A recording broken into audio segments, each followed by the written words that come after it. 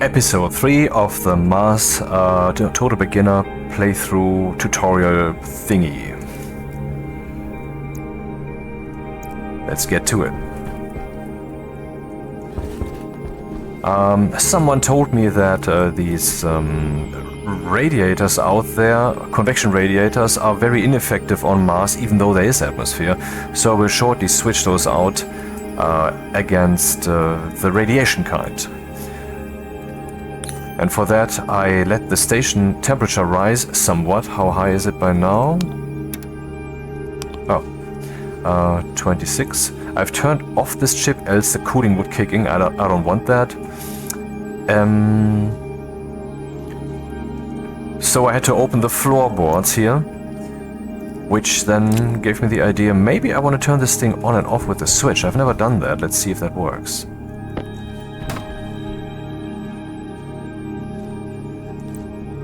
Logic writer switch. There it is.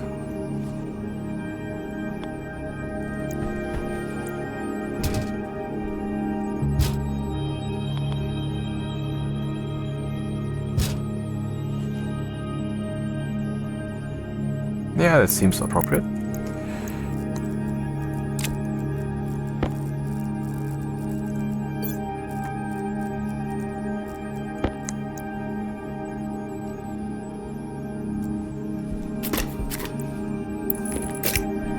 This is still the beta version of the game, and that has changed somewhat. Okay, it doesn't really matter. I realized that because there was a release today. So all the things that they did in the recent days with beta have now been made public for everybody. Ah man, I have to open this anyway. Else I can't adjust it. And some of those changes pertain to chicken. They are now much more manageable.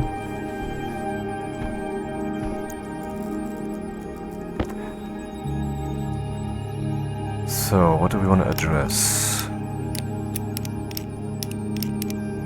IC housing.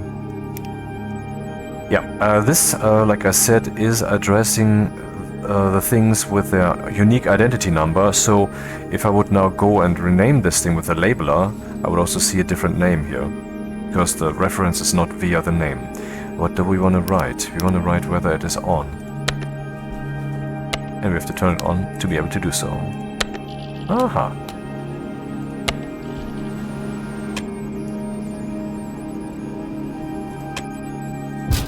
Okay, that worked. Nice.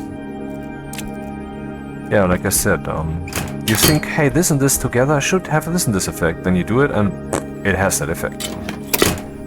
What's missing now is a way for me to see if the chip is on. I mean, if it's taking action like it just did, okay. Maybe I can abuse the lights here. I can try to turn them on manually or off, and if that works, then the chip is obviously not being in control of them. But I could also do something else.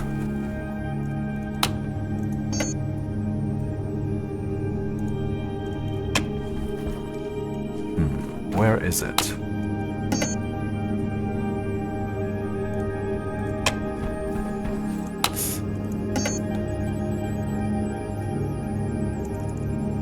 Huh. Igniter. Tire 1, 2. Ah, the tool manufactory, the one thing I didn't try. The igniter's purpose is to set something on fire that could burn. And then you will see a spark flying in the air.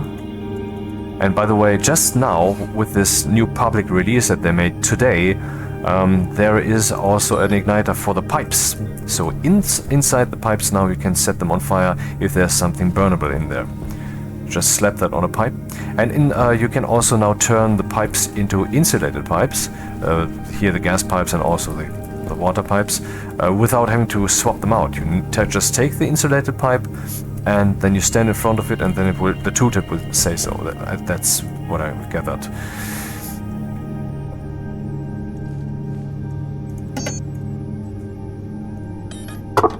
Huh.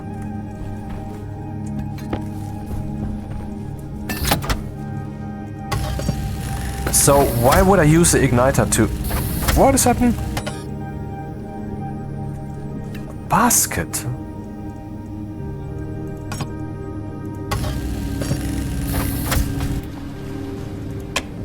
What is a basket?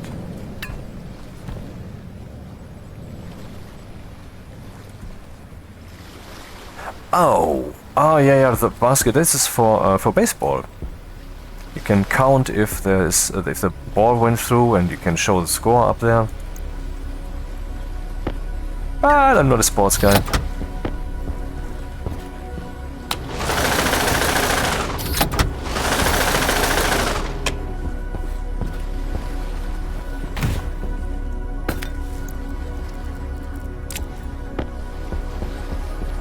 So why would I choose the igniter? Because my goal now is to use the chip to trigger the igniter again and again. So I will see the sparks again and again.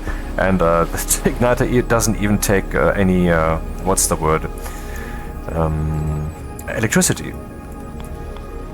It would have the downside of heating up the air all the time, but the air is getting warmer anyway, so it would just be negligible, I guess. Hey, I've never put that on the ceiling. That would be fun.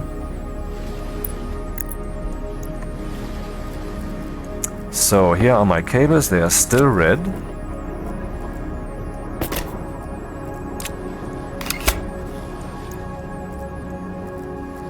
Now they are black. Something more about cable networks I learned yesterday. Supposedly, I haven't tested this, this shock effect that I described, you know, where where the airlock would then show an error and you have to insert the disk and pull it out again so that it works again.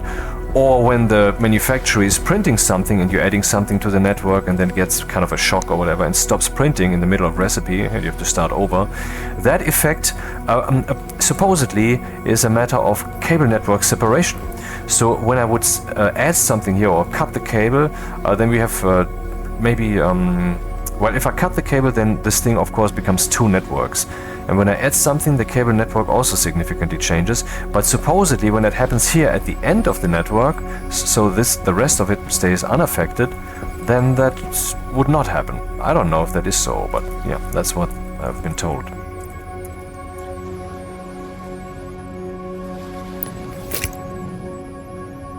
The upside of this thing here in the station is if I ever have some volatiles here in the air, this would make sure that we soon no longer have volatiles, because the oxygen and that would then combine to the air burning, hopefully not too radically.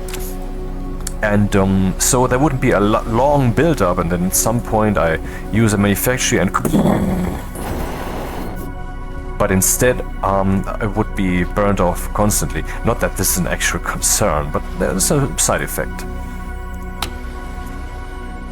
I want to address this igniter particularly, not any and all igniters. So what do? We give it a name.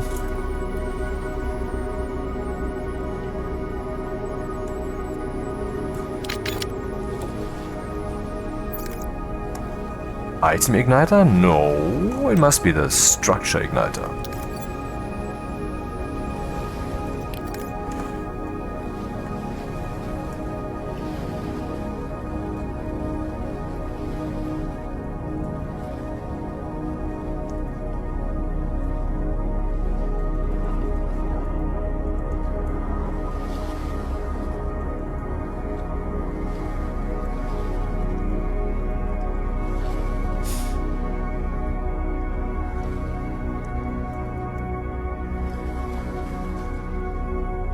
I don't know if this is activate, I would assume so.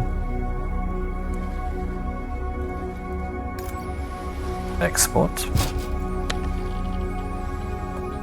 I assumed wrong.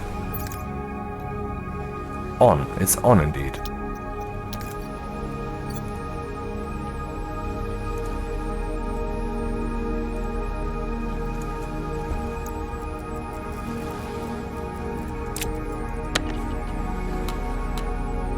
Okay, now I can see whether the chip is on, even when the LED is below the ground.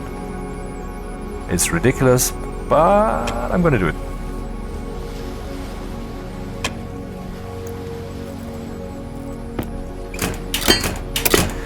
So, about the cooling then. How effective is it right now, and how effective can we make it by swapping these things out for their radiation kind, for the radiator version? Which reminds me, once I have them as stacks in my hand, and the pipe is also no longer occluded by them, I might want to spray paint them blue. So let's prepare that. And we should also get the spray gun, which we can't get yet because that is for the advanced manufactories. So we should make that ore. Do I have that on my to-do list? Now I do.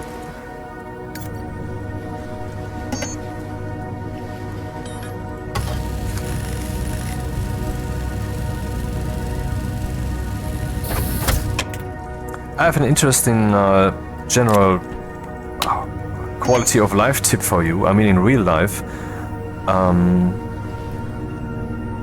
And that's this. When you're on your computer and you want to write something down, some note, like I just did, then you have the following problem. Where do you put it? Well, you can say, I make a new text, open the text editor and then write it in there. But then you also have to save it. So in your mind now you have the burden to you feel the necessity to save that. So for that then you need a location and you need a name, and all of that needs to be done, and that stands in the way of your decision to even decide to write something down in the first place. And I realized that in about 2001, a while ago, and so what I have been doing since then, I always have a text editor open that always has its own location. For example, I have some kind of diary, almost you could say. I'm using IntelliJ for that because its editor is very good and can see multiple documents in parallel, so I can just switch between text files and also use it for programming. But you can use anything else, of course. And I have one for the year 2024, 2023, and so forth. I mean, Google would have a field day. That's I mean, it's a good idea to have something open where you can take notes. You should have, I'm not saying you should, but I think it's a good idea to establish some kind of workflow in this regard, which I have in the way I just described. So that's not the one way to do it, it's just an example. So let's cool the room down and see how well that works. Outdoor temperature is... Okay, that's not conducive. The sun is coming up, so... let's do something else instead, until the sun is down again. What else did I have here?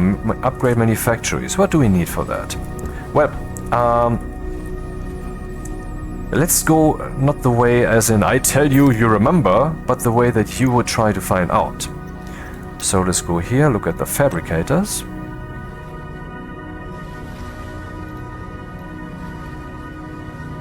Interestingly, this doesn't inform us about the modded version. Well, then let's look at the recipes. Pipe bender. Why did this search something? And when I pressed enter, then something else came up. I find that weird. That's inconsistent. So, pipe bender mod. Okay, that insinuates that there's such a thing. And what is that? It is an upgrade, increased processing speed, also uses more electricity, I believe. And you will get an actual boot up sequence. You don't switch it on and use it. The thing is more sophisticated then. And how to manufacture? You need the electronics printer Tier 2. We don't have that, so click here. Bill states.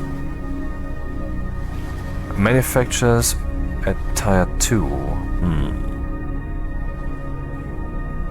Here we go. Manufacturers at Tier 2. I can't pass this. Electronic printer mod. Aha, so that's what we need. And where do we get that? You can print that with electronics printer Tier 1. So we just take the electronics printer and print the mod for this thing, and once we have the mod for this thing, we can upgrade all the others. There it is. And Oh, it needs constant. We don't have that yet. So let's make it. This is one of the simpler ores, ingots. Not the simplest ones. You can see that. The simple ones are just like bricks. These are the advanced ones, and then there are the very advanced ones, which consist of these little cooling rod kind of style things. Copper and nickel. Okay, copper we have, smelted or not, but I don't have nickel yet. Not at all. Power critical. I guess I have to get that then.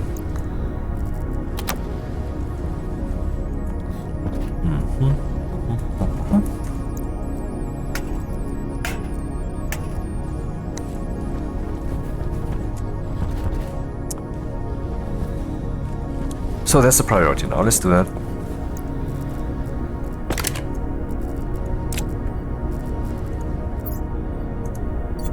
This little sound that you might be hearing is the battery being charged.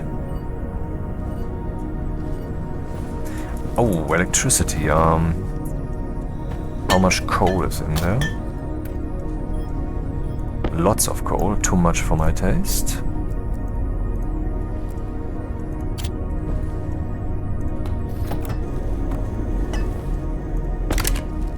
And now, if we zoom in here, we can see that this is being charged. Oh, stupid me.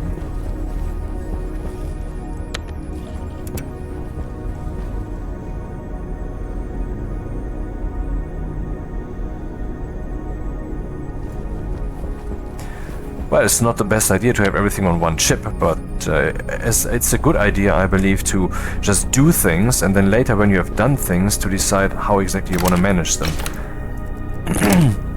Or at least that's fun, instead of first going to the drawing board. I mean, if I would be going to the drawing board each time when I'm making a video, during the video, that would be even more boring. So I need some nickel. That is nickel. Pretty sure that's nickel. Lucky. Yep.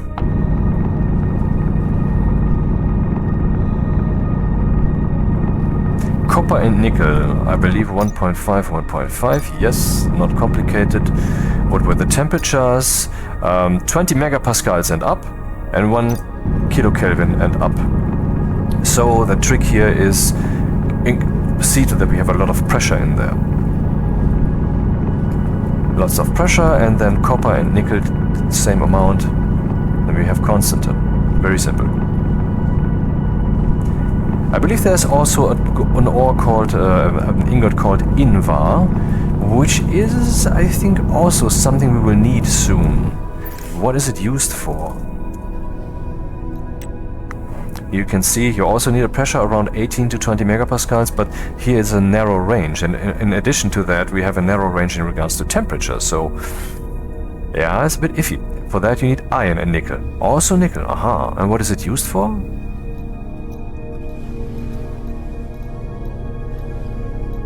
Huh.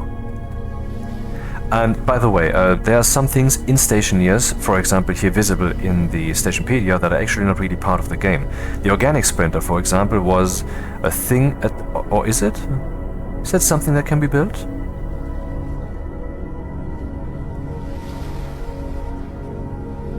What just happened? I click on organic sprinter and I get to invar. Oh, maybe that's the reason even. Electronic sprinter? We get to electronic printer. I click on organic sprinter and get nothing. Why is it even listed down here? I'm gonna take a screenshot. Can report that later.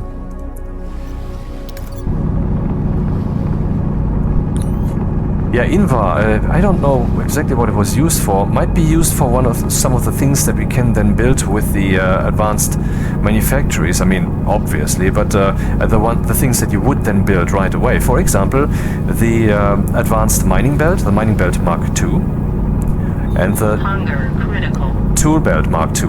The mining belt has, I think, one complete row more, so it can take more stuff. We can also, by the way, make a mining backpack instead of using this small jetpack. Then we can't fly around, but we can take lots of ore. And I've been asked quite a few times, why don't you just do that instead of using mining belts all the time? And I guess my answer would now be that normally I don't do extensive mining runs. I just mine a little and then that's it. But the people would ask me that they are more efficient. So they use a faster drill, which I will also use eventually. And when they do so, then they go on extensive runs and fill themselves to the brim, and then they continue stationeering. While I prefer to do smaller chunks, which is less efficient. I know that. And the advanced tool belt has one exact row more. 2 of them are tool slots, and 2 of them are actually general slots. So that will be that is a small game changer. Yes.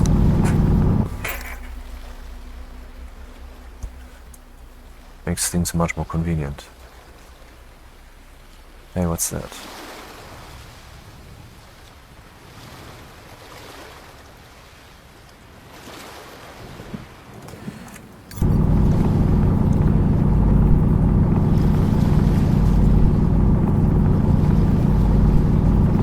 Was that all? Then again, I mean, look at that. 1, 2, 3, 4. More than 4 stacks of that stuff. I think we're satisfied. But while we're at it, maybe we can find some more copper. That looks like copper there. Yes, how am I changing the field of view? Is that some kind of patch or hack or something? No, there's actually keys in the game with which you can do that live. This is iron. And there are 3 keys. 1 to increase the field of view, 1 to decrease it, and 1 to reset it to what you have defined in the actual settings menu. Very cool.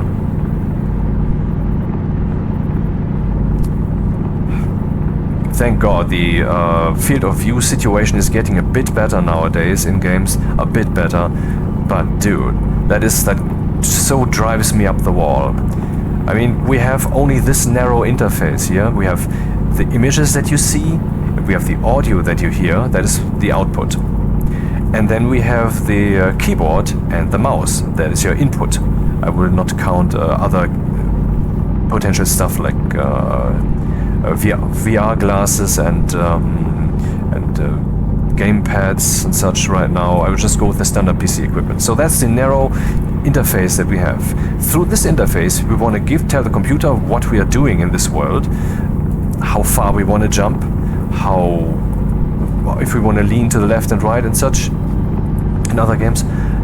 And we want to experience to move around and all of these things. And so that must be conveyed to us with audio and video. So that's such a narrow interface. This means that it has to be utilized optimally. Right? Yes, right. Well, sidestepping the discussion, I find it funny when people spend like 500-600 euros for a graphics card, and I also have a good one. But their screens are small. Dude, think about that.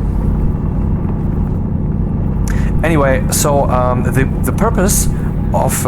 okay, let's talk about... this is a first-person 3D game. This is completely normal these days, so people don't think about it.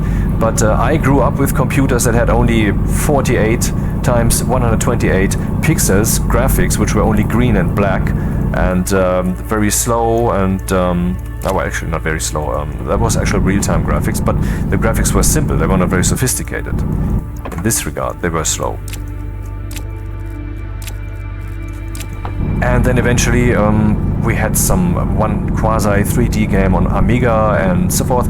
So I lived through all that history, and so I could appreciate the beginning of the more virtual reality-like games where you're actually not looking at 2 lines on a screen and there's a dot that represents you, and then you walk over to the other section that was separated by the line, then you're in a different room and there are monster pixels which have a different color and throw pixels at you which have a different color, and when they hit you then you're dead, and then the high score comes and game over and you start over, or such stuff. But games have become so much more sophisticated.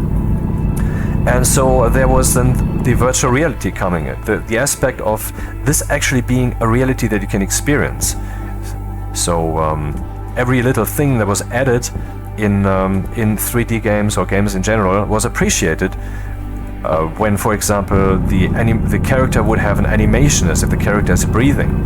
When the guards, when the enemy guards would sometimes smoke a cigarette and then stomp it out and keep standing there or walking around.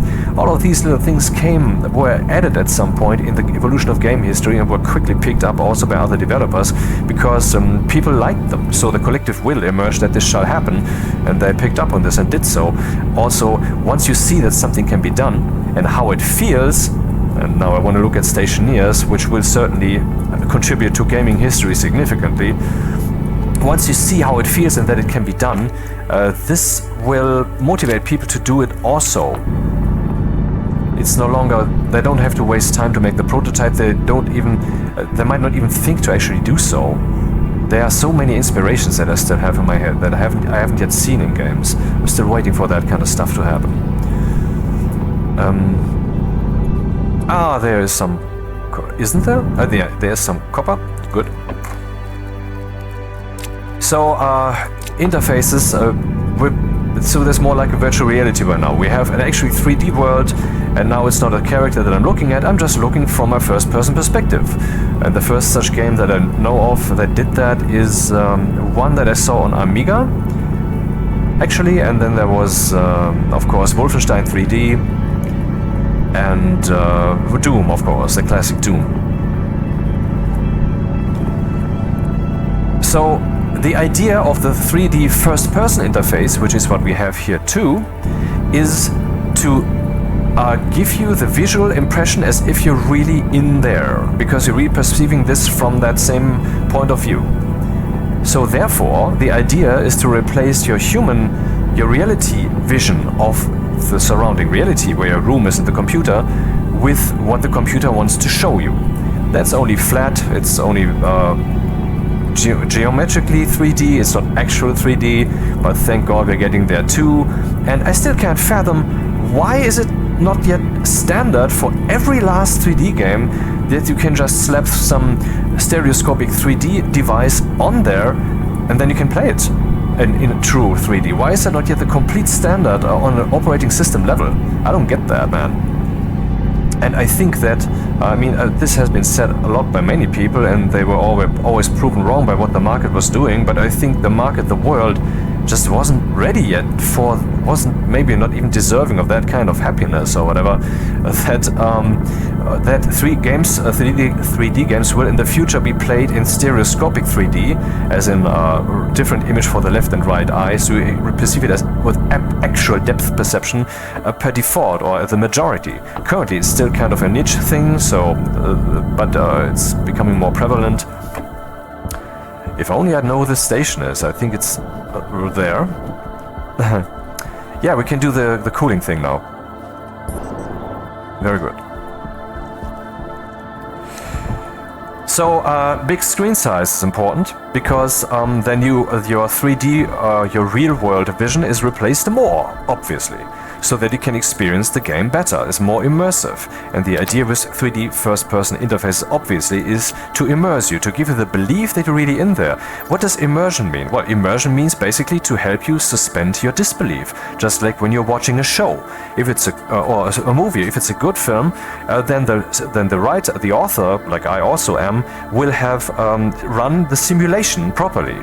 Like this game has a simulation that is being run. An author can write some story, and they're setting up a universe, and what they have to do, whatever they do in there then has to follow the rules of that universe. It has to be, that's what I do, or that's what I call it. I run the simulation. I take the moment that I have, which consists of all the things that have happened before and have formed this current moment, and possibly also some intentions, ideas and aspirations, and I stuff all that in this moment, and then I run the simulation, and then I see where it takes me, hopefully where I want to go, but actually rather often I will just go with the flow and see what happens. That is productive, particularly if you have done that often, so you have got some experience with that. Anyway, so the idea with immersion is to suspend your disbelief, which is what Hollywood has kind of forgotten. We know that with all these woke bullshit shows, you know, strong female lead, anyone? So let's see what the cooling does.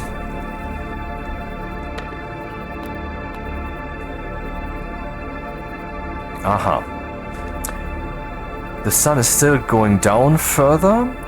We have 1/10 of a degree every 10 seconds or so, which is slow. So let's see if we can accelerate that. Yeah, that would also be a nice thing with a mining backpack. I would just toss it down, swap in my normal backpack, and off we go. But now I have to clean up. So, suboptimal. I want to adapt my behavior. But for now, this is this. Immersion. Suspension of disbelief is key. So if you want to give someone a good experience, also another thing, if you want to write a story, like fan fiction, sometimes, or when you're looking at some stories out there, some universes that exist, you might just feel the energy of that. You might feel, there shall be more. You know what? I'm going to write something myself, and that's called fan fiction. And what people do there is they want to lean into the energy that is presented to them. Some very high level energy was given to them. Because this exists now in the world, and many people have seen it, and so it's a big thing now. It's a phenomenon in the world, and so that is a high energy that you want to tap into and enjoy. So, but you know, you have to be careful when you want to write something that is good.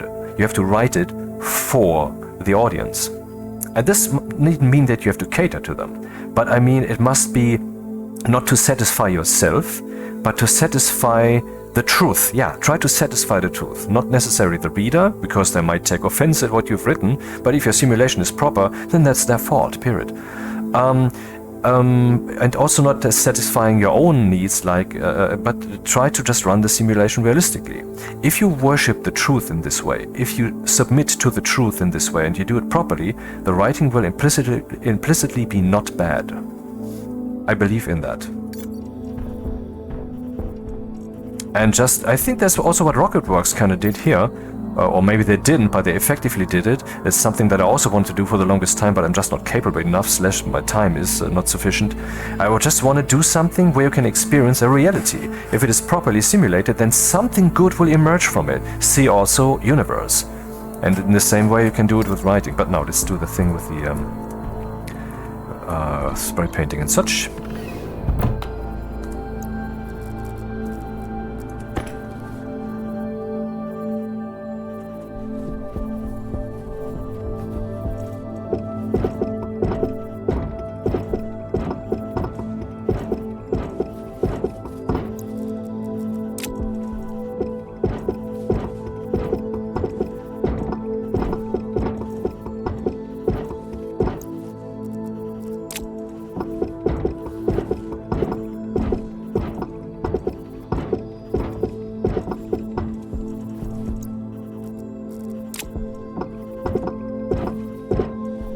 So let's spray paint that crap, and if a storm now comes, I will be kinda pissed.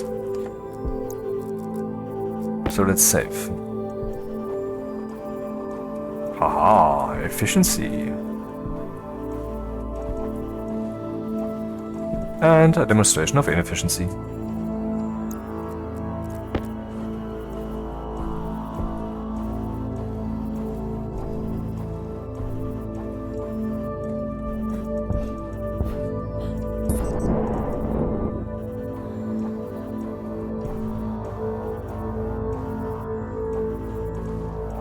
No, come on.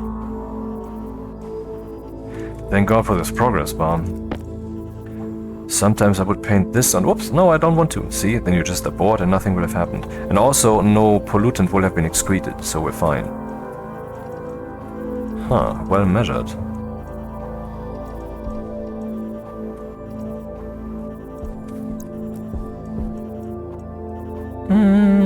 Yeah, arguably that's still part of that. Slapping on all the things. Oh, the drag and drop thingy has the wrong color. Yeah, okay, so let's use the round ones, which are for radiation.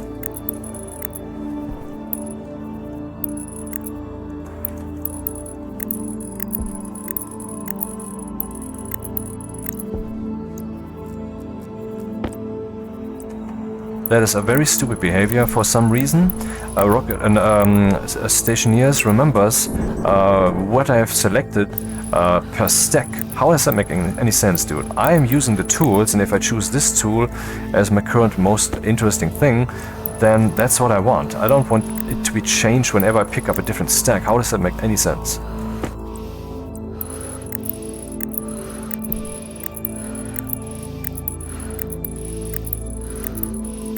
Okay, let's hope that it is still night enough so we can get some reasonable measurement. Will this now cool more strongly? Let's turn this on. What does the outdoor temperature say? Is it still... Oh, 38, okay. Now it is cooling. And, huh. What? It's getting warmer? Are you shitting me?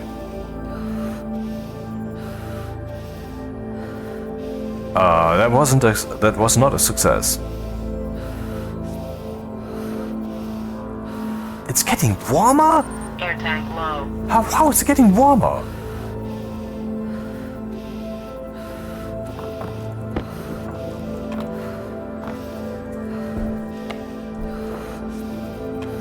Does it have any cooling effect?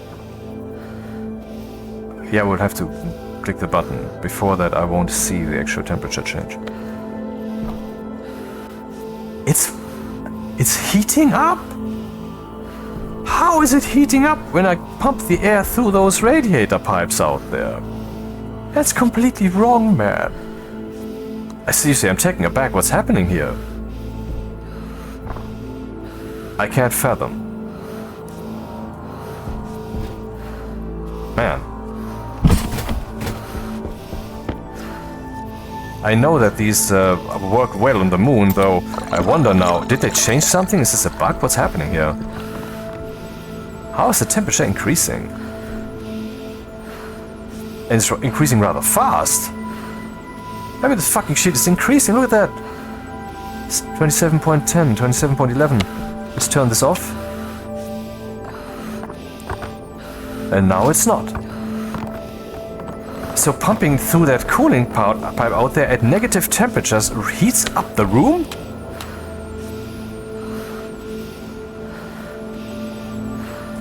What? Oh, right,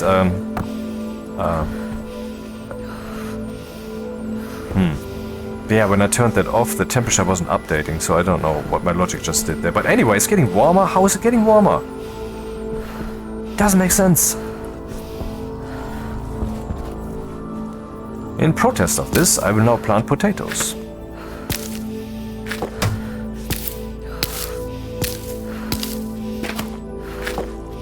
This one still has 7 nutrition. And I will put another potato next to it that is not baked and will thus decay faster, I think. Or slower? Hey, we can see that. Oh no, the baked one decays faster.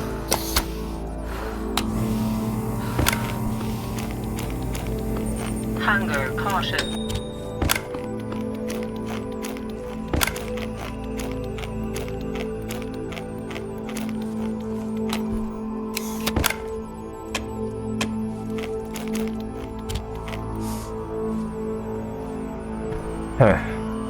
I don't know what to say. I mean, maybe the room temperature is actually increasing currently just plain simply because this igniter is going the whole time, and that is probably indeed the case. We can check that. Let's copy the name of that thing. Copy. And then remove it. And see if the temperature is still rising this quickly.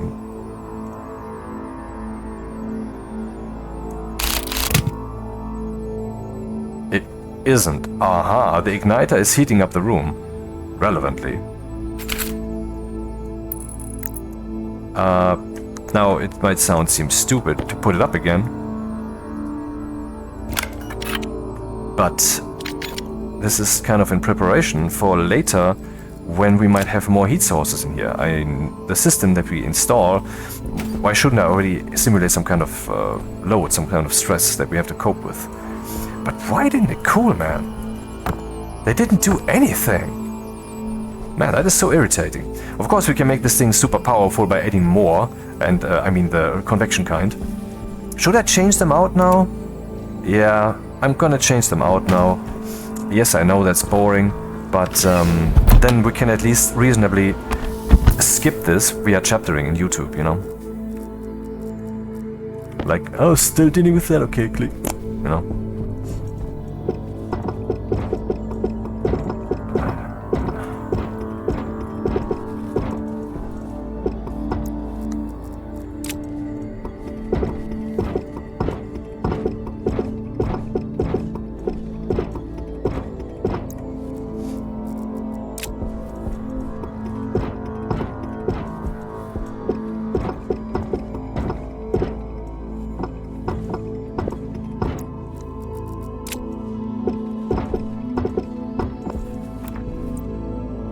I think the rotation here matters. Pretty sure. I mean, I guess I would get the same kind of cooling if I would point them upwards. But I decidedly chose to point them away from the station to make sure that they don't somehow radiate into the station or something. Okay, I know it's not radiation, it's convection. Yeah, whatever, it feels more safe this way. Power low.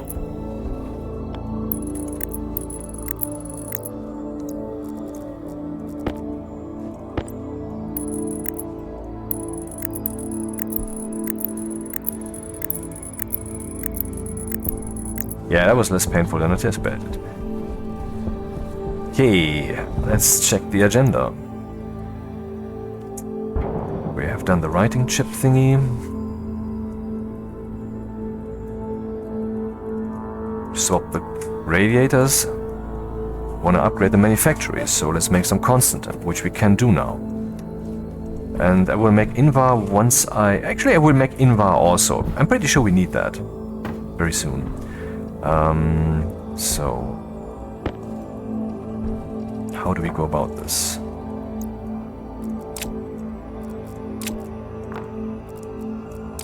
These should be one stack of Constantin, but I also want to make Invar. And while we're at it, why not do a lot of that? Since we have all that nickel in one go. I mean, it was so fast. It's not like we won't need any nickel anymore in the game, but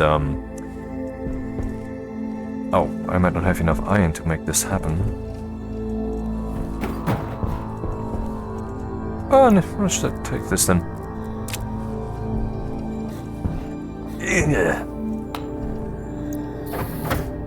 Damn, I wanted to avoid that.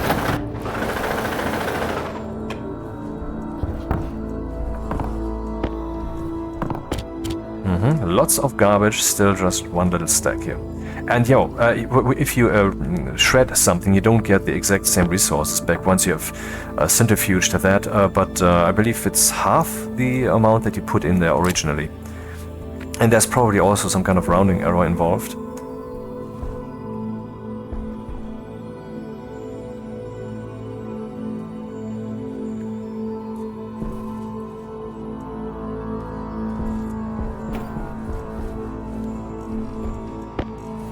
Well, we need to furnace some stuff, right? 1, 2, 3, 4. Let's check again what we have here. Invar requires iron and nickel, and Constantin requires copper and nickel. Okay, let's start with the Invar, which has more narrow range. Because while the furnace is empty, we probably have best starting conditions to achieve something intentional, instead of having to wrangle the already existing snake. Should be empty-ish. Since we have already daylight, the ices would melt in my hand. It would melt in my hand, I always confuse the two. So we have to use the trick again. If I stand too closely, this will explode in my face. If I stand like this, it will just fall down. But if I look at the upper border and then I go back a bit so that I don't get hurt, yeah, like this kind of, then that should work.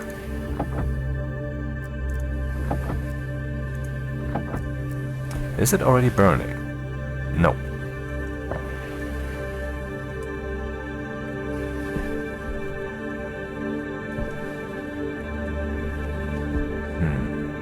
How do I get high pressure in there? It's inefficient the way I'm doing it. It's best if we do multiple melts at once, but I don't care. I mean, let's just do it inefficiently then. I mean, the focus, I mean, the reason why I'm playing this is not to maximize something other than my fun, or in this context, my fun and what you can get out of it information-wise.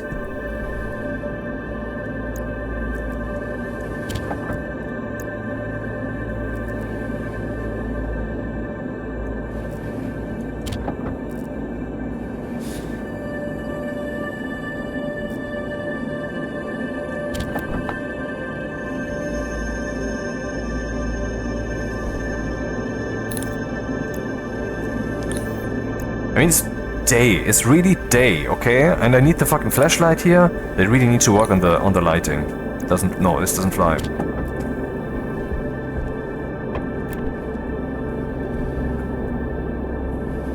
Okay, everything's in there. The thing is not green. Why not? Well, we need 18 to 20 megapascals. We currently don't have that by far.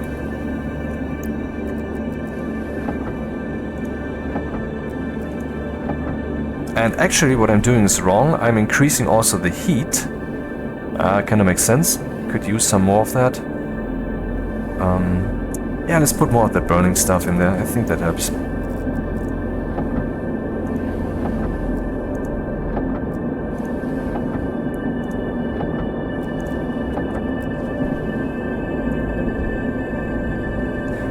Need to reach 18.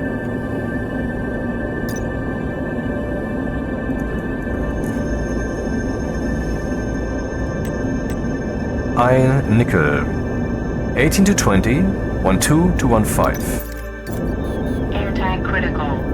Okay, we have a problem. My air is almost gone.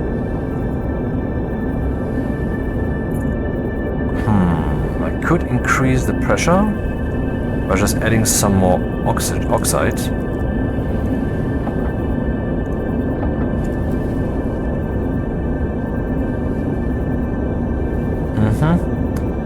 And this will also cool it down, so that's the ideal measure.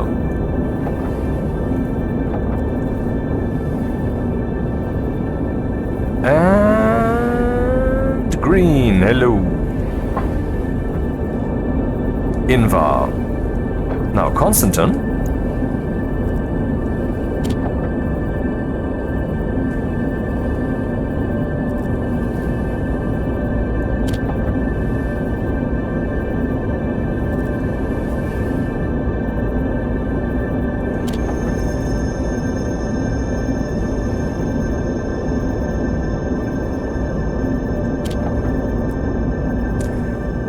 Pressure, 20 megapascals is good. Already green, hello. Okay, first Invar, then Constant, and the rest I don't care. Let's just flush that, goodbye. So let's go in there and get something to breathe. Good thing we have an advanced airlock, because all the pollutant and hot stuff out there might also reach down here to the door, but anything that comes in here will be pumped out. Sometimes you might have a damaged suit, by the way. You will certainly realize that. It doesn't happen just willy-nilly. It doesn't happen without you noticing. And then you go in here and you're trying to cycle the airlock, and then you wonder why it's not cycling. Because this thing is trying to create a vacuum, and as long as there's some gas leaking out of your suit, that's not going to happen.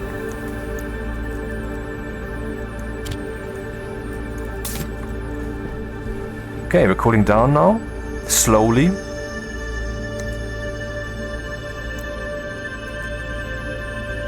Is this faster now? It's faster than 10 minutes ago. Yeah, sure, but faster than 20 minutes ago is my question. Does the blue color do it? I mean, we just have minus 7 degrees, but when I measured that earlier, how slowly this was descending here, we had like minus 40 already. So that, of course, cools more strongly. Or is that... Yeah, of course, yeah, the differential between this and that is greater, because you have 30 degrees.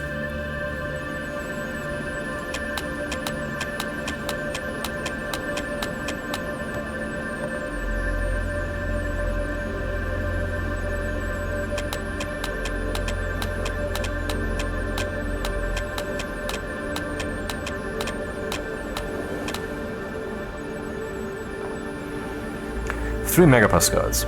Okay, so now we have more standing pressure in there, more body that is being cooled by the circumstances. Okay, then let's make the advanced thingy. What?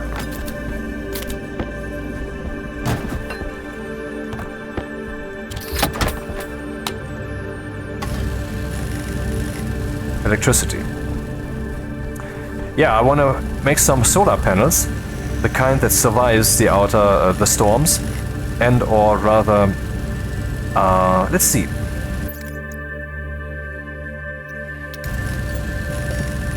Solar. What do we have? Solar panel heavy. That's the kind I mean, this one can survive the storms. Resistant to storm damage. What does it require? A kit, obviously. And what does that require? Astroloy. Okay. Now that stuff, for that you need the advanced furnace. That is one of these multi-rod ores. Not easy to make. Or you have to get some more advanced stuff. And also the yield is lower. The medium ingots I just made, you get a lot out of the stuff that you put in. But these are like 1/4 of that. So I'm not too keen on doing so. What we can do instead is we can build something like this here and just put some standard solar panels indoors. And that's what I'm gonna do. So let's expand the station.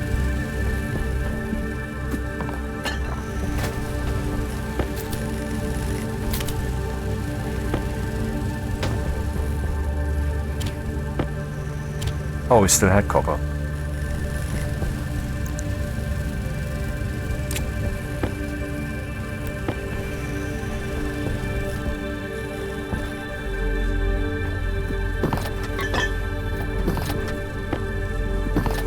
Waste tank caution. Still filling. And maybe we want to strip.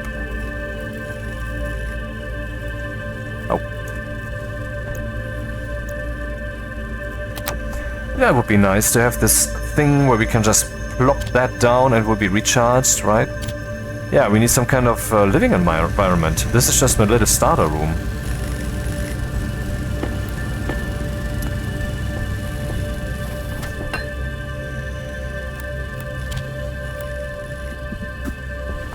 Haha.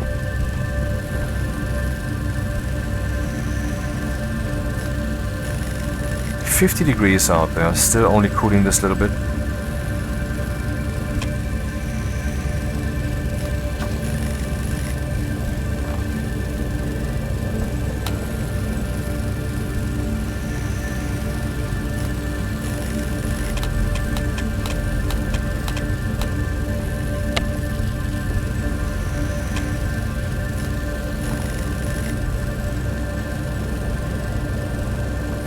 Like I said in the previous video, I might want to change the programming so that it doesn't pump the pipe dry every time, but only when this thing is not on. Otherwise it should like try to create some pressure in there so that the cooling assembly has more material to work with.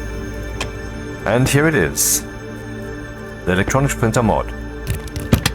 And now we have the advanced electronics printer. Let's boot it up. And start with the auto lathe printer mod. What does it need? Steel. I think we still have that. We do.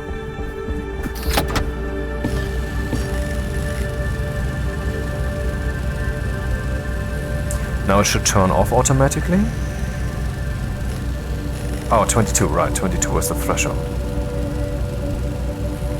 This thing is producing quite some heat. I might remove this again, but time will tell. Also, I mean, we have just seen that it is a downside that we're only capable of cooling during the night. So what we should strive for is a cooling system that works around the clock. How we can do that? How can we do that? Well, we can use ACs, for example, air conditioners. Like in reality, they will convert electricity to work that is being done, like thermal energy is being pumped, but this overall increases the presence of thermal energy. What I just need is to get that thing connected to some gas that is not too hot, The problem is the outdoor temperature, the outdoor pressure is very low. That's too low for an AC to work with. So we would have to, see, we need some working gas, because the thermal energy will be transferred. But where will it be transferred? See, that's the point. That's the problem we'd have to solve. I think we should actually do an AC soon. But I first want to get out of this cramped little room here. I want to make something more extensive over there. And maybe we should change the cabling here, so that from the station batteries we go with big cables, and then we go into here with weaker cables, and then we go over there from strong to weaker cables. So we have two separate networks, because, you know, the 5,000 watts limit is a problem. Then we want the pipe bender mod.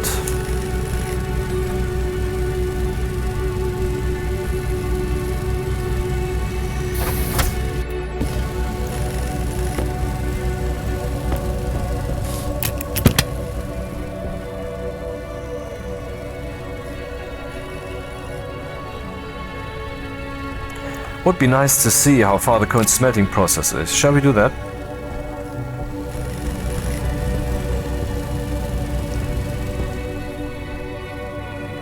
Okay, let's do that then.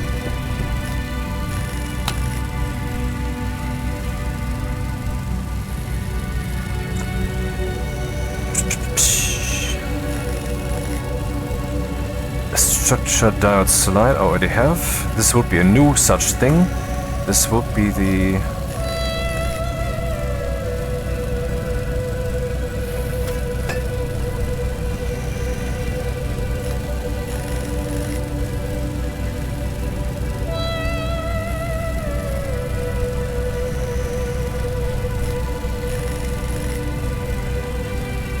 Do I have the arc furnace accessible? I think so. Hey, what's happening? Oh, it already rose up to 25 degrees again in this short a time. Man, this thing is a problem. But I want to keep it up, since it's not too hard of a problem. So we have some more reason to work on stuff. Seems like an artificial reason to work on stuff, but eventually I will have more heat sources. So why not simulate that to be early? And then the electronic dispenser, we already have the tool. Oh yeah, that one's going to be the most fun to work with once it's done.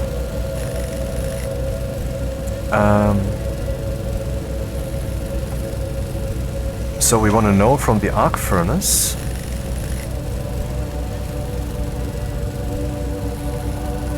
how far it is. I'm actually not familiar with that. Let's see what that is.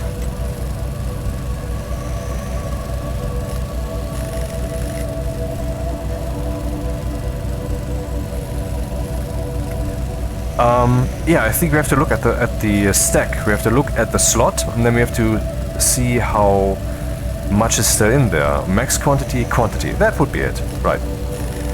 I would just read the max quantity and the quantity, do some math, and show that as a 0-to-1 ratio.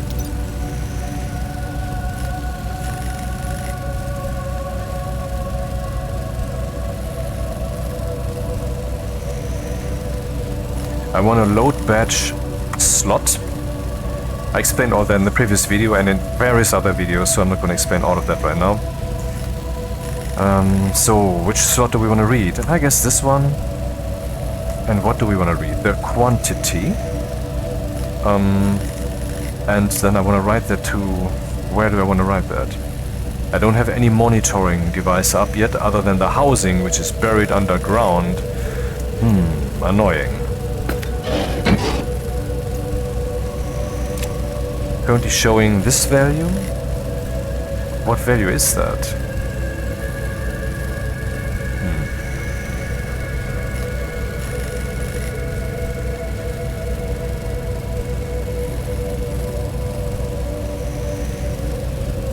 Nothing's happening. Maybe because nothing's happening. That could indeed be the reason.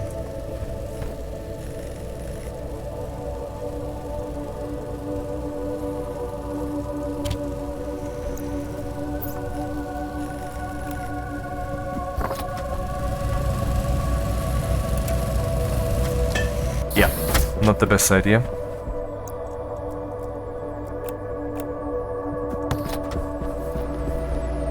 Aha! 1 and then 0, and that is the gold being smelted. So we're already there, basically. Now we can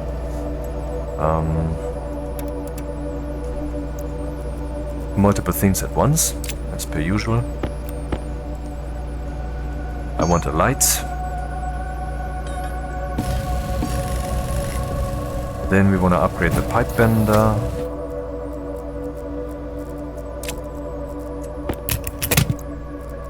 And the tool manufactory. And then with the tool manufactory, which still has its resources, so that's not being killed or something, we want the tool belt Mark II, and that requires Constantin. That's the stuff we have over here. I thought we need Invar now. Damn, how do we get that out there? Only brute force? Can't see anything over here. Damn. This is annoying.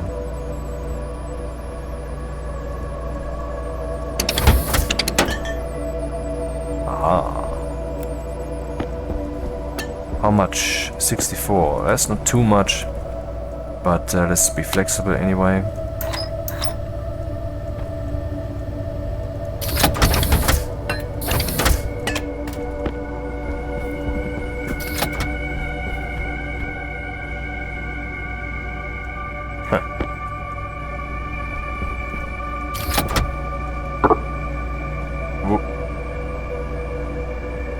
Dude, what just happened? Didn't I just put...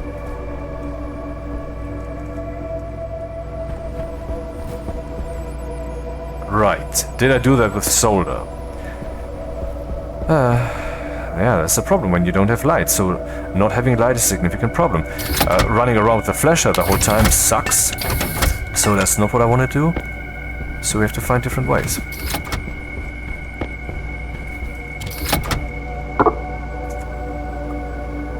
What's happening?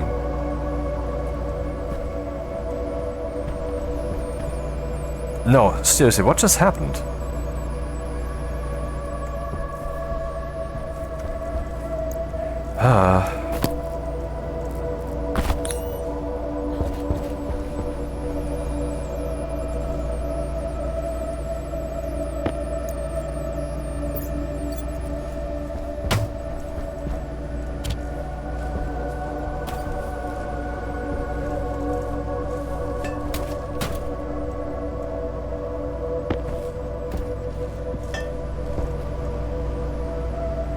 Copper solder. Where's the Constantin that I had? Am I stupid? What's happening, man? Constantin, 168 grams. I don't know what happened.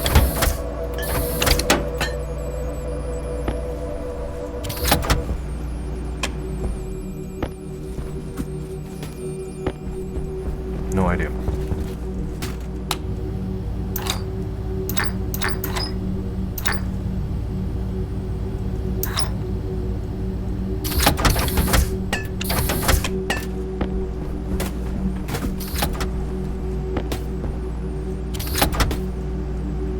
I must have been mistaken, plain and simply.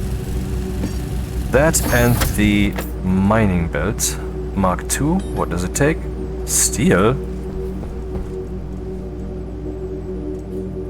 Oh, no more steel. Disappoint. Man, do I have to get the steel out now?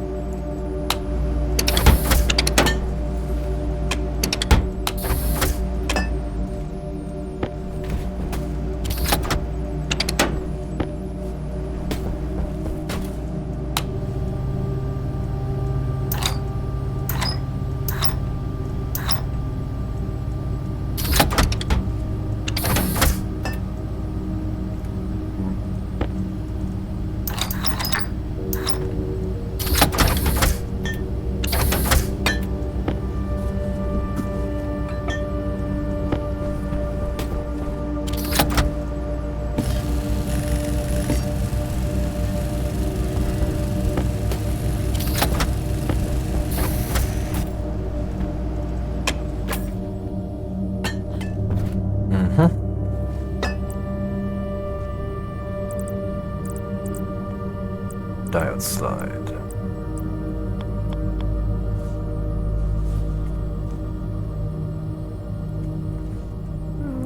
Does that work? Yeah, that seems appropriate.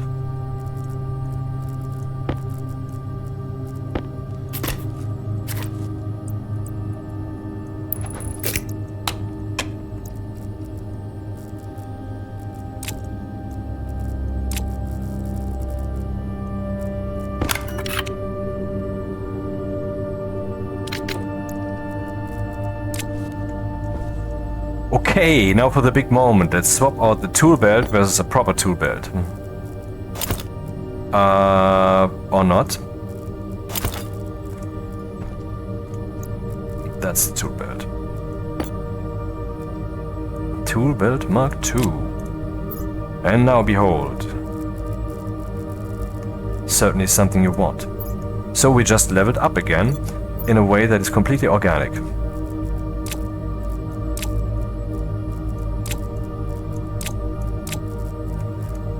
Well, how you put your tools in there doesn't really matter, but I like to go like this. This rotates and this rotates in a more advanced way.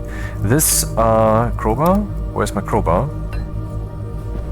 Oh, I dropped the crowbar somewhere. There it is. This is just some brute force thing that destroys stuff. This is the same thing and more sophisticated. This is, well, I don't know which order I have here. Also, it doesn't really matter. And these are custom tools of the fiery kind, whatever. Could put the cables here.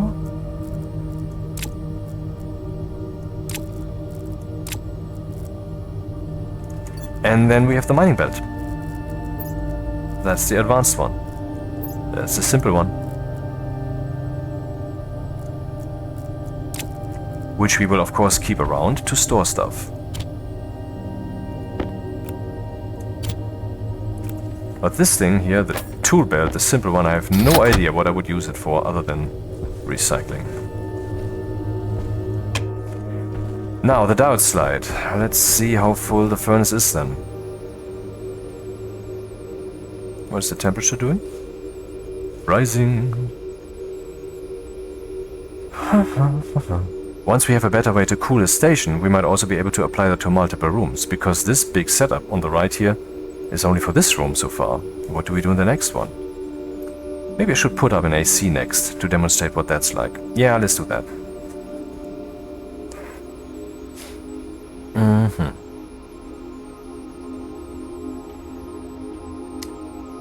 So, load batch slot. Why batch? Because I'm loading from, yeah, not from a certain screw, but that's the way I have to do it here. Into register R0, from slot 0, the quantity. I also want to know the max quantity. I load that into a different register. And the max quantity is like... No, it was actually right. So this might be 23 and this might be 50. 50. 50. Now I divide into register R0 from register R0, register R1. So I'm dividing like 25 by 50, which would be 0.5. And that would be a nice thing then to see as a progress bar value on the thing. So SBN, CLS slide, in slide arc, setting R1, and also that thing shall be on. No? Yes. That should work. Aha, it turned on, indicating that we're in control now. Let's put something in. Where's the gold?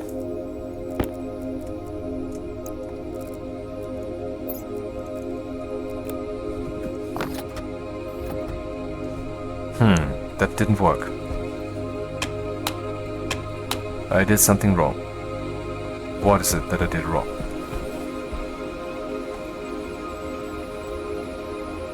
Yeah, I wrote the wrong register. That was stupid. I again. No! Ah. Now we can see the progress, how full this thing is. What we can also do is we can show what is inside. Actually as an image. So let's do that then. I've also done that on my Mimus playthrough. I've never done that before then, and now I'm kind of fond of it. So let's do it.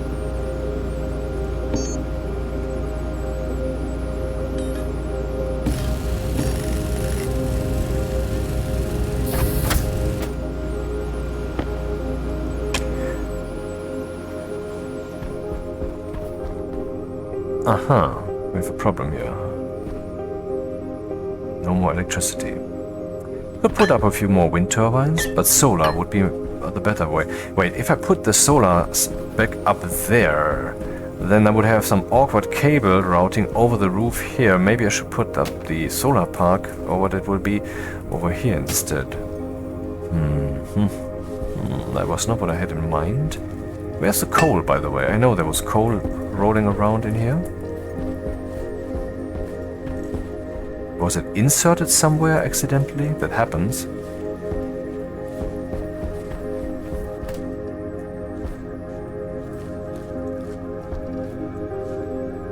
Is it possibly in here? No. We would have seen that. I have no clue where the coal is. It was like 30 coal as lying around here. That's the coal.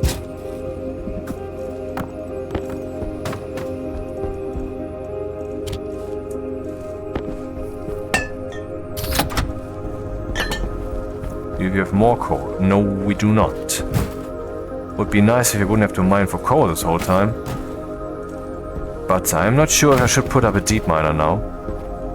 I mean, I don't have to do the entire deep miner setup like I did on Mimes. It took me like 5 to 6 hours and lots of talk about stuff that you didn't want to hear about, I guess, to set up like 4 or 3 deep miners and then 6 or so electric centrifuges and then silo, 10 or so for all the different ore types, and then stackers and sorters and chutes to transport all that stuff from A to B. It was ridiculously complex. I don't have to do that here. What I could do is I could put down a deep miner, connect it to electric centrifuge, and then whatever comes out there will then be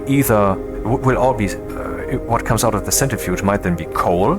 I would like stack this maybe in a silo here, and all the rest I might just dump somewhere. I'm not sure. It's tricky. Maybe I could just smelt all of that. Does that make sense? Yeah, I'm already going deep into the project. That's not what I should do now. Should rather stop. There might be a stop. Should rather do different things.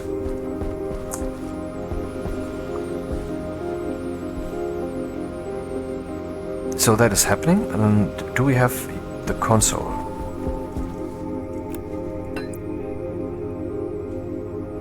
That doesn't work. There's a cable behind.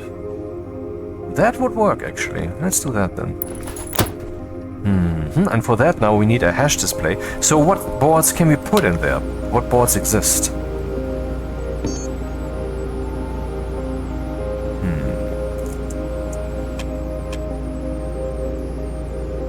Display. Is it display? Yes, a graph display. You can see that on one of my moon worlds shows you indeed a chart, a two-dimensional thing that scrolls from left to right. So that it's filled from the right, then there will be some graph here, and this will cycle, or will be filled in 30 seconds, and it will have an automatic maximum value. So it's a bit awkward to use. I could use that, for example, for the station temperature. Should we do that? Should we just plot the temperature? Why not? I mean, would be a fun thing to do. Gas display, I don't know exactly what that does.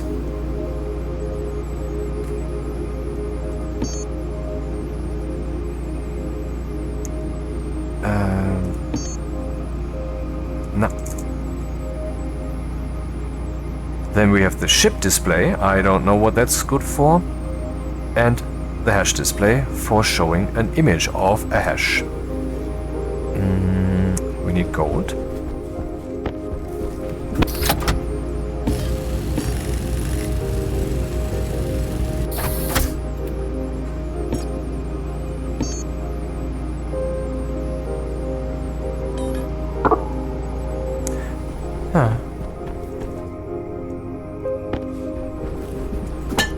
What just happened?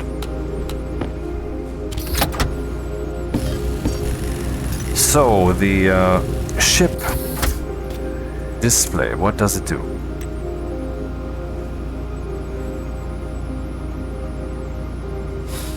Right, okay, I guess that was when we still had this mothership kind of thing, which was a base that was moving around in space or so. I don't remember. Just ignore.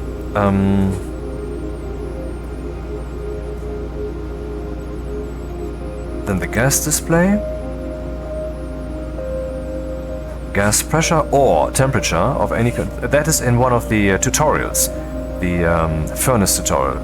What tutorials, you might ask? There are tutorials. Why am I watching this stupid video? Well, the tutorials are currently not playable, but you can roll back with Steam easily to an earlier version of the game, to the pre-phase change version. That is also what the button when you click on the tutorials tells you. What am I doing? I told you that already in the first video, but there would be the button here, tutorials, and there is a dialogue here which tells you what to do to play them. And yeah, the tutorials are actually very good in my opinion. Fitting the game, you know, professional engineer stuff, and not too hand-holding really. I mean, it teaches you everything, but how you apply that then is what you have to do. You have to do that, and that's good. Wait, I wanted to show a graph. I don't have that yet. Fuck.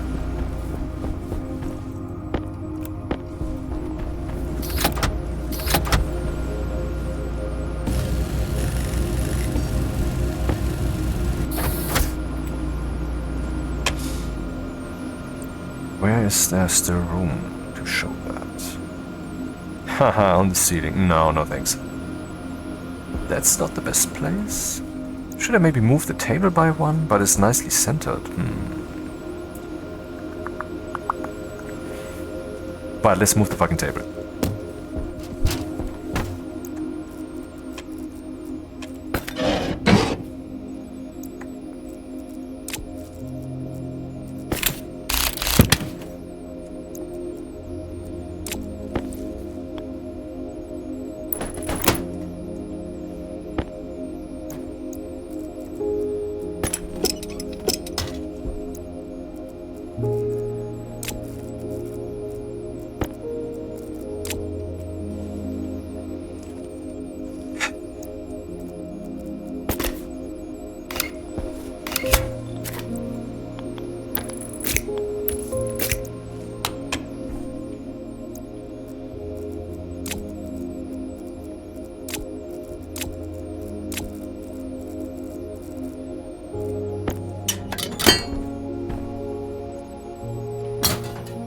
What?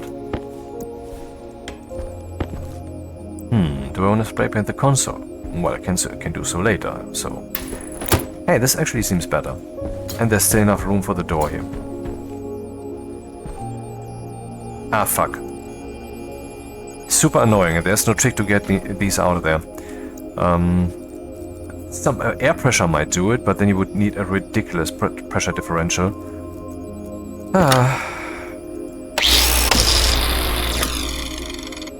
Graph display goes here. Hash display goes there. Then we need some glass.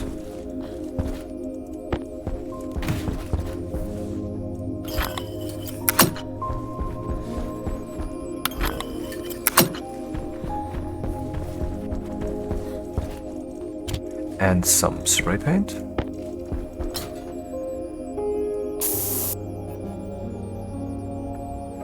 Or would blue be more appropriate? After all, it is showing the whole cooling situation. Do we still have blue? We do have blue. And we need to Clean the air. Yeah, portable scrubber is not necessarily the way to go. We need some proper atmospherics in here, and they're very cool devices, and it's very fun to work with. I mean, you haven't seen the half of it, really. So this would be black then, I think. Shut up, you mimosa.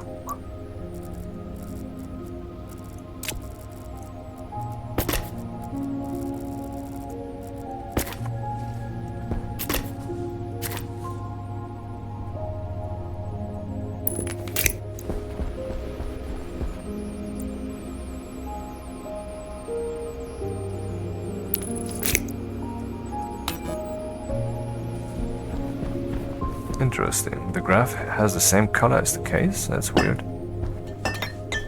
Don't tell me.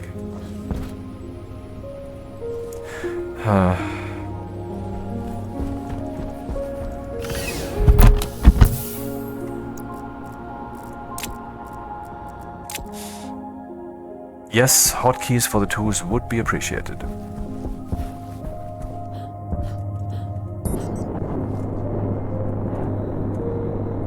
You are, of course, kidding me.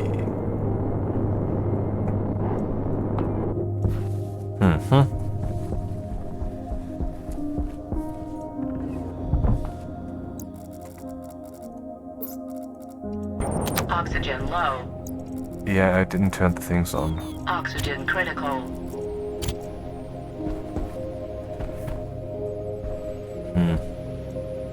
I'd like to have more light, but for that I need more electricity. Where would I put the solar panels? Maybe I should start printing them.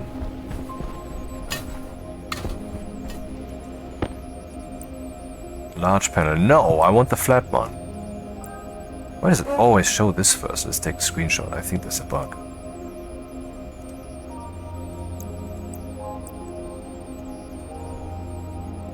Placement is blocked by iron window. Oh, right. I need to rotate it down.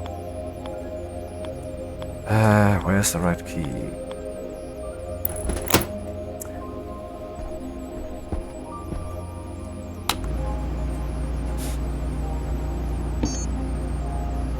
So, when you look for solar panel, we find the solar panel basic. That's the thing that came with the lander and is suitable for this planet as long as it's indoor.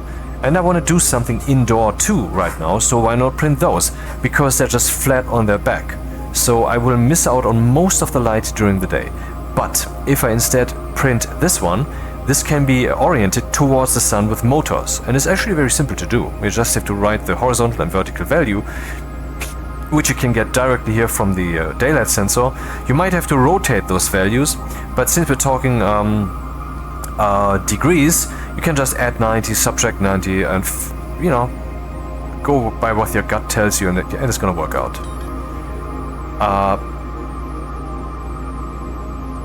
Seems like we need to make more steel. Oh, shit, damn. Okay, let's keep this on.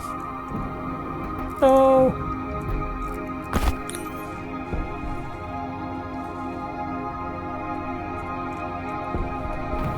Oxygen low. Oxygen critical. Wait, is the helmet put on closed every time?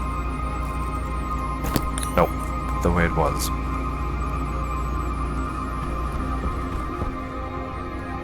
Yeah, when you look at the turned off thing and you point here, you can see what's in there. I think that might be a bug or unintentional. And here on the tool manufactory, it's different. You only see it here in this area of the display when this thing is turned on. And I don't know which one I prefer, honestly, because it's impractical to have to turn them on all the time. I'm not sure. Steel, 30 grams. Man, I need to make more steel. So we need to do more mining. So we want a better mining drill, right? What drills do we have? We have, for example, okay, let's go through the mining drill. Let's ignore hand drill. We have this one, this is the Mark II drill. The difference between this and this is that this one can survive the Vulcan atmosphere heat, without taking any damage. You can also use this one, but not for a long time. That the same applies to the mining drill, except I think it's also a bit faster than this one. However, the really fast drill is this one, the heavy mining drill, and I think we can make that one. The pneumatic mining drill, you can, I think, already print before. Let's see. It takes the 2 manufactory tire 1, so we could have used this whole time already. And it only needs solder, steel and copper, so it's relatively easy to make. And what you need then is you need to stuff a canister in there. Wait, is that somewhere here? Okay. You need to stuff a bottle in there, like my breathing bottle. And then when the pressure is above like 4 or 5 megapascals, then it will drill quite fast. Otherwise, it will drill slowly. And it's a curve. It's not just a digital either or. And so if you put a smart canister in there, you know, I talked about these canisters at the very beginning of this series. They can take a pressure of 20 megapascals instead of just 10. So maybe I should use those for my oxygen bottle. Doesn't help if they use them for my waste bottle, because that's a measure of pressure, not a matter of yeah, anyway, so then when I stuff that in there with like near 20 megapascals pressure, this thing will be so fucking fast. It is, I think, possibly faster than the heavy mining drill, but I want to make the heavy one now and basically go to sleep. Invar, na. That's what we need now. Oh, maybe I want to first split that up.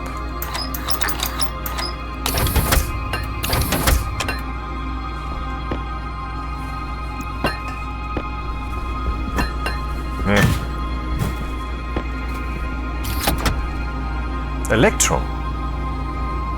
Huh. Not much. How much electrum do we need before I take that out? 5 grams. Need to make more of that stuff.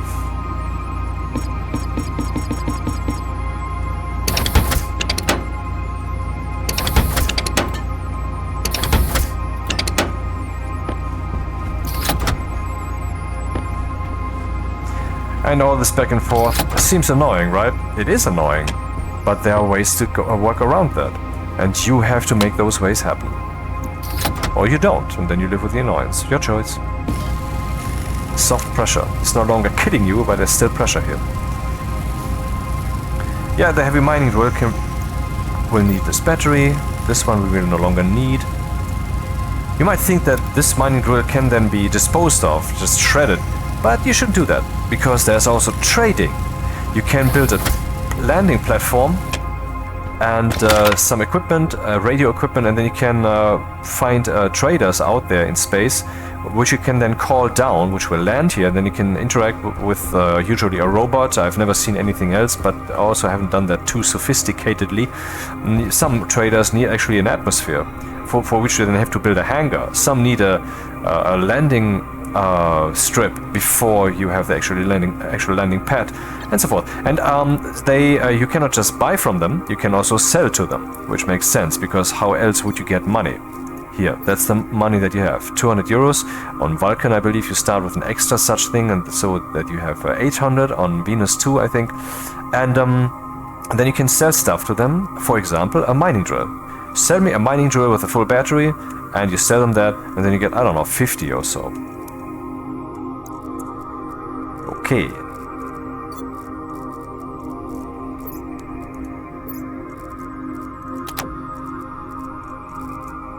That will be much less painful. We're actually now kind of looking forward to the next mining session, don't we? Maybe I should also make a mining backpack while we're at it. I mean, that would be consistent.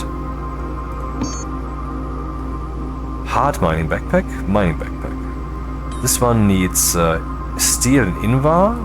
Okay. Mine back. What does it do? The hard mining backpack.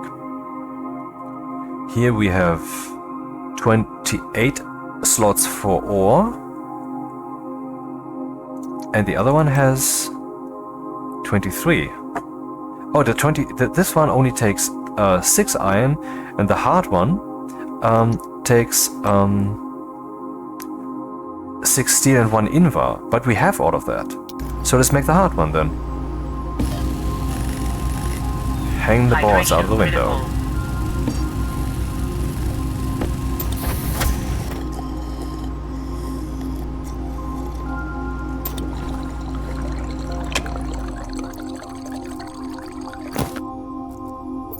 Haha.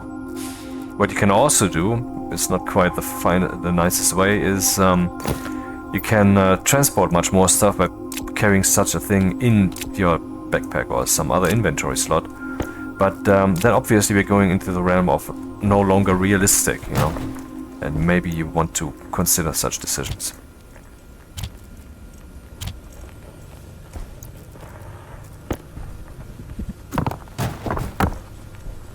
Yes, I wanted to show what's in there. Let's do that. Maybe I have to give this thing a name.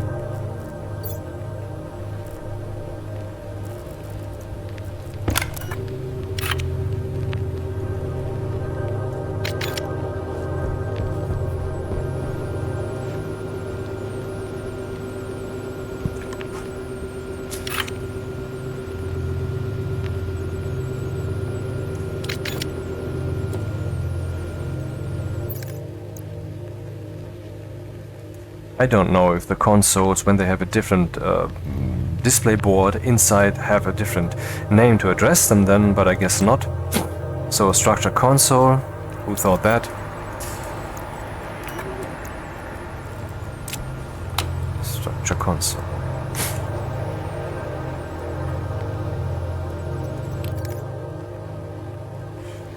How full are we? Still some room. Man, that's so chaotic, so many topics in one chip. But the chip takes space on the ground. I would have to select it here in the computer, which might then confuse me, and then I overwrite the wrong source code, and it takes 50 watts.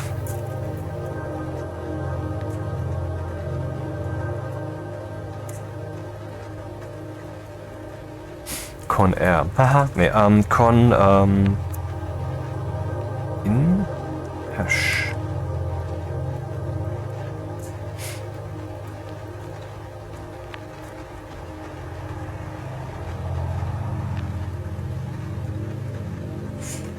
Let's do this one first. Not sure if the name is correct. Console indoor. Where's the temperature? Oh, it doesn't really matter. We already have the temperature as some kind of global variable. Right batch name, CLS con setting, I would assume temp in. Yep. Maybe that already works. Let's see. It doesn't. Instead we get some error here, which I cannot read. Oh, I can. Interesting. I don't have to point at the lid. I can also point at the chip. Incorrect logic type at line 108. What values can we write then? Setting. Oh, it's only readable. Oh, right. Stupid me. It works differently. You can't just write a value directly to them, which I find lacking. I mean, that's not nice. I have a disk. I have to use the disk I've configured. I could use the disk that we have in front, but I think it's wiser to have not just one.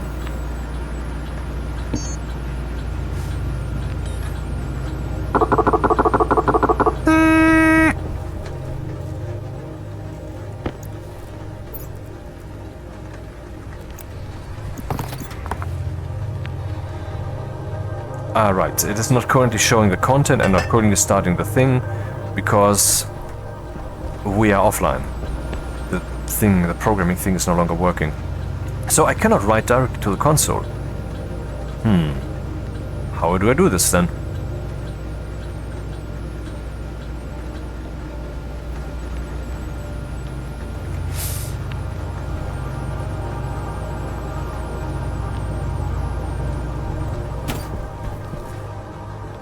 Now everything's running again.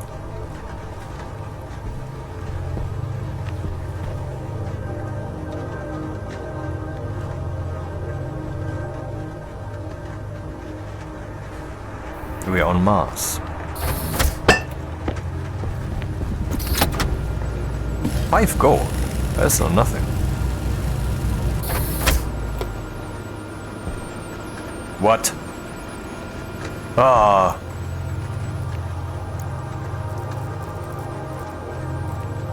Wait, where's that steel sheet?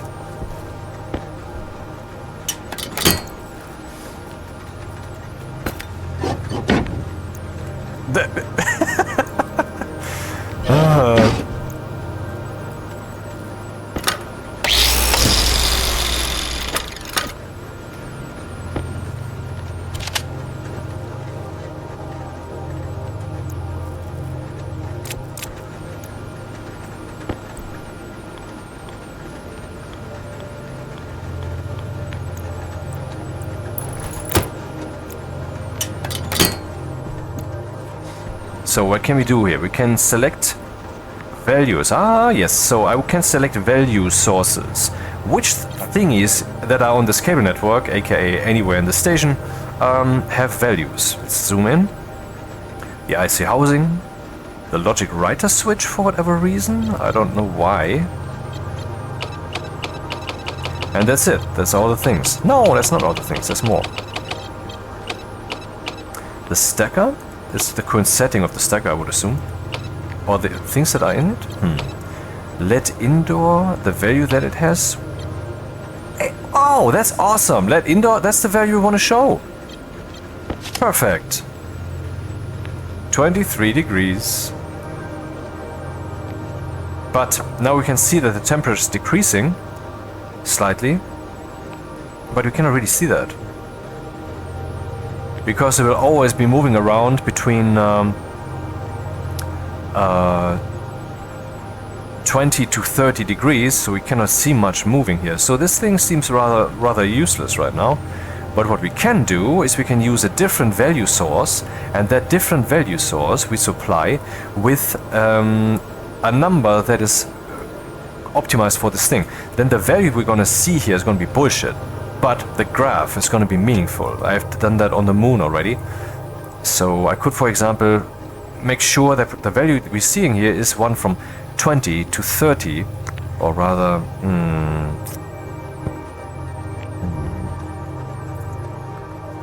Well, the thing always automatically goes to the max value that is currently in its chart history of these 30 seconds. And what we can do is, of course, we can just fake a max value. I can just say, okay, we have 30, and then we show the right values again, and then 15 seconds later I show 30 for one moment, and then show the right value again, which will always give us the right wingspan. So yeah, that sounds stupid, but it can be done. Uh-oh.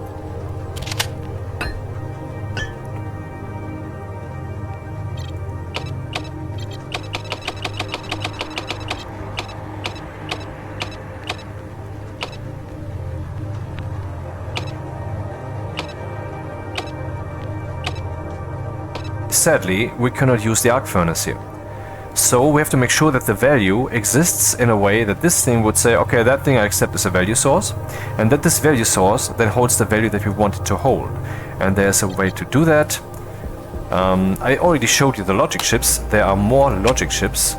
I'm not sure if that is part of this kit. I think that's a different kit. Yeah, it's a different kit.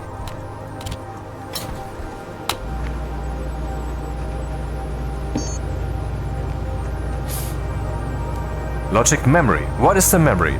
It is a chip on which you can store a value. Yeah, that's what it is. That's one value, period. You can change that value, obviously. We need more gold, man.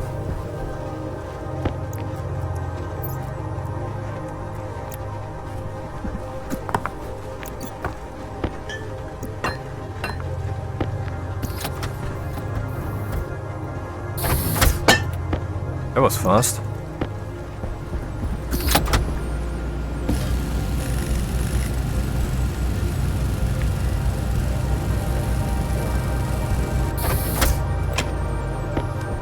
So let's put that here then. Oh, we can use the same approach over here for our modified value, of course.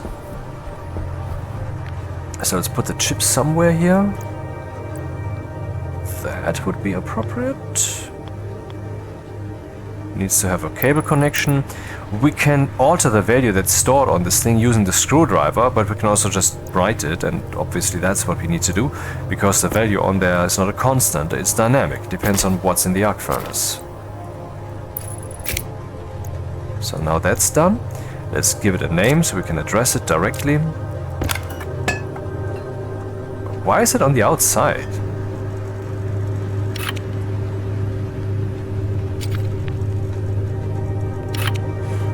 Mem arc.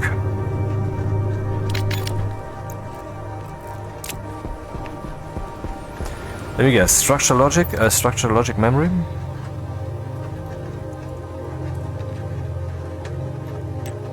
Structure logic memory.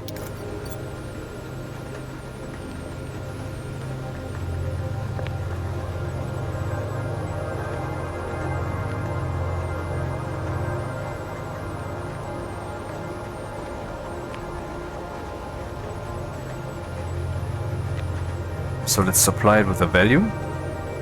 That value shall be what the arc furnace's current hashy thingy is. So we're loading into register R0 once more. What shall that be? A recipe hash, maybe? I don't know if that's the correct approach, but I'll just try it. Maybe it works. Right, but named to this. Setting R0 might be correct. Export. What? What does the memory have? Setting.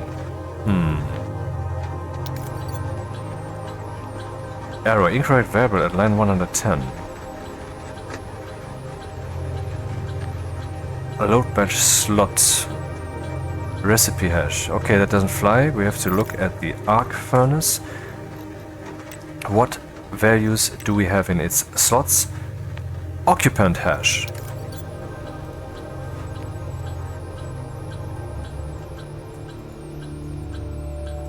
See, and so recycling, which is kind of, I mean, it's not really recycling, but using this chip for multiple purposes can have downsides. The probability that this thing will not be running increases when you fuck around here in the source code, and consequentially your station might blow up. So, yeah, might want to weigh that carefully. Can we see the value? State 0. So, where's the gold?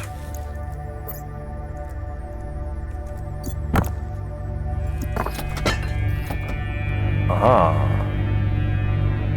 So that might already be it. Can we see that already on here?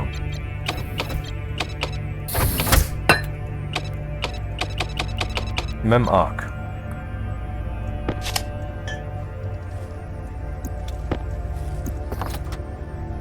There's gold. Okay, we're currently smelting gold, and that is how much we have left until...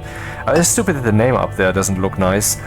I could give it a more fancy name, and then I would have to change the source code accordingly, but I will leave it like that. Hey, it was installed like this for a reason. I planned this. This was planned. Yes.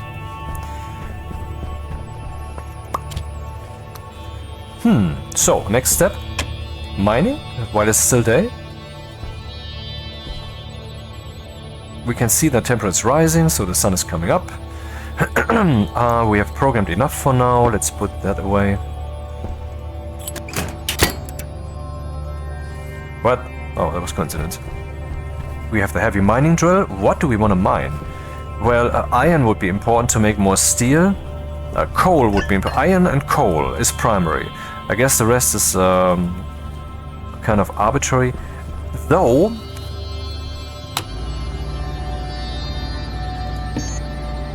Chemistry station. Okay, can make that right now. The chemistry station can be used maybe for multiple things, I'm not sure. But what it can definitely be used for is to make a pill. We already have a pill, and we didn't need it yet, and this is easy mode, so we might actually not really ever need it. But it's good to know how to make one. For that we will need cobalt and silver. And then I have to put it down here and wrench it up, and then we can use it. And we also need fern, I realize, and good thing we do have fern seeds. There. But we don't have any place yet to grow them. Yeah, we don't have any place, period. So let's get building materials so we can get some more space. I will now abandon my nice jetpack here, which will also abandon the tools, but I don't worry about that.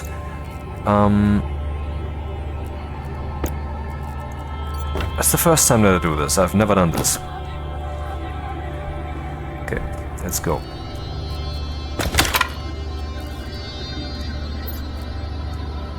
Pretty sure that the mining backpack will be automatically filled. I don't have to throw something over there. That's its purpose, not just to hold so much stuff, but also to be an automatic gatherer.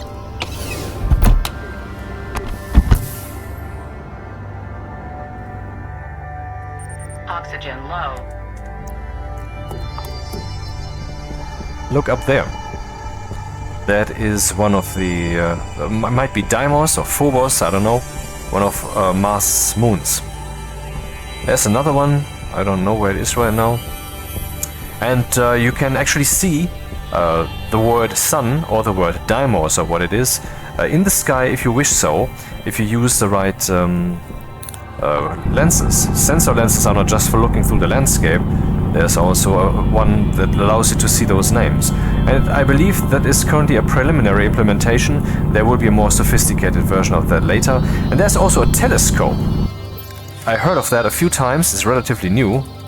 I've never made one. You know what? Let's make one later.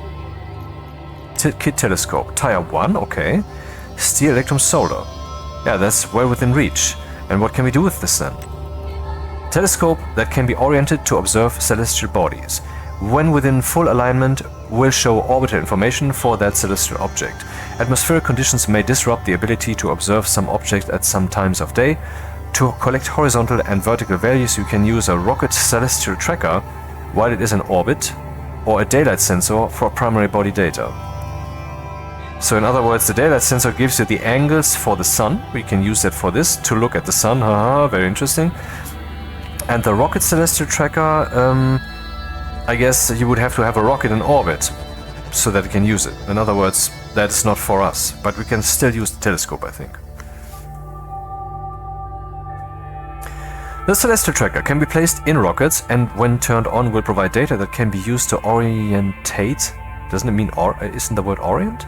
Devices such as the telescope. The horizontal and vertical output is localized to the orientation of the tracker. So it will be a subjective perspective of the tracker. You can calibrate your alignment by comparing the result for the primary body, which is the sun, with the output from the daylight sensor. And then you have the relative value, and then you can adjust the value that you get here with that relative value, and then you should have a value that is sufficient for actually pointing the telescope. Full functionality will only be available in orbit, but you can configure using the primary body. For aligning with the telescope, have the face plate facing up and the cables facing the same direction as for the blah blah blah. Okay, not for us now, going too deep.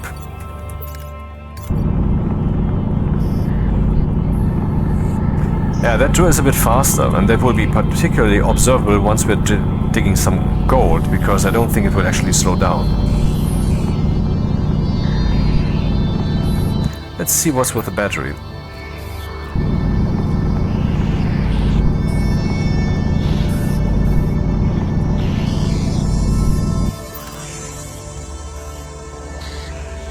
Are you testing me?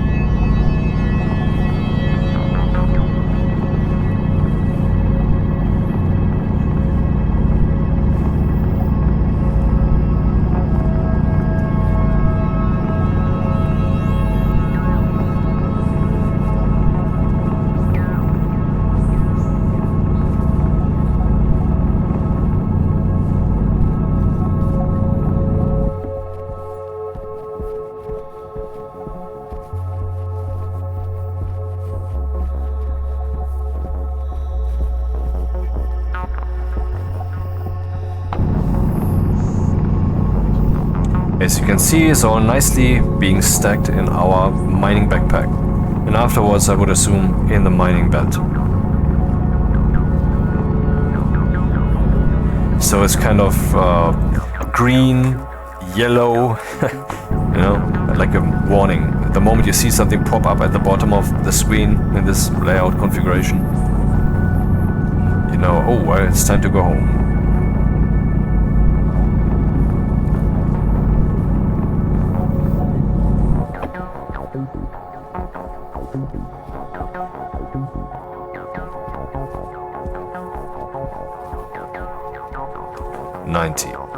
$270. So I'm looking for coal and iron.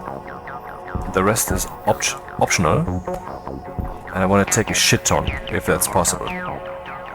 That's a unit, isn't it? Shit ton? I keep hearing it. I hear it's one of the more sane American units.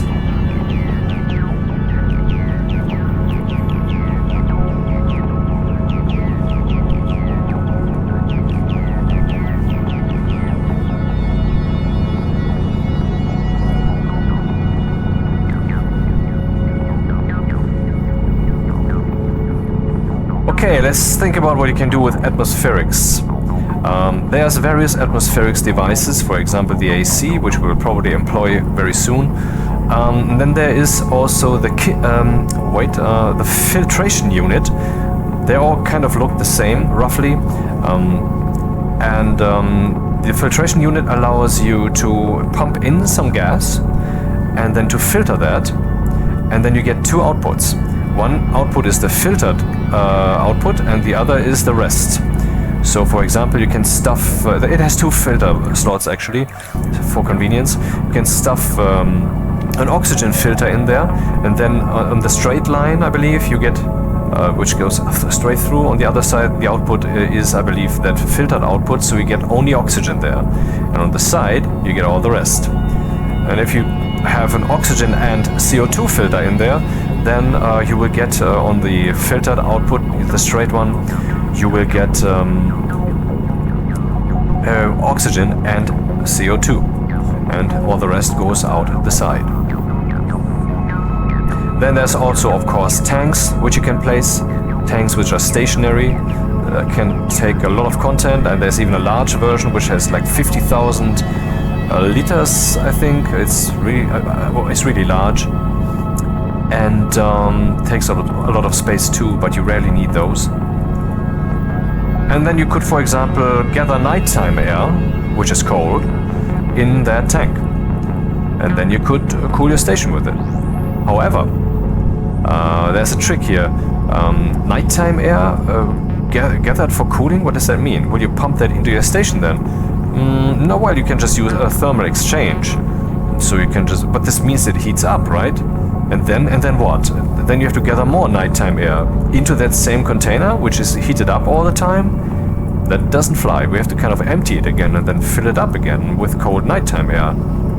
So how does that work? Yeah, well, those kind of logistics are things that you have to ponder. And there are various solutions. And you can come up with all of them yourself. It's brilliantly beautiful, this game. Endless fun.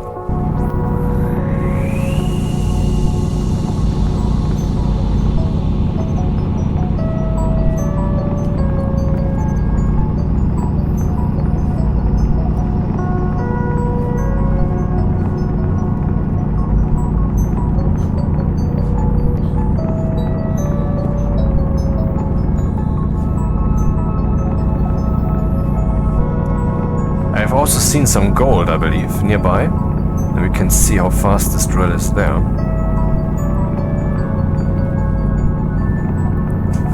I should print, once we have lots more steel, and I think after this run I will make lots more steel, we should make a bunch more of the large batteries, and then swap all the small batteries that we have in our tools against large ones, which will then allow me in the field right now to just swap my own suit battery or the mining drill battery against one of those without having to consider in my mind the logistics of this is a small one, so I have to change it soon, and this is a large one, and when I'm back I have to swap them back, blah blah blah. I don't have to do that then. Makes things simpler and easier. But there's more. You can use, I think I explained this already in this series, wireless batteries. They are wireless batteries and they are large wireless batteries, but they don't have the same capacity as the normal and the normal large batteries. So I guess that the normal battery and the large wireless battery have about the same capacity. Do you see that flickering in the horizon? What is that? Direction 111. And 90 was the station, but I went a little bit over here to mine. So that's the station we're seeing there. These are the consoles flickering. It's weird to see them like this. 110 degrees, huh? So where's the gold that I saw?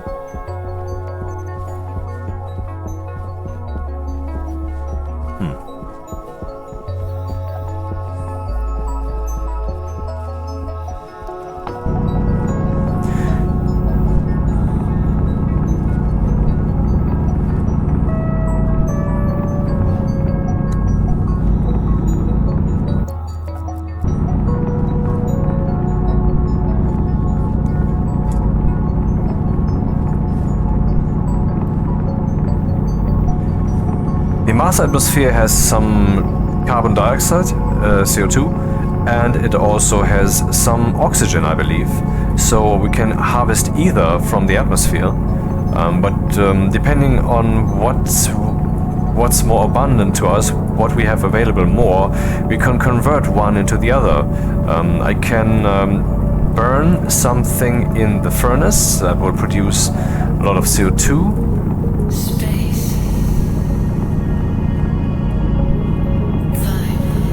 Yep, I expected time. Matter. Don't tell me you just said matter.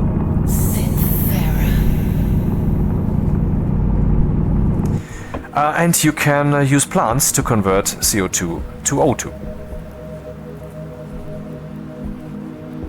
There, flickering in the distance is the station.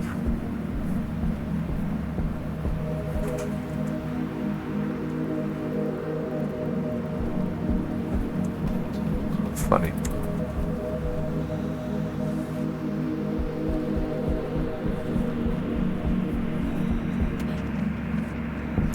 This is nitrize. It is mostly nitrogen. You might wonder, why do we need that? Well, let's say some plants don't breathe in oxygen, they breathe in nitrogen and convert that, I think, to, I'm not sure to what actually. Oxygen? Mushrooms, I think, do that. And so you need some nitrogen. We already have some nitrogen, for example, as a byproduct of the oxide, which has nitrogen and mostly oxygen. But nitrize also has N2O, which is nitrous oxide. Wait, I'm not talking gibberish here. Go to this page. And gases. So what exists? Oxygen, nitrogen, carbon dioxide, volatiles, we already dealt with those, set stuff on fire in combination with oxygen. Pollutant, yeah, we have had that. Water too. Polluted water is new to us. We will get that, for example, once we have installed a shower. That would be the first time that I ever do so, because they're relatively new. And then here, nitrous oxide, and then that same stuff in liquid and other forms. Liquid hydrogen. Why is there liquid hydrogen, but not hydrogen? Oh, there is hydrogen. Yeah, it's new and not much has been done with it yet, so we can be looking forward in the next weeks or months to get some profound new things in this wonderful game, where they basically only have to tweak a little number here or there and you get an entirely different playthrough. Now what do you think happens if I add a new gas? If you haven't purchased this thing yet, well, I mean, there's all sorts, aren't there? So, nitrous oxide has an interesting phase change diagram.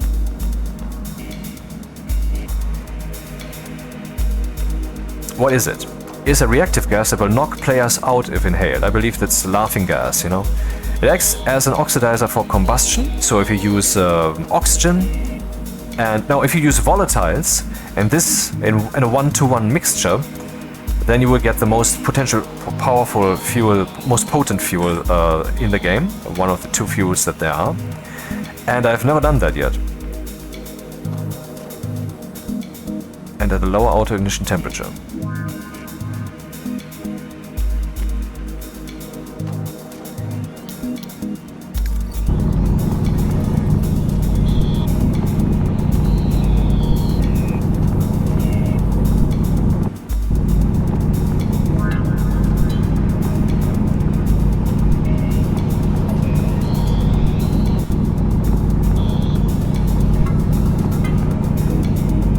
This drill is really nicely fast. I mean, look at all the stuff we already harvested in that short a time. At least the time is short for me, since I'm the one doing stuff. I don't know how boring it is for you to watch all of this.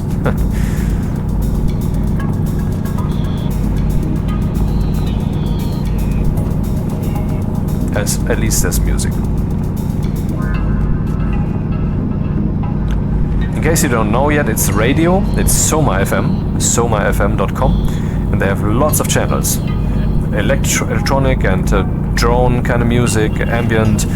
They have metal. They have all kinds of stuff.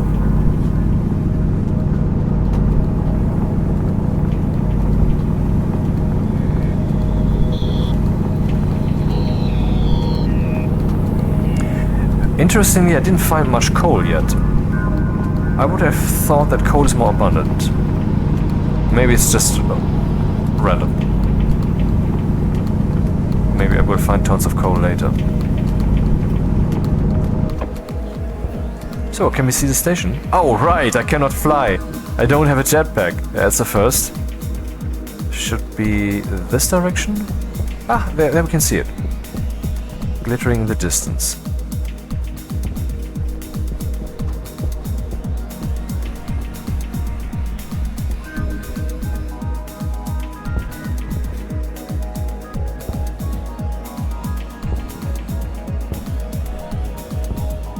Every bit of lateral movement, which I'm doing right now, has to be considered when asking the question, where's the station? It would be at 85 degrees now, I guess.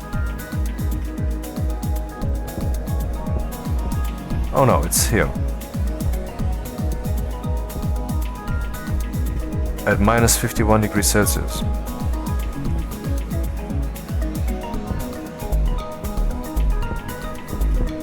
Now that we have moved somewhat over here, maybe I just should make my way back, because we're gonna encounter an entirely different landscape. More stuff together. Ah, coal. Coal, old friend, that we would meet again. Just kidding, I'm gonna burn you alive.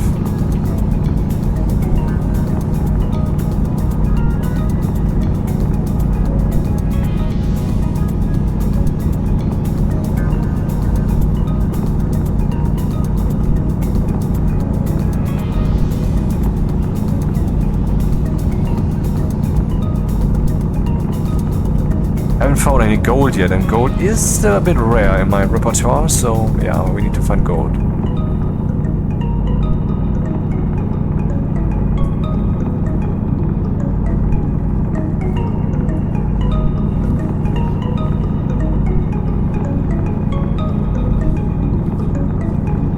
Digging my own grave here, huh? Do I need more volatiles? I'm not sure.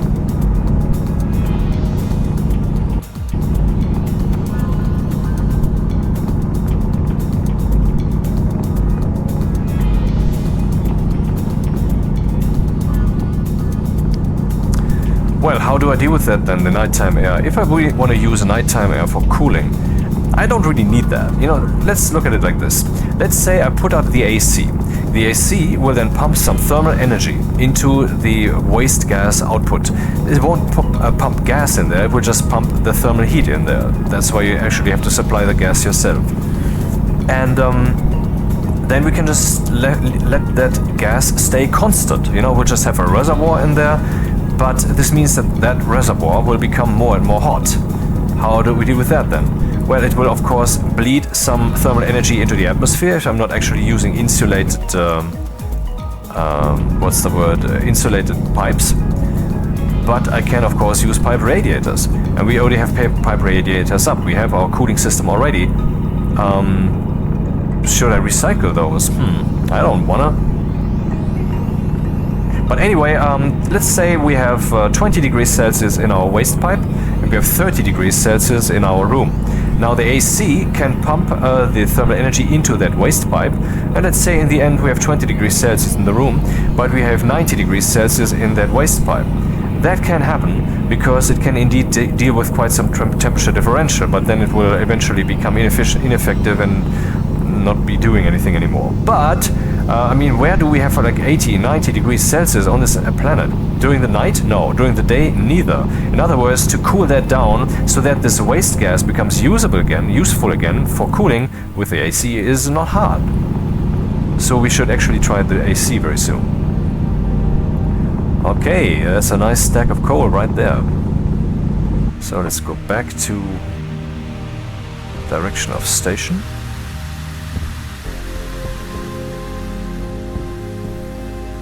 Oh, there it is. Maybe I should build a tall tower with some consoles on it, huh? That would be ice, water ice, of which we don't have too much. And I can just toss it down and be gone with it right away. It will just be sucked up by our nice tank. So, not unreasonable together.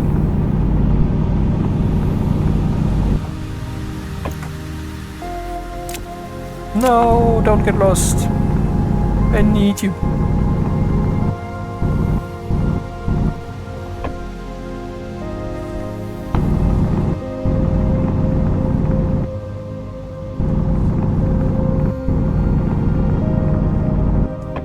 Any more slots? No. Yes, one.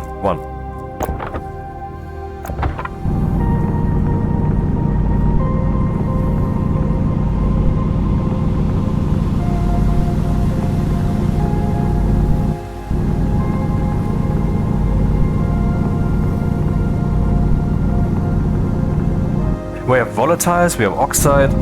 I could just go make some steel right after. So let's do that. Ah, damn, I can't fly. I think I can build a stairway to heaven. Okay, now I have a problem. Because during the day you don't see the flickering. Which direction was that? Should be here, I think.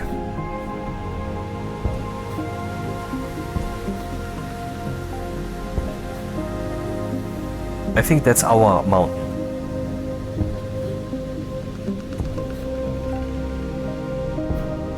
I hope so.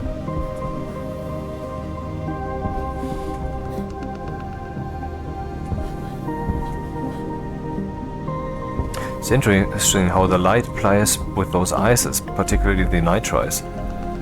It looks like it's translucent, right? So the light's going right through. But ice-wise, the nicest graphics I think I've seen so far are in... Okay, my memory is failing me.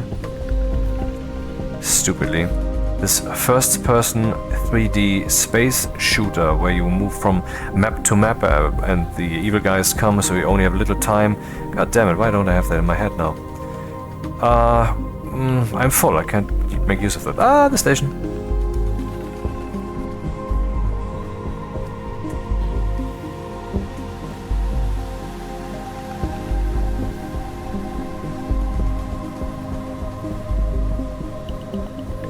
Let's make steel then. No gold, huh? Have to go out again. Shit. I can't get up there because I don't have a jetpack.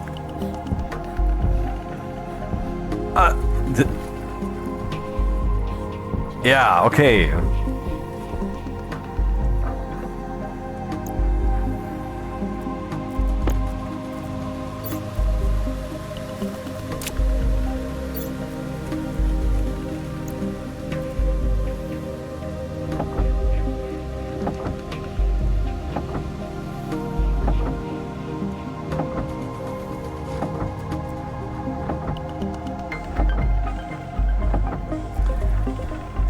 Putting in the ores will cool this thing down, so I don't want to...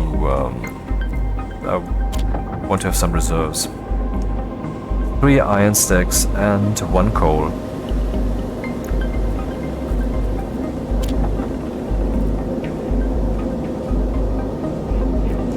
Yes, and as we can see here, it would be nice if we had some kind of input queue here. Shall we do that? Shall we have an input queue? Where we can just toss stuff in and then think about different things meanwhile. I would say so.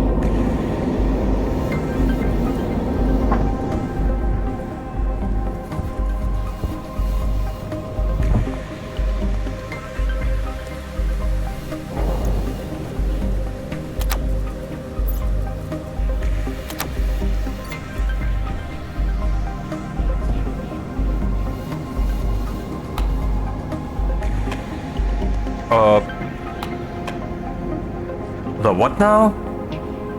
Why is there no electricity?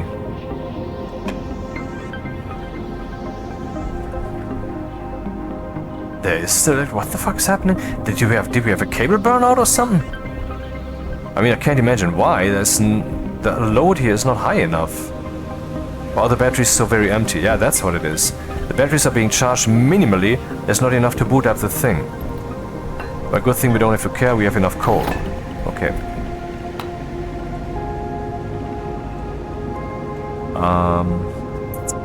Shoot.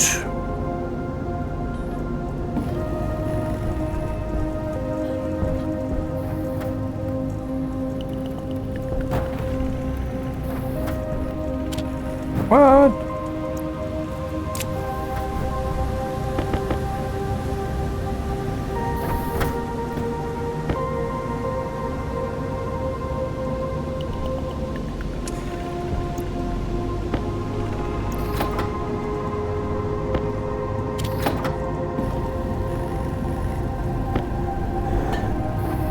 Where did I need that steer just now? No, I didn't. I made everything already.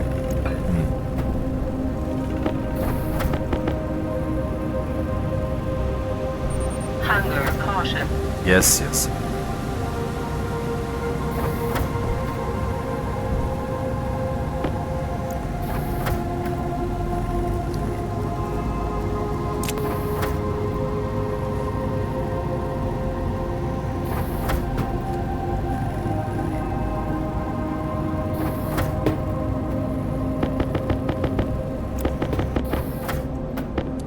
Really?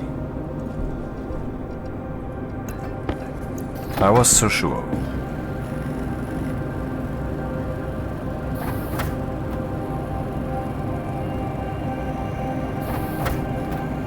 I want to see what's in there, that's why I'm making so many. The window chutes require 2.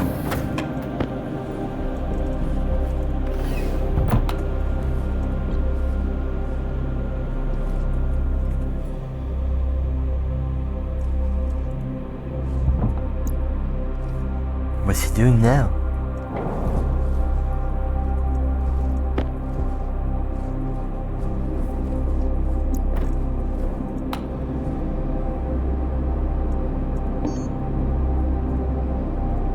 I'm making a ladder.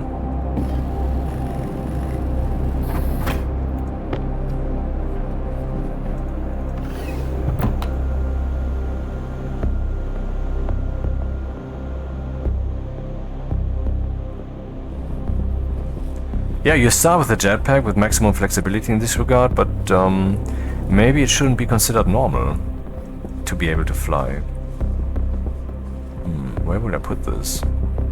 Here.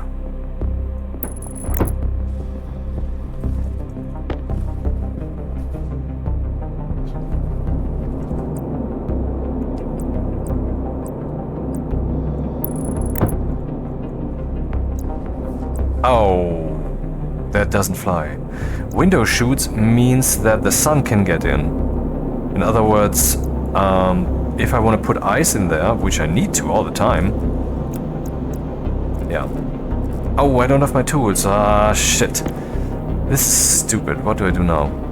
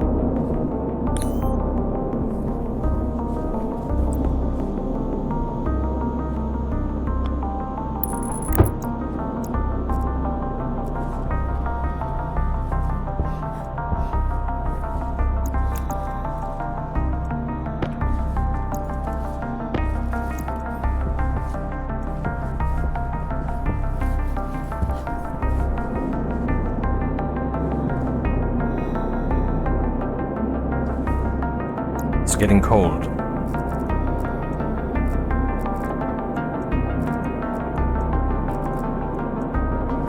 And then some more... Oh, but I need to fill my hands. Not like that.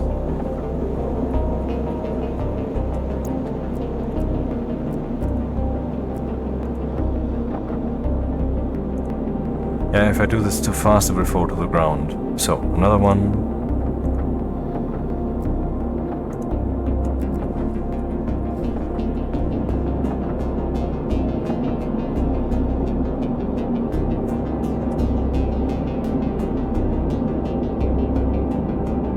Wait, what? There's no content in there? Fuck! I left it open. Stupid. Man, the amount of stupid things I'm doing is ridiculous.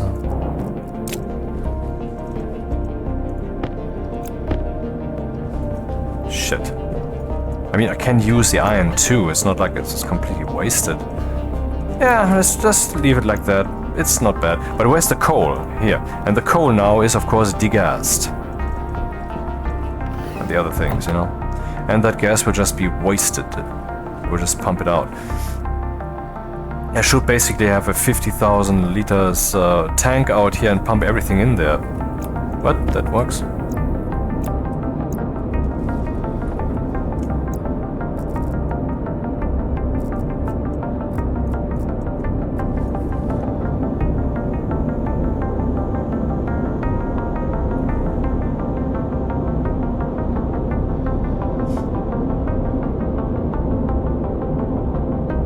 Yeah, okay, let's put some more stuff in.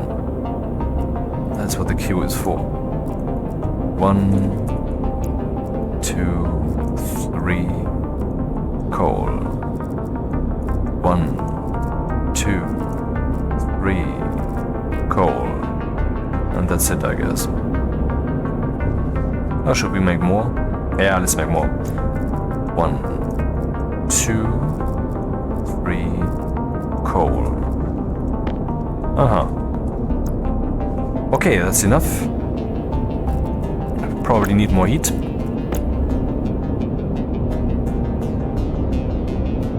Yeah, it's already been below 900, which is the steel temperature. What? Go in, dude.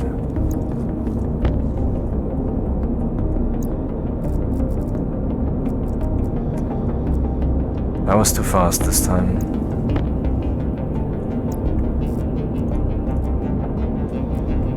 What's happening? Why is it not going in? We have minus 45 degrees, who cares? I will just put it in my hand.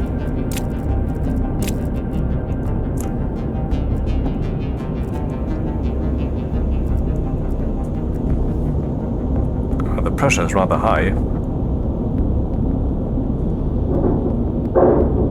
Case in point. But it doesn't take damage. It explodes or it doesn't explode. That's the choices it has. It doesn't have any other choice.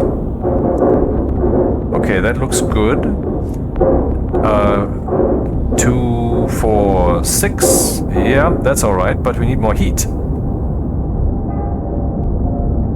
So we need more of that stuff then, alright.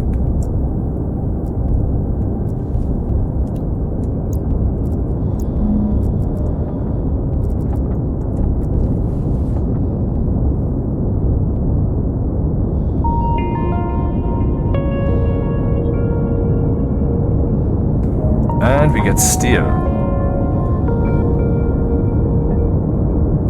And then we can relieve the pressure. And forget about it. And be irritated by the stupid ladder implementation. So approaching the ladders walking forwards is not an option, because the forwards button will be the meaning upwards all of a sudden. So you will just be, oh, what the fuck is this? But if I walk backwards, I think that works, yeah. Okay.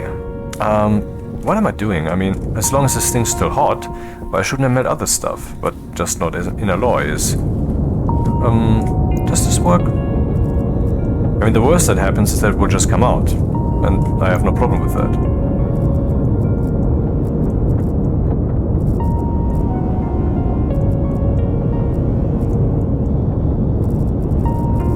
Now that was efficient. Completely empty, so it can be idled again, can be put away. No, it's too cold.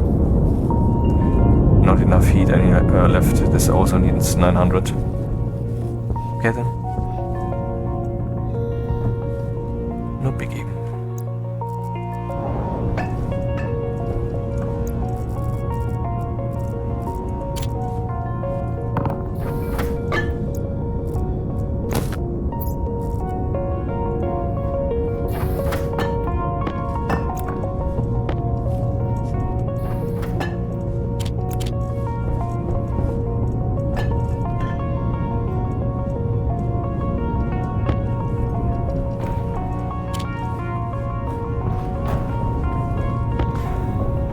Now that we have so many more materials, how much do we have then? We have 300 grams of steel and we have 500 grams of steel. And we have 200 grams of steel. In other words, we have steel. Let's make a room over here. 1 high or 2 high?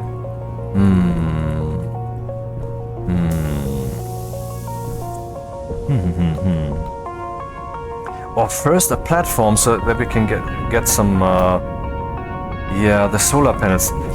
We need steel for that. Let's print some solar panels. No. I didn't get gold.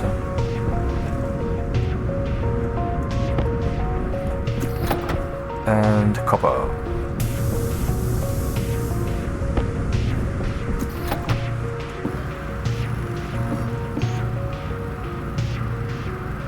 Kit solar panel.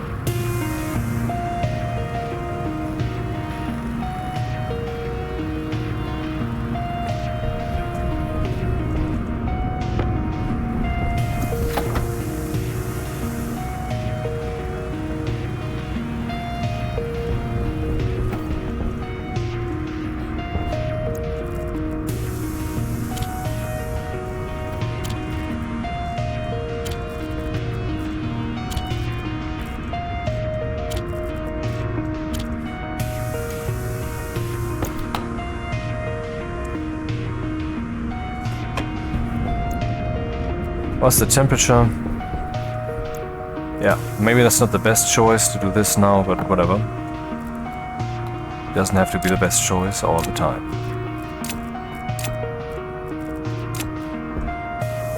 Aha! Okay, now we have 4 plants, and we didn't need the grow light. I actually didn't automate it yet. So on Mars you get sufficient light by just having some hole in the ceiling, basically. And now we have an overabundance of seeds, and I think we can do nothing with them other than putting them somewhere. Or recycling, possibly also. Yep.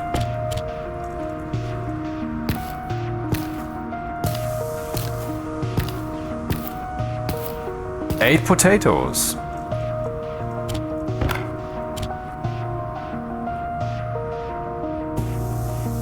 Will this thing ever decay? 8 hours. Oh right, it's stupid me. I ate that old thing. I ate the old potato. Should have left it to rot. But there's some device in the game, I believe a composter, which I have never used before. And it is rather important, I think. Or can be important.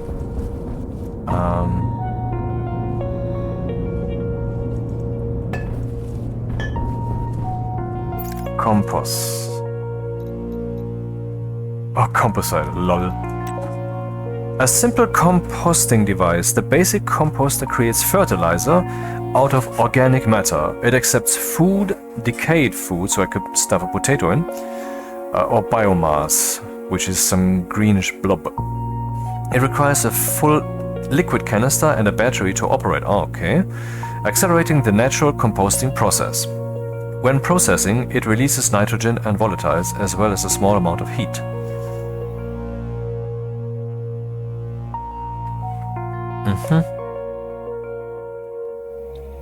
Beyond light. Shut up. Exosphere on Soma FM. Yeah, I thought the composter would produce biomass, but it doesn't. Is there a way for me to artificially rot food? Well, one thing I can probably do is run a what's the word? Centrifuge, and if I stuff some potatoes or such things in there, I guess that then once I've centrifuged that brown stuff,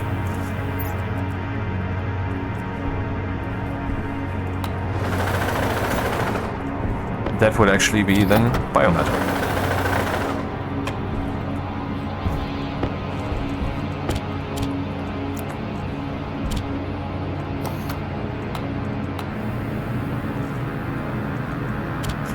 Okay, they decay at some point. How to keep them fresh? Not that this is actually my goal right now. You can use a fridge.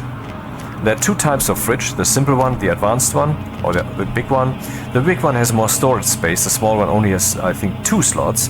The small one is cool for Europa, because I just have to slap it down here, and on its backside there's an opening, and then you put a pipe on there and connect it to the outside atmosphere with a pipe cowl, for example, which lets the minus 160 degrees pure oxygen outside atmosphere into the fridge.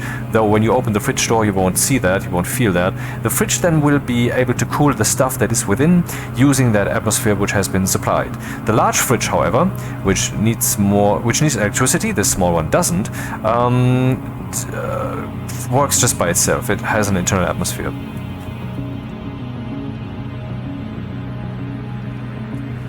This irks me slightly. Shall we make this more useful?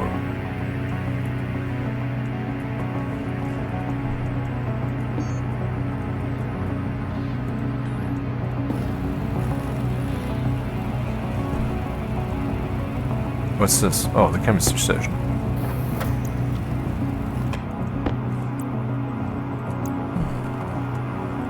Where do I place this? Here? Yep.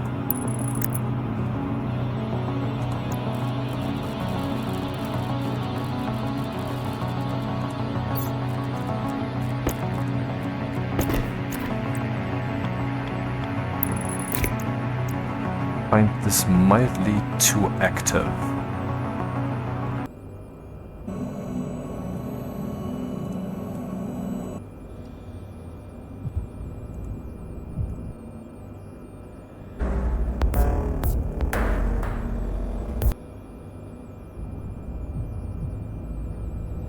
That's interesting.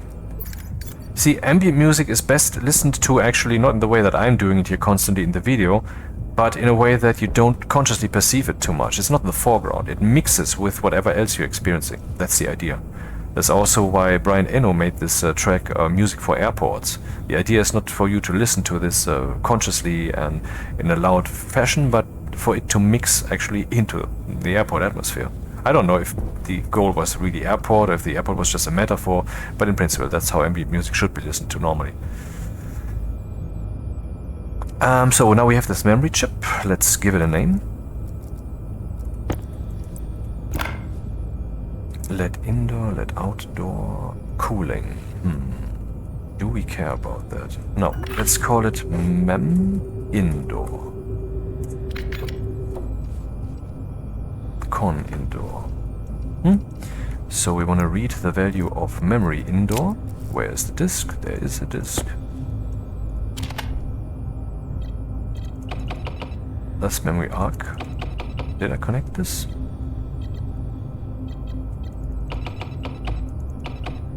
Oh! I did it wrong?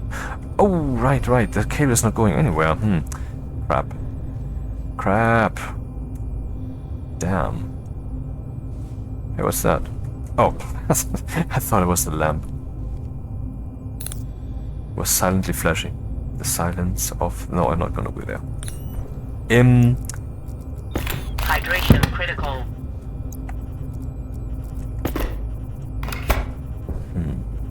Where will I put this?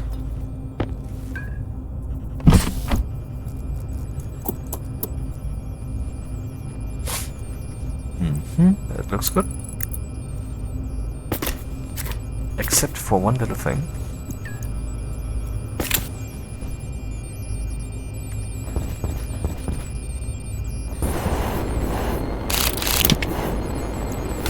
No!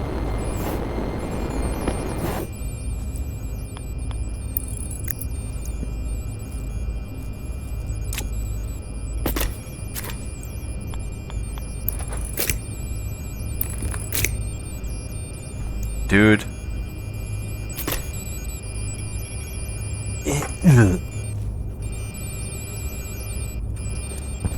Crap. One misclick. I mean, it can leave it like that, of course, it's not that bad, but... I don't wanna.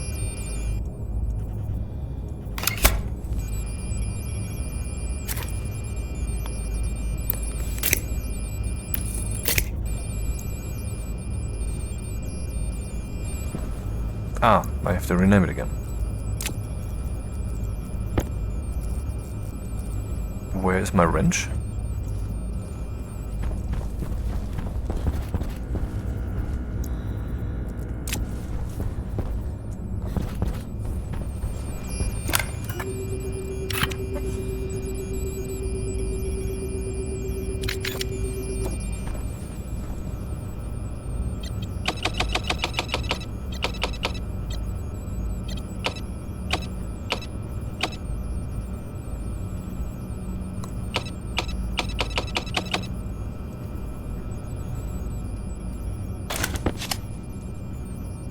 Of course, that's now value 0. Wait a minute, value 0? That's not 0. What value is currently defined here? State 0. Why is it not showing 0? Am I stupid? I mean, look at that. What happens once it's over there? Will 0 jump up, or what's gonna happen?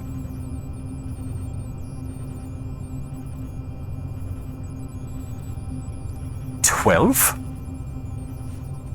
Dude, we have a misunderstanding here. Mem indoor.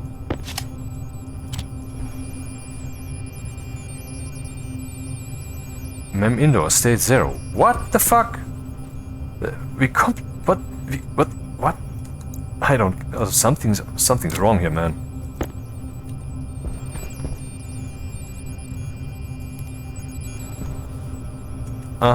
Okay, I don't know what that was, but now it's showing minus 38?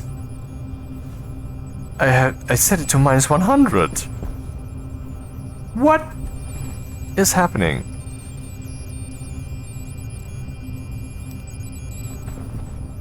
It is off by 12. What the fuck's happening? Okay, I don't know what this is. I will just dismantle this device. Maybe that's what's happening. Con indoor.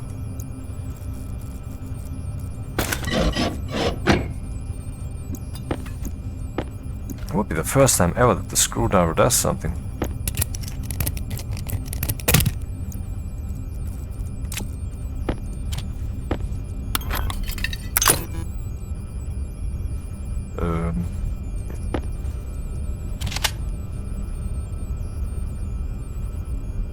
Dude, what's your problem? It's already selected.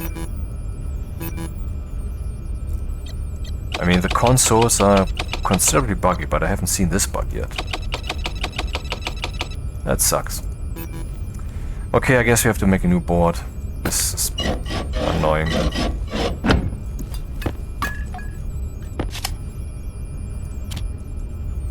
Graph display.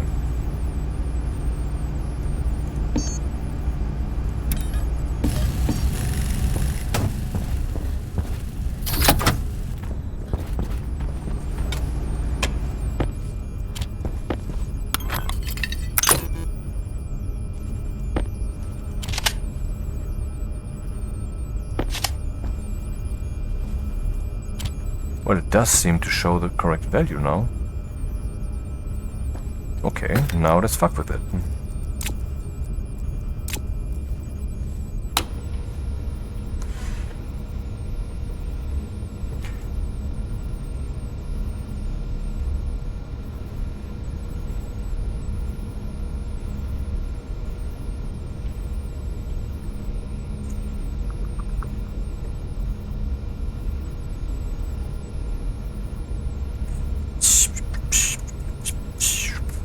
So first we want to copy the temperature that we have to our temporary register, a temp in, and then we can alter it. So what do we want to do? Let's say it is 20 degrees, but we want to show that as the bottom of the graph. So we would subtract 20. That's one of the first things we do, I guess. So let's say subtract into R0 from R0 20. So when we have 20 degrees, it will now be shown as a value of 0. And well, the top value doesn't matter so much. Nah,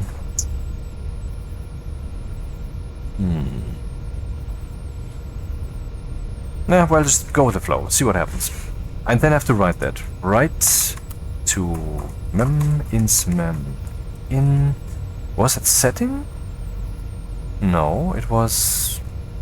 yes, it was setting. Pretty sure.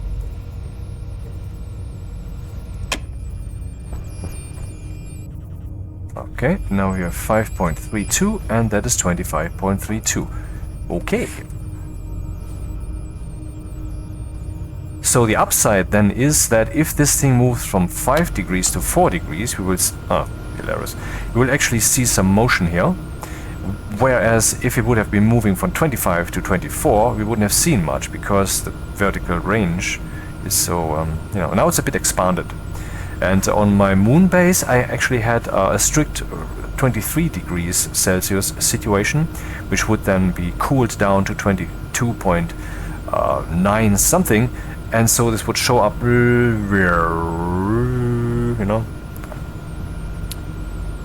Okay, now with that done, we want to expand the station. We want to make, yeah, solar panels. Why didn't I print any yet?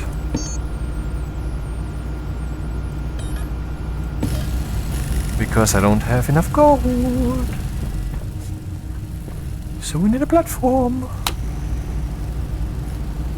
A house for the solar panels. So we need steel frames, because they are much more effective regarding the resources that went into making all of this. Ignoring oxide and volatiles. I don't think that this is... I didn't calculate this yet. Oh, the AC. Yeah, we wanted to do the AC thing also.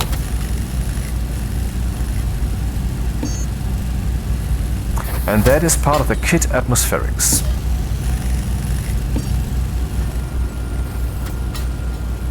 That's a solar panel, large thing, which can be turned. Oh, we have a storm. Speaking of electricity, huh? Nice. Let's zoom in here.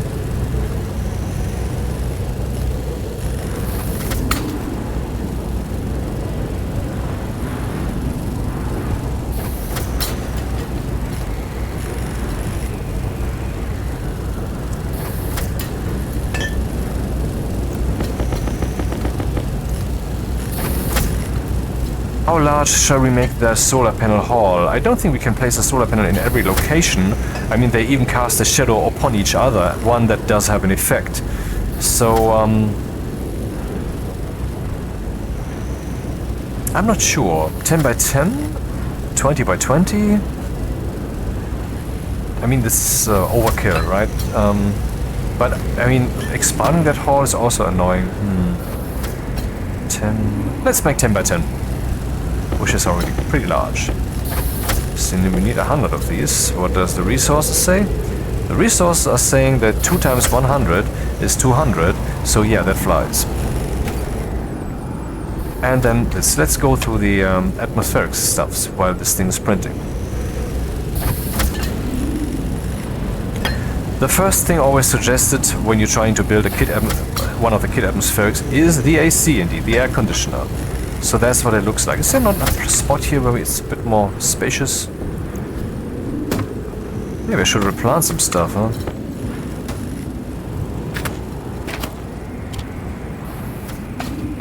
The situation has proven stable, so I will risk 2 seeds. I still have 1 in reserve. Let's stack this again.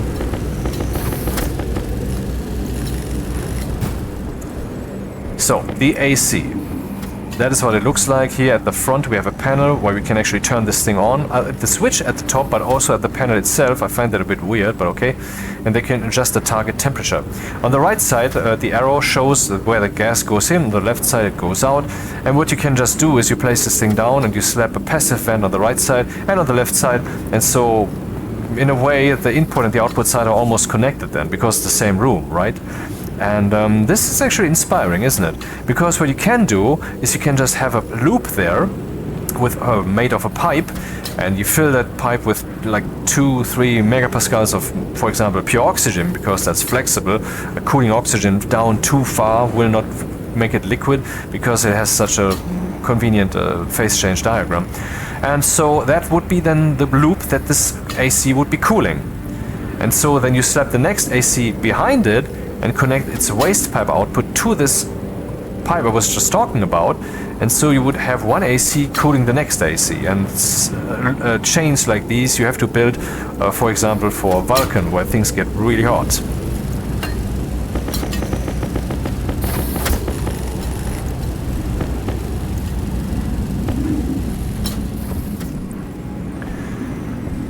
And of course it has a logic and electricity connection. Now I will scroll down and we get the filtration unit.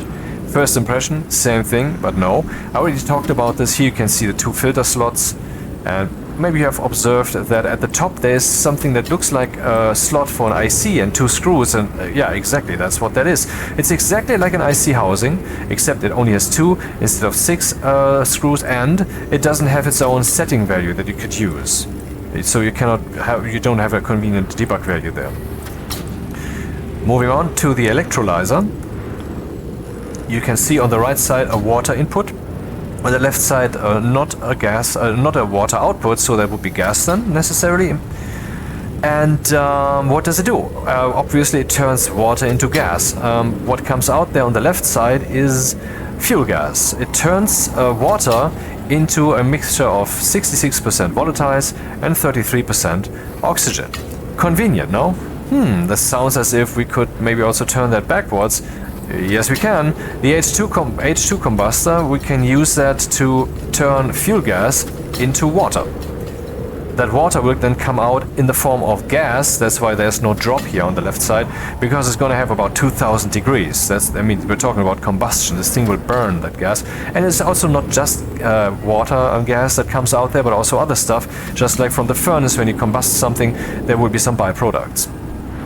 Now you might say, well, that's not the right way to do it. If you have pure hydrogen, yeah, but you don't have pure hydrogen. This is gamified, so the game is using its own kind of gases here, because we don't have like 20, 30, 40 different gases, so some gases have multiple purposes, and so there can't be that pure original thing that you might assume it is.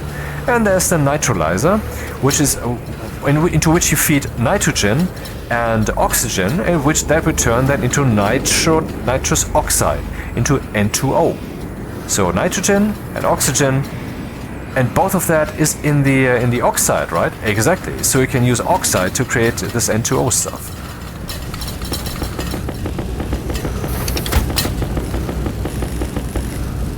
Thank you, that's quite enough. No! I didn't mean to. Ah, fuck. So we have 30 frames and 30 frames, and I need 100, so we need more.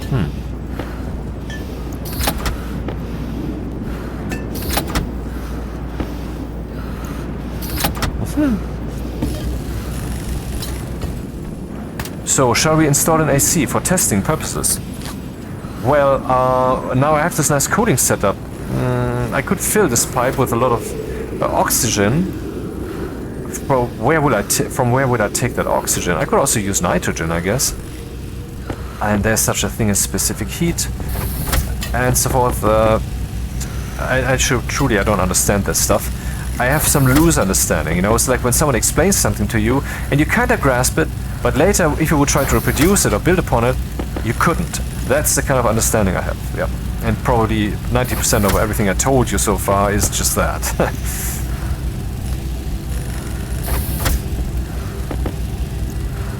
So there shall be a solar park out there. I will try not to cross the streams, as in I'm trying not to build it in the way of this thing, which might keep growing for wind power. Oh, that's all the storm did? I would have expected a bit more. Okay. Yeah, let's drink some.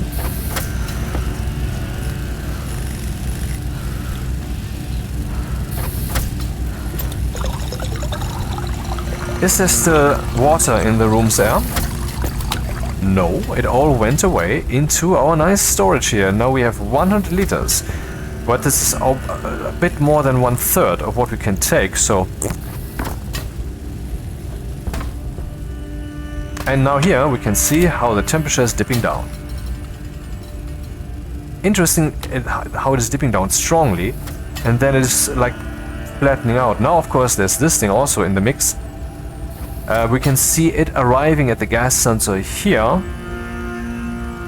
I mean, it turned on earlier, like here maybe, but that didn't affect yet where over there, the place where the gas sensor is. And here, this little corner, that is probably that effect. Or this? Truly, I don't know. Oh, this might be when all of that gas had been melted completely. I don't know why it would do this then. I don't know.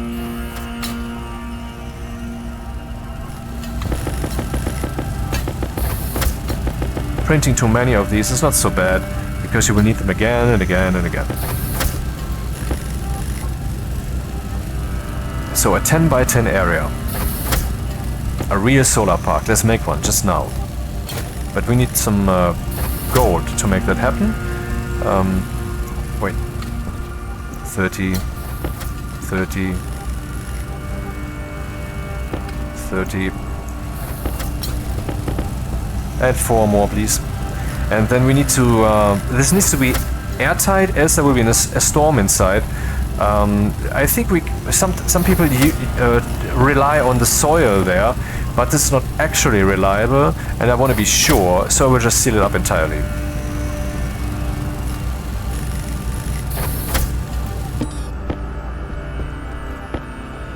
And who knows, maybe we'll turn that into some kind of stylish laboratory. So some corner will be reserved for some table where we can do maybe plant genetic analyzing, or I don't know. Maybe we can also use that large hall there for the greenhouse. We could, you know, there's no space in here. And that's no, that I say, you know, a lot. I can't help it. 200, please. So, the AC, I could fill that with oxygen here, and then use that as the waste gas for the AC. I think it's a bit excessive, but and also what I said about the AC, I said put just a passive vent on one side and also on the other. That's not the ideal way to do it, but because if you just use an active vent and pump the air in with pressure, then you will have much more of your cooling setup there. Yep. But maybe it's sufficient. Maybe we can just lazily, you know, not give a fuck. But we do need some... I will just make an extra setup here. This will be a door. There's no more room, man.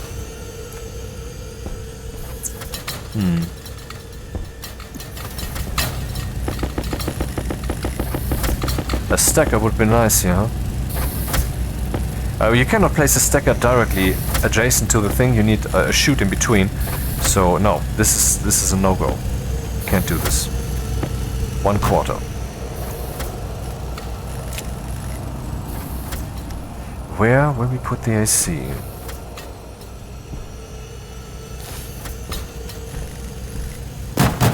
A scrubber is necessary.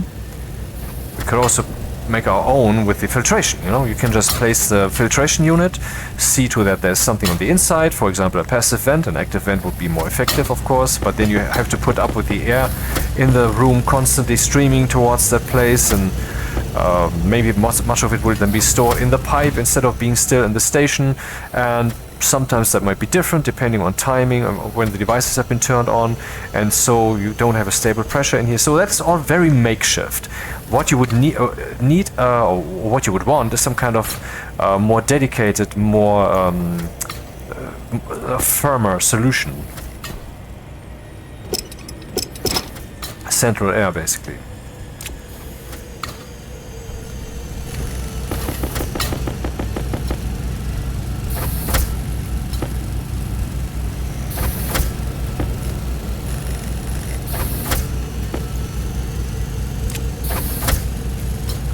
making the most of our steel here. We put the table in a different place. For example, here on the back side, near the plants. That would also what is happening? Would also make sense. Let's do that. I find this a bit too spooky.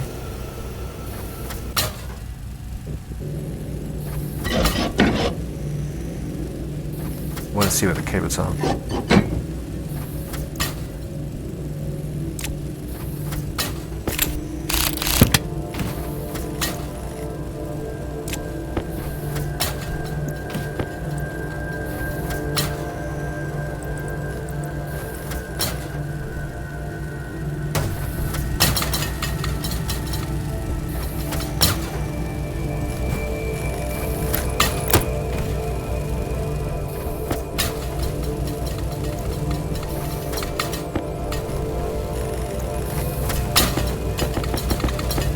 Yeah, you think that is chaotic. Wait until you produce a lot of pipes.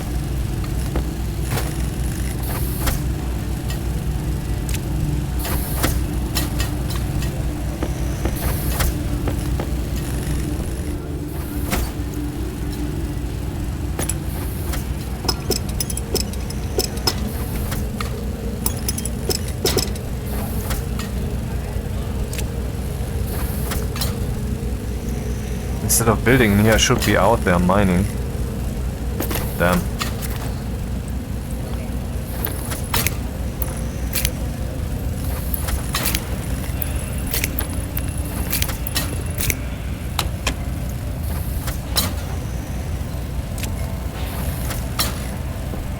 Oh, right, of course.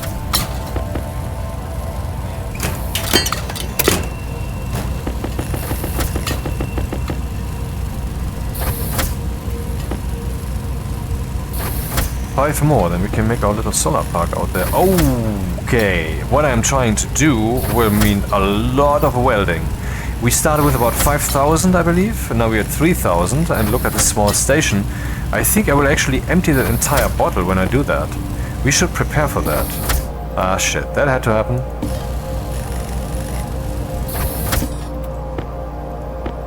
We should prepare for that somehow.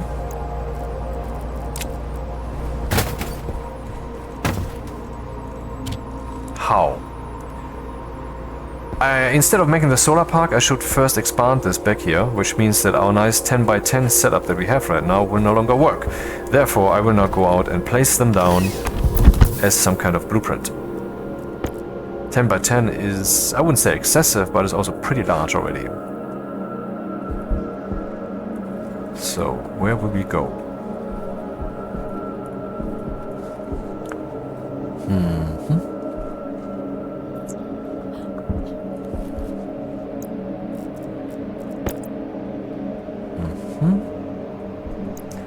LOL. You remember when I said 012, 012, the wards? I think I will just... I mean, this was the one thing that I placed in advance, and it might just be wrong.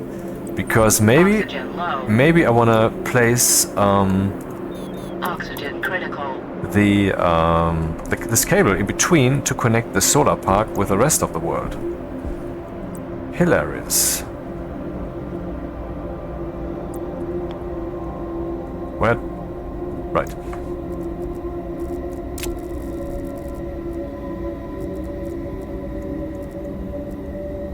Yeah, you can drag the window by clicking on its background, but that's tricky because of this pop-up effect.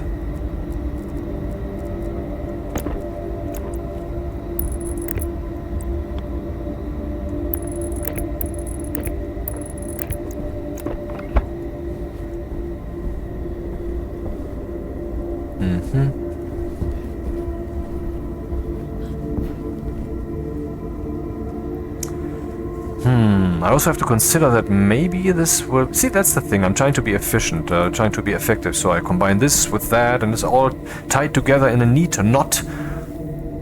But what if I need to be flexible? What if this needs to be separated into its own network? Because maybe there's comes so much electricity coming in that this will actually blow one of these thick cables. Who knows? Then we have to change things. But at least I should leave some space.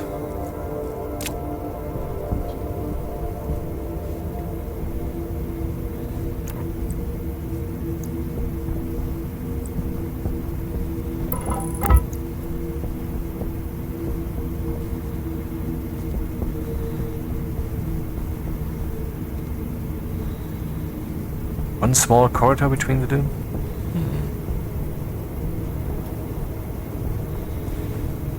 There might be a ladder on the opposite side too, and then it would be ladder slalom. Let's give it a bit more space.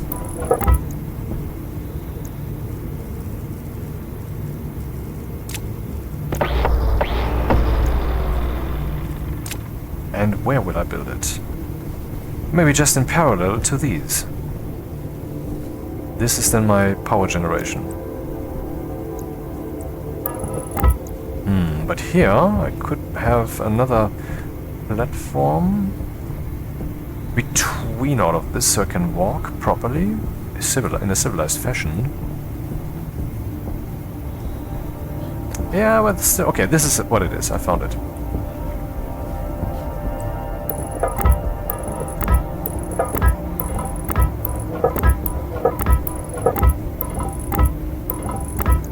Two, three, four, five, six, 7, 8, 9, 10. 1, 2, 3, 4, 6.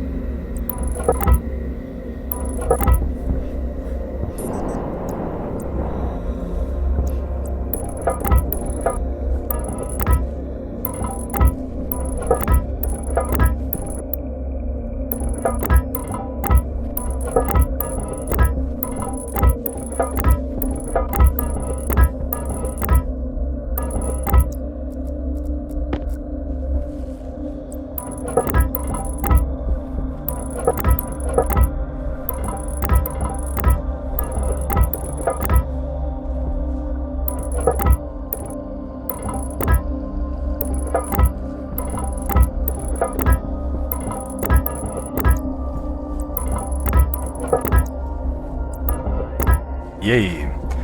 Now let's see what happens if we would try to weld that. What happens to our bottle?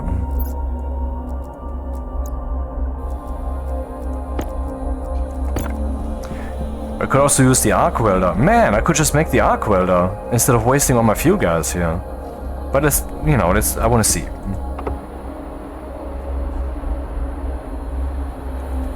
What?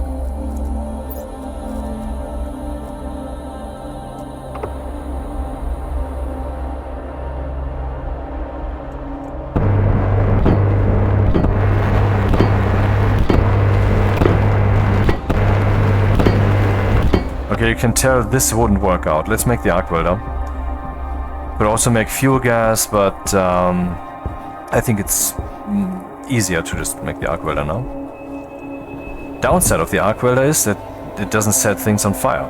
You might say this is an upside, but it depends on what you want to do,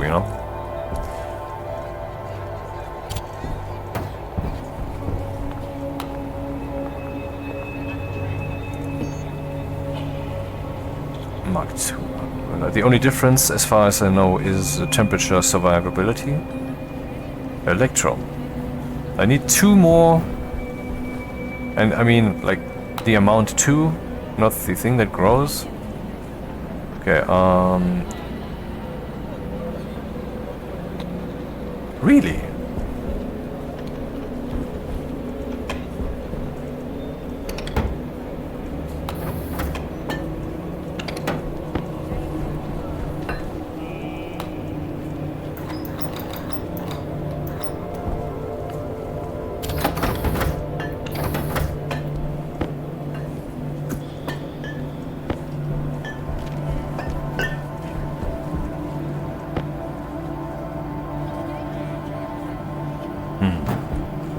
Not optimal. And once again I need a heavy battery. Good thing I still have some. Guess I would want to make some more though.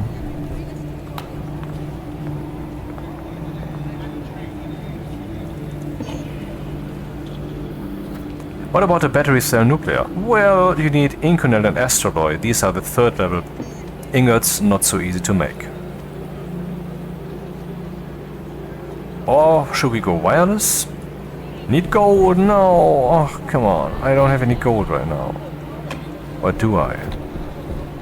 No, I actually do not.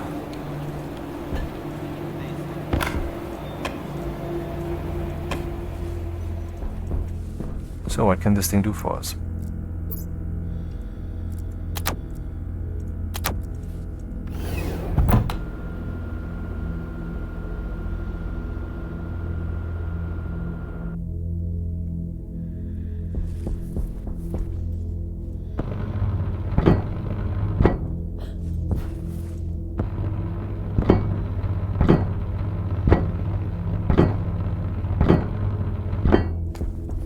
Well, taking that right from the sun or from the wind is certainly cheaper than getting the gases, oxide, or can get oxygen from the planet's atmosphere, or volatiles. But volatiles are also kind of... what source do we have for volatiles? I cannot actually list all of them from the top of my head, so don't take me as a dictionary there, but... I think there was something about composting? But I already looked at the composter. Or was there more to that whole deal?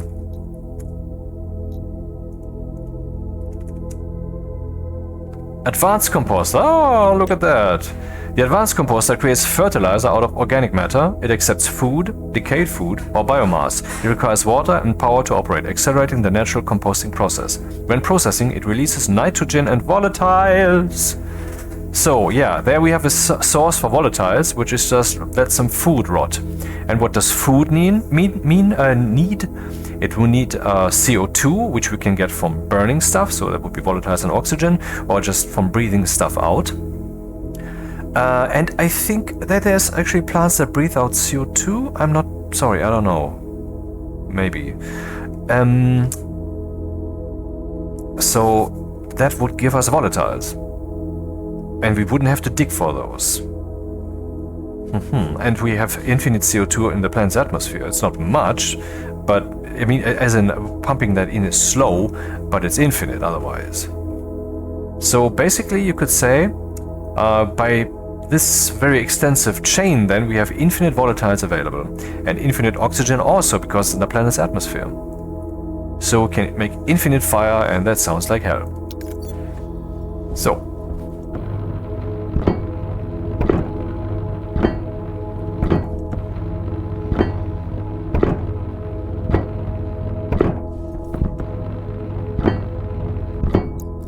Half done.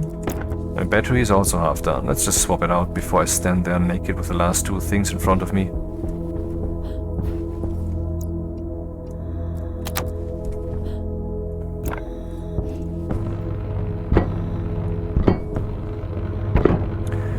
Then I want to put walls up, and so far I have always used, I mean actually way too much. My stations basically all of them look the same. That's lame, man. But if I would record a video where I, but no, okay, what am I saying? Recording a video and then thinking about, how to design this, that might be way too slow. But it's not like I don't play this offline, so should have an idea of design by now. I don't. Very, very low. Anyway, putting up iron walls, iron windows would be one way, but there's other potential windows to put up. There's, for example, stellite windows, which can take greater pressure differential, I think. Not that this matters here. And might also be less destructible, I don't know. Let's see, what do we have in the Stationpedia regarding windows? Crashes. Now, window shutter, reinforced window, composite steel, okay, to be considered. Kit window shutter, that's the same thing. Reinforced windows, that's the same thing. And then shoot window. Where's the iron window? Oh, I said windows. Oh. Okay. Padded window.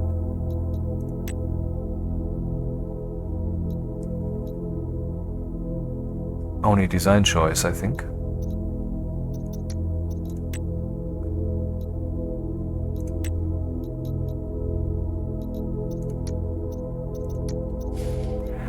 Reinforced window. Made from kit reinforced windows, which needs, of course, steel. And how do you construct it? You need one kit, which is 2 steel. Then you need 1 plastic sheet and stellite glass sheet, which in turn takes stellite, which is the 3rd level ingot stuffs. Stronger glass substitute. Reinforced glass can take up to 1000 kilopascals pressure differential. Not bad. Here we have the reinforced window composite, same kilopascals. Hey, wait, does this take a different stellite glass sheets? No.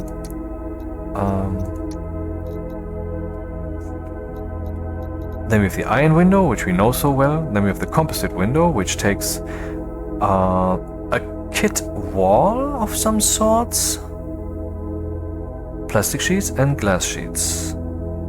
So that doesn't... Oh, I could do that actually for a station in the future when I think I don't have too many iron sheets at the beginning of the game.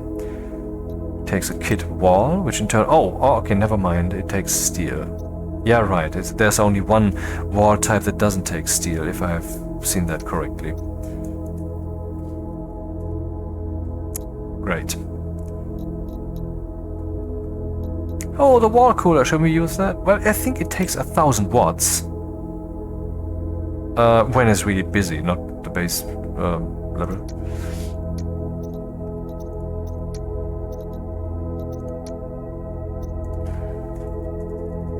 So what alternative reasonably do we now have to the normal window, to the iron window? There would be the composite window, which takes steel. Might also look better, you know? Kit wall, plastic sheets, glass sheets. Plastic sheets. We have tons of silicone, this white chocolate-like stuff. I mean, you know, the structure. So that would make sense to go for plastic sheets. Then we need glass sheets also. But we wouldn't need iron, you know. Devised. Max pressure 200 kilopascals. Let's use these composite windows. I need a kit wall.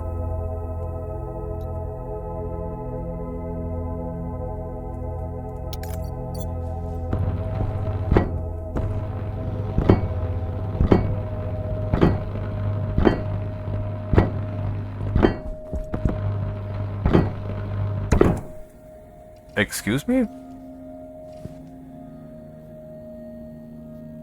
Dude, didn't I have... Oh wait, I only had 100? I thought I had 200. Did I actually... Somehow my brain sometimes just fucking shuts off.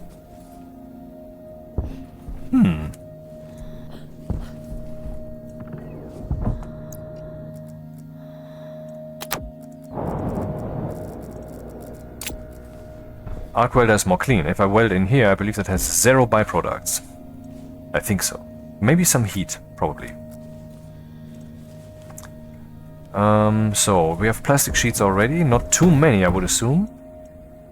Well, 40 is not bad. Still not enough. Let's make some walls. And here we go. Geometric wall, flat wall, arched wall, or just wall. This is the one that we need to make.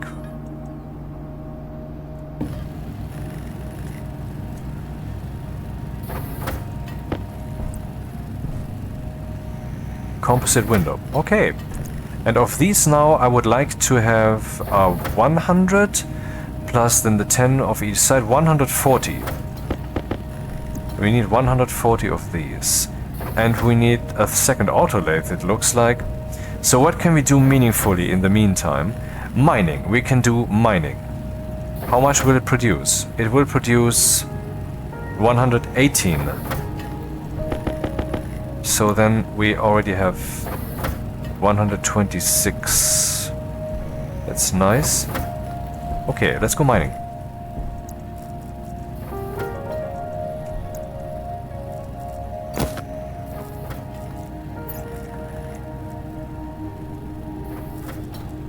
Did I use up all cables or did I place that somewhere? That would be very coincidental if I had used up exactly all cables. But that appears to be the case.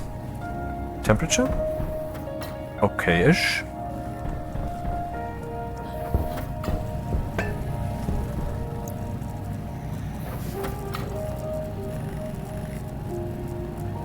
The focus now is on gold. I need to find gold.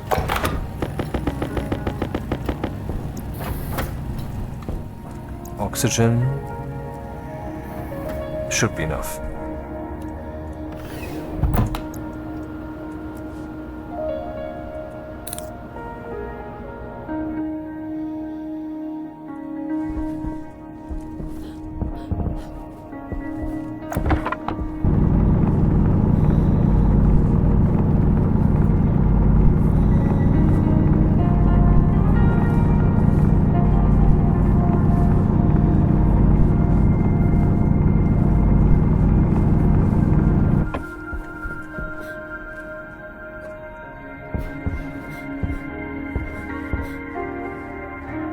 No jetpack, but there's a mountain.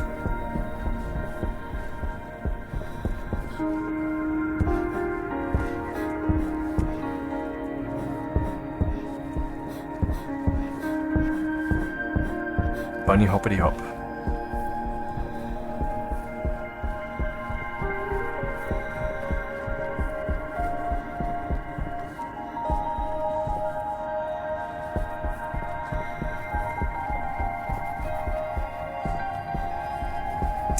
Where's the glinting of... Oh, there's some glinting. My guesstimate would be that is silver. And there's more glinting. And there's more glinting. Lots of glinting over yonder.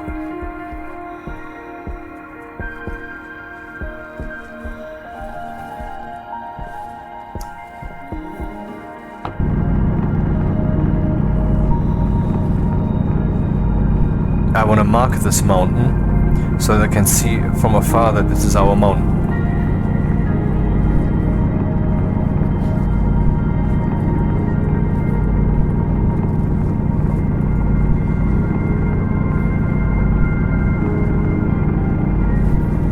Since now with this drill I can move any mountain, why not?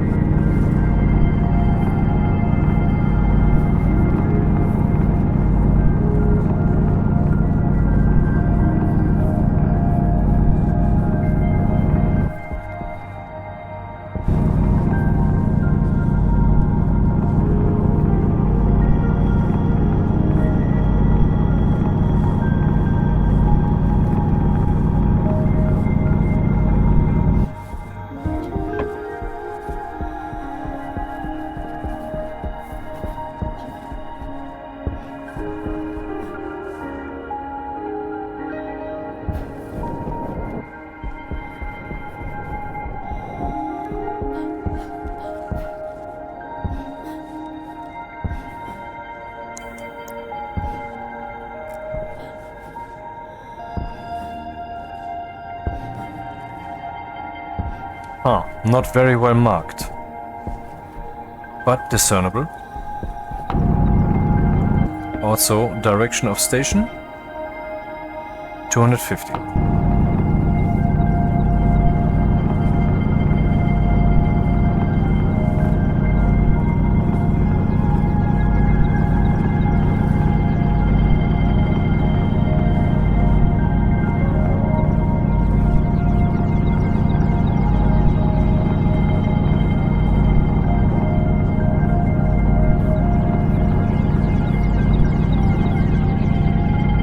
Look how fast this is. The drill doesn't care that this is gold, it just digs it out, period.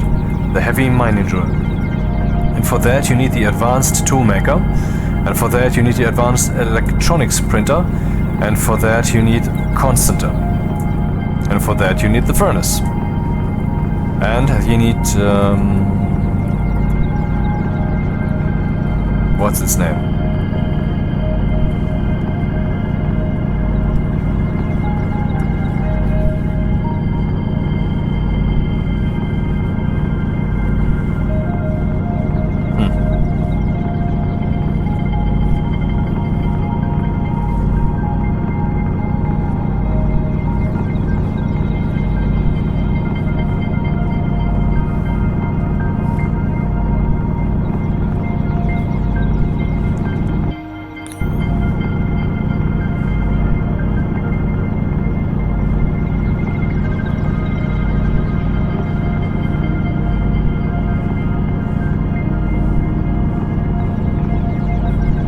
Yeah, like I said, the game is accelerating.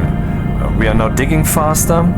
We will just, when we go back, toss some stacks of this gold into the smelteria, and we won't care about that. It's gonna be doing that. Meanwhile, we'll be out there and welding some steel sheets, which I still have to print. You can run multiple autolathes if you will, because the autolathe, when I said it's irreplaceable, I didn't mean you cannot make one. I meant that if it is gone, but the only way to print an autolathe is to have one. It's the only way to print it.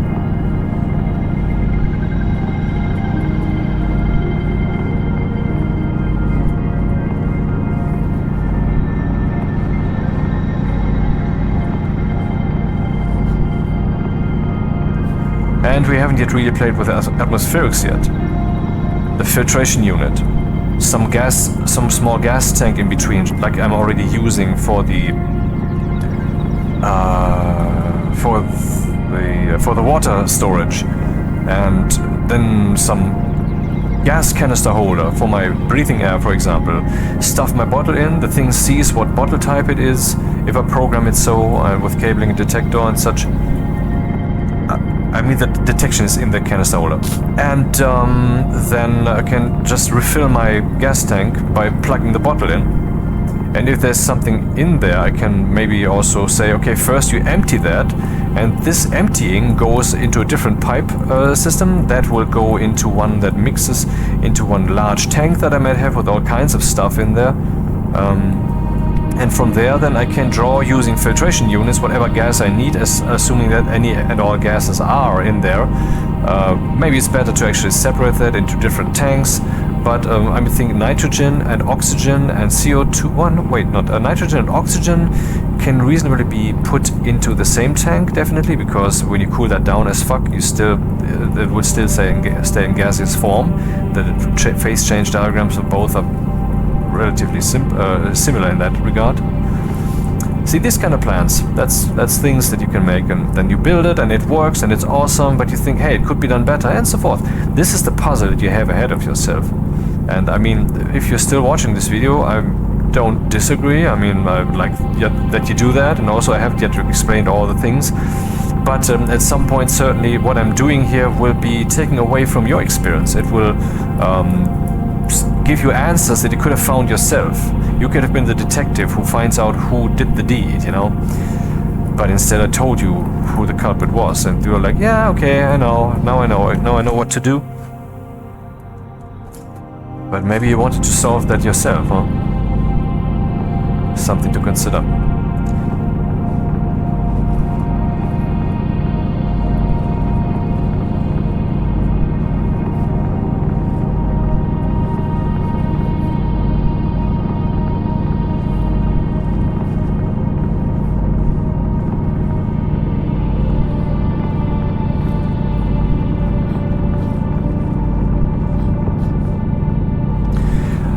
pause for a second. It's already relatively late, but I don't want to stop now. Let's see what the to-do list says. I upgraded the manufactories. We did the chip housing switch thing. We changed the convection radiators and realized, oops, not a good idea. Then I would like to make solid fuel. That's much more efficient storage of fuel. I'm not sure I should read up on that first, but I don't want to do that now. Then I want to extend to have more space, a larger room, you know, to build stuff. So I'm putting that up before the solid fuel because we need some space to play with atmospherics. Then tracking solar panels, I will pull that up too. That's the first thing. I definitely want to do that before this video is over. Then I think the telescope should be next, probably then in the next video. And that's all I currently have on this to-do list. Doesn't mean that we won't have more things to do. One thing I also wrote down is, let's say first you play for the experience. The necessities drive you forward. So you're trying to survive, and then you build something, and then it works, and then you can survive. And then you would build to improve the quality of that because it's too burdensome. You automate your cooling and such. That is still for the experience. But that is all not focusing, that the focus there is your experience, the focus is not the product. I haven't yet actually made a station where the focus was on the product, as a nice corridor with writing and lighting and automatic doors and a room for electricity and a room for this and that and so forth. I haven't done that yet. And that is something that should definitely happen at some point. And maybe that's what you want to do then. Can't promise anything.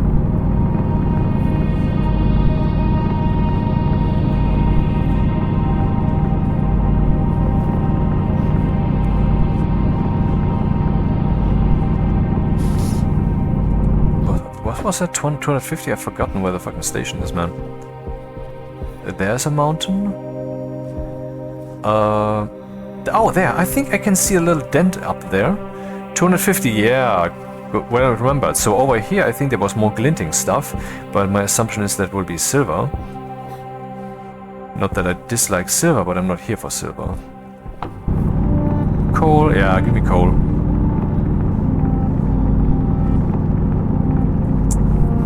Lots of resources, even though we are still very close to the station.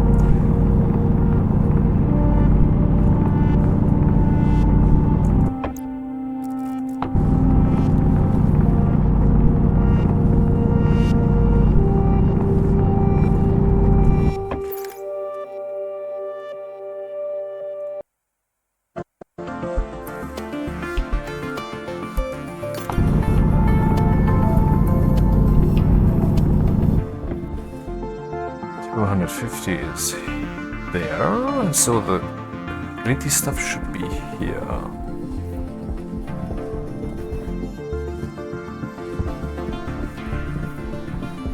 Coal, copper.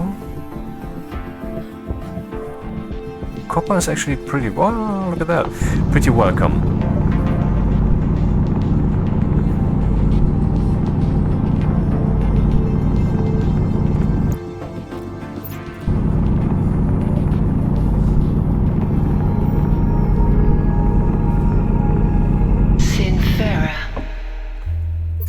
Write down to replace our battery.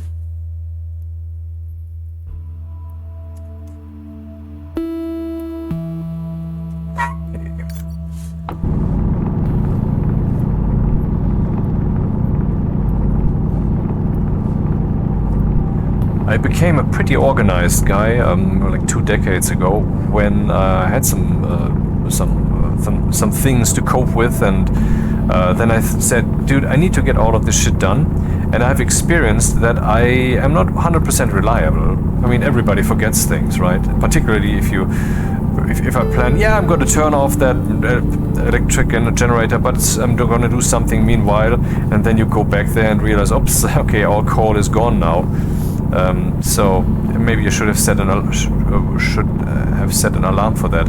So what I did is I started to live with the following assumption: I will fail. That sounds like it is a bit depressive, but that's not what it is. It is. I'm running under the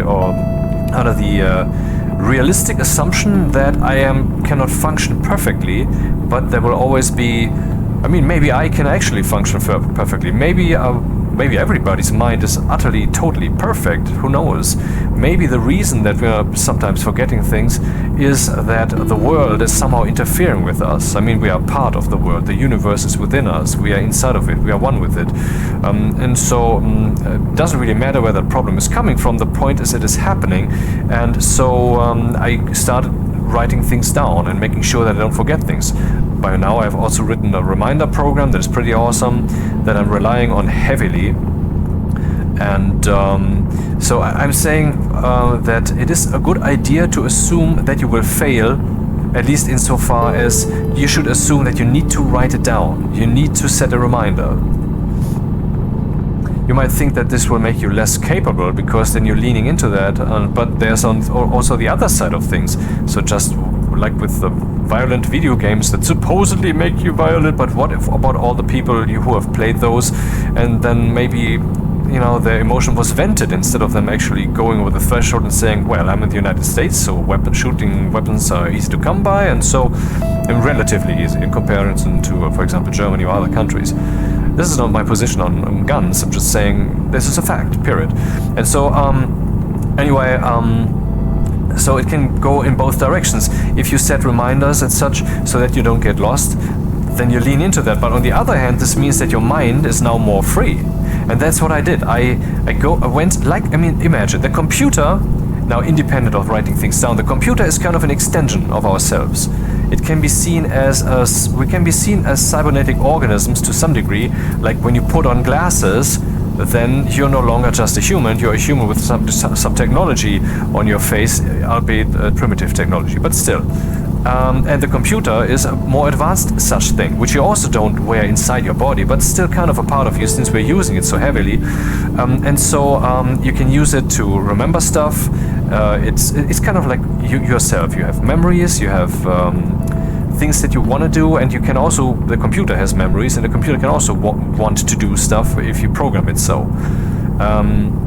And in this way, I just said, okay, let's just use the universe, the world around me, which might even be responsible for me not functioning perfectly, who knows, to help me functioning perfectly as well as possible.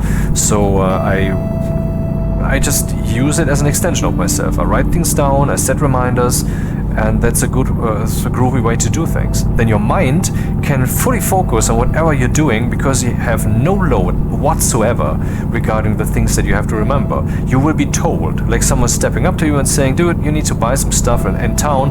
I am having a computer who does that. Therefore, don't forget your backup. If you don't back up your data, then it can't have been that important. That's the way you should actually phrase that. Now, let's mine some copper. Or did I already do the copper?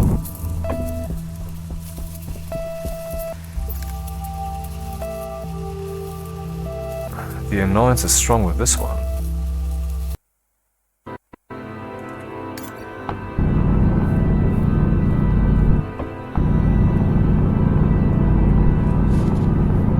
I would have liked to get more gold, but that's a good amount. Some coal, some copper, more iron would be nice, since I stuck all that iron already into steel, and then I don't have so many iron ingots left. Be nice to find some more iron also. And then cobalt, yeah, and silver. Do I already have silver? I don't think so. Cobalt and silver are necessary to make a pill. I at least want to have the capacity to do so.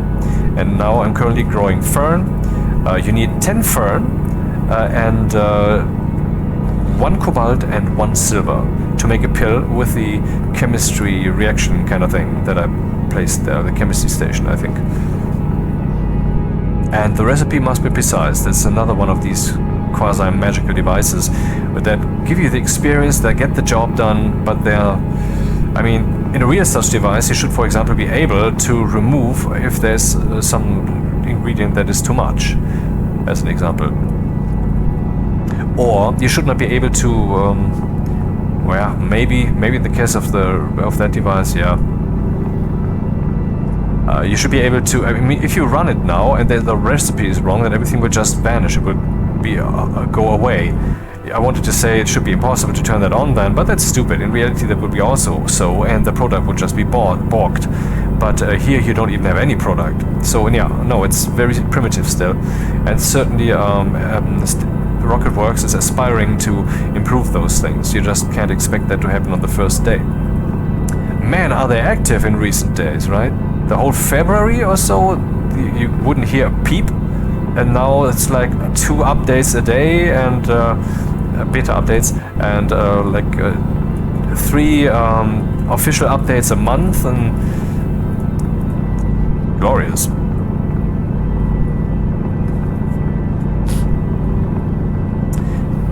Man, I'm dreaming of. See, okay, when you say I want to write a story, then a sheet is empty, the paper is empty, and now the possibility space is completely open. You can now write that, and there's nothing stopping you. And in this same way, it's also fun to think about other things that don't exist yet, because it's as if you are creating them, and you're being rewarded in your brain. It feels good. So I'm thinking about how awesome it would be to have other games that have some atmospherics. I did this already in another video, not just of this series, but maybe I can find some other example. Hard Space Shipbreaker already has that, but it doesn't have any air mixing yet. It's just either there's gas or there's not gas, but it's not poisonous. But then again, you're in a spacesuit all the time anyway, so who cares? Could be burnable though, but let's rather think everyday life stuff. Deus Ex, for example, with the atmospherics, which is the original one. What could that do? Let's imagine some scenarios, some scenes.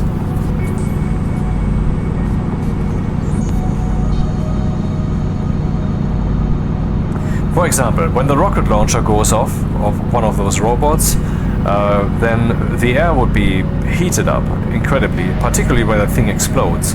And if you stand nearby, then you might take fire damage or heat damage. That's kind of already happening. But things that could burn should be set on fire. Well, I think that also happens already. I'm stumbling blindly through the forest, but at least I'm stumbling. At least I'm trying to find something, and I'm sure that I will find something eventually. Power low. The brain is like evolution. Like there's a random generator, but there's also some kind of cage, some force grid, some stable structure that makes sure that these random mutations don't lead to just unviability, but to something meaningful. Oh, damn, I don't have my tools with me. I don't have a replacement battery. And I can't use... Oh, can I use this one? Power critical. It will now slowly cool down, but... Outdoor temperature is 5 degrees, that's not too bad. Only I shouldn't empty it entirely, that would be awkward. So another game, Atmospherics, or another scene of Deus Ex, for example. Yeah, here's a scene of what if you are in the sewers in Deus Ex Human Revolution or such, which all have sewers, I think, at least Human Revolution. Then when you go in there, it stinks. Why should that bother you? Well, it should bother you. Maybe there's actually some kind of vomit meter that goes up. Maybe not necessarily in the game Deus Ex, because maybe it's some kind of hardened, veteran kind of guy. But in principle, and you would also attain some stink very slowly. Except if you step into that stuff, then you stink properly. So it would be good to step underneath some grey water, which at least kind of flushes that dirt away, flowing down there. And when you stink, then the people might react to you. Might say, when you step up to them and want to download the 2 lines that they all have to say, that they can all say, they will instead say, dude, go away, you stink, man. And then you could also go and have some kind of reputation thing going on, but that would then have to be per character, as in you have this and this reputation with that and that person. And so they've seen you already in a stinky form, and now when you step up again, they might react in a rather dynamic way. They might say, oh, it's you again, I see you found a shower, okay, what's up, man? As an example. It's not the best example, but I'm trying to... You don't have to think about Deus Ex particularly. just using some kind of platform to jump off of into some direction regarding atmospherics and deeper simulation.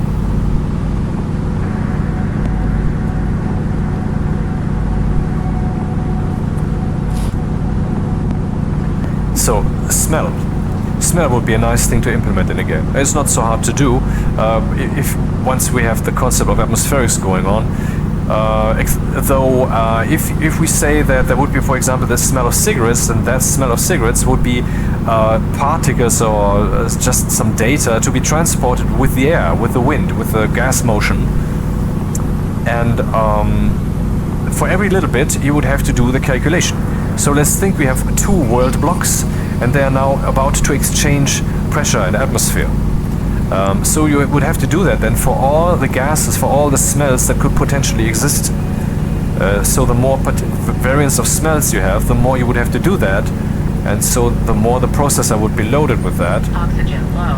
Which isn't so bad if it's a different thread. What is a different thread? Some people don't actually know what that means. So back then, in the times of Amiga and such, we had one thread. There was a processor which could calculate stuff, and then end of story.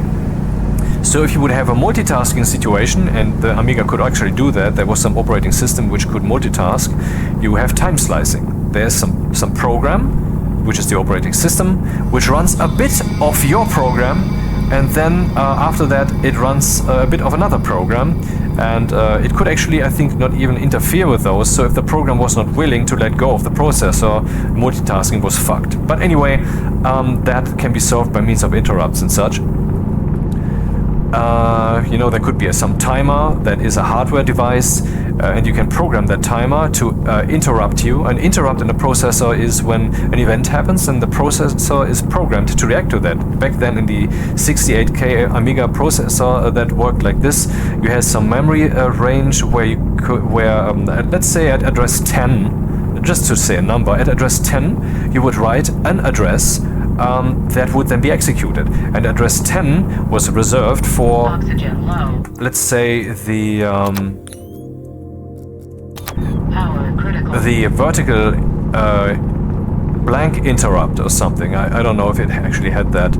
Vertical blank is when the cathode ray scans across the screen, and there is some area at the top of the screen where it will not, and at the bottom also, but that's the same thing because it zips back up there, where it's not visible. And so if you change the content of your graphics display, and then the cathode ray runs again across the screen to show you the content, then it will meet in the chips different data to display, and so you will have a smooth changeover from one content to the next. And that stuff is still happening with our LCD screens these days, because that's what when you don't consider that properly, then you get screen tearing. That's exactly what that is then. Anyway, let's assume we would have a vertical blank interrupt, as in whenever this cathode ray is up there, or whenever we are on an LCD screen between two displays or whatever, then we would get an interrupt. So then at address 10 we would write which address shall be executed when Oxygen low. that interrupt strikes. And so whenever the interrupt happens, whenever that situation is there, Critical. then the system would look at that address, which code to execute, then it would run that code and would return, and then it would continue with its normal operations, something like that. That could all happen on a single-threaded machine. But on a multi-threaded machine, you can actually have, it's actually as if you have multiple, lead. Lead is not too unwelcome. You actually have some, basically multiple computers there, you could say. It's as if you have a single-threaded machine on your table, a PC, and then you set and put another computer next to it. And that's actually not a bad metaphor, because they will not know what each other are doing, and now it's also easier for you to imagine what that really means when they are truly separate, when they can really run independent of each other, when their timing is completely detached from each other, because that's what you have in a computer that can run multi-threads at the same time on its processor. Also, these two threads will really run independently. I mean, there's still some kind of gear interlocking because of the processor timing, or because of the quads that tell the processor to do what at what time, the tacting. But in principle, those two will be indeed separate. I guess I should go back. 250. There's the mountain, we can actually see it. Maybe I should cut that butt cheek a bit more apart. Yeah, multi-threading. And so let's say the computer program is doing something like the game loop is I'm running around and it's checking the keyboard, and then I'm moving to the left or right or whatever, and then it's going back to its starting point and does that again and again and again, and all of that in a meaningful rhythmless speed, so that the simulation doesn't suddenly run fast or whatever. That would be then one thread, for example. But let's say we also have atmospherics, where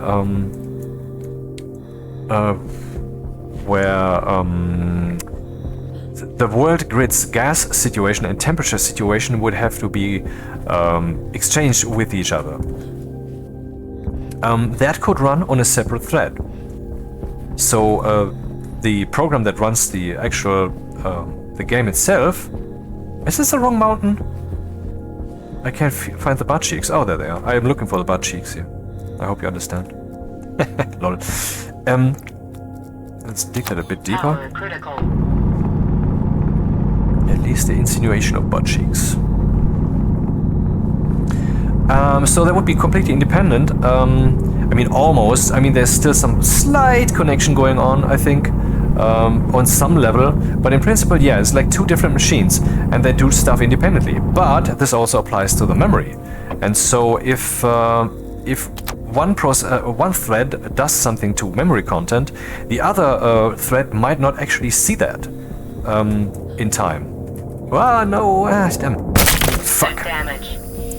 Okay, I didn't come with duct tape, so let's make use of that then.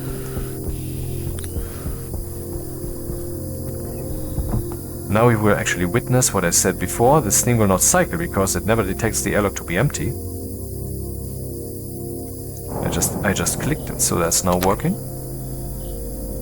Oh, we need more batteries.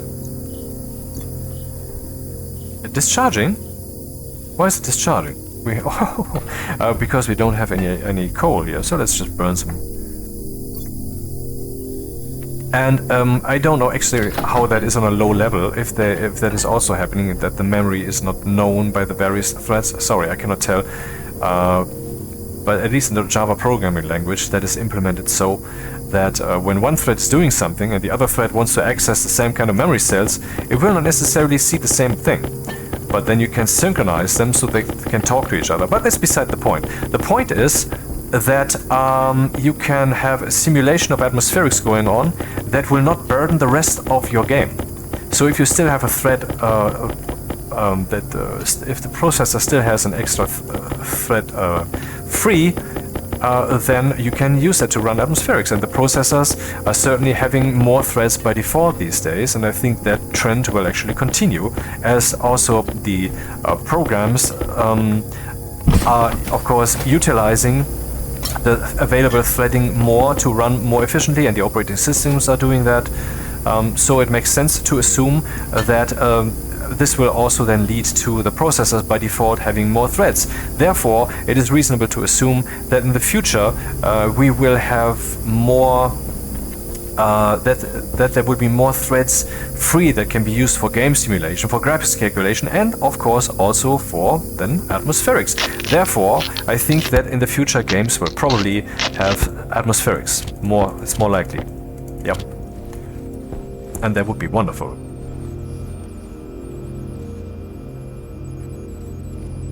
Ich habe fertig. Should I prepare some steel?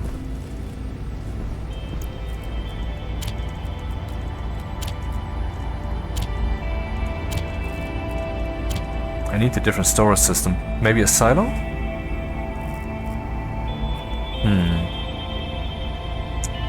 Or a big hole in the ground? Anyway, let's build some.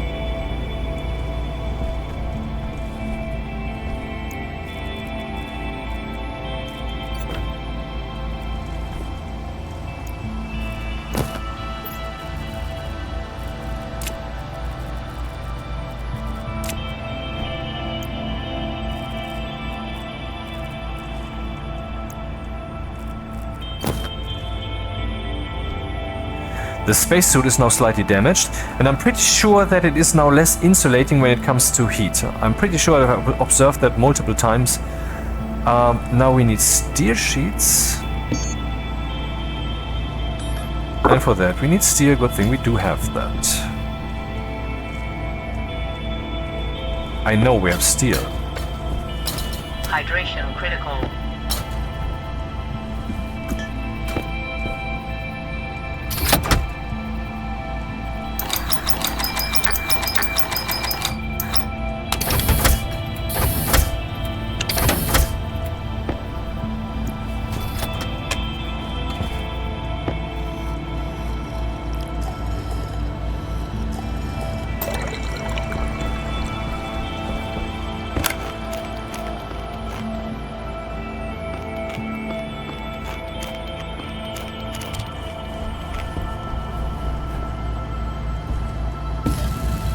$100, please. Meanwhile, we can already start putting up these window walls, I guess.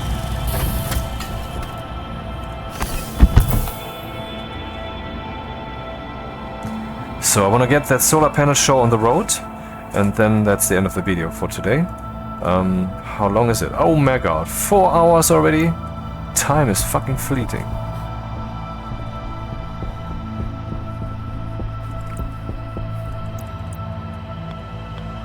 Composite window.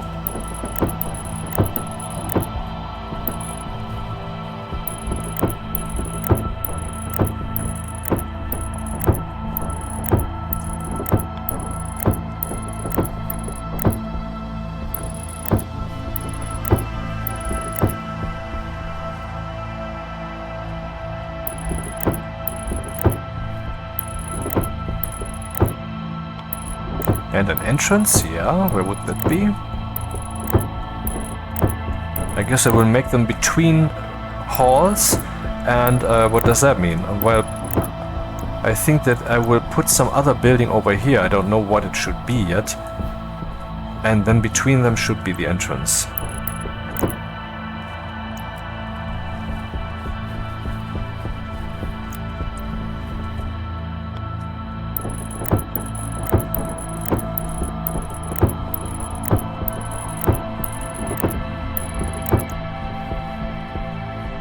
In the corner, or a bit more entertaining here maybe? Shh. Does it have to be an airlock? Or will I have an evacuated room? I am not sure. Okay, let's prepare for an airlock then.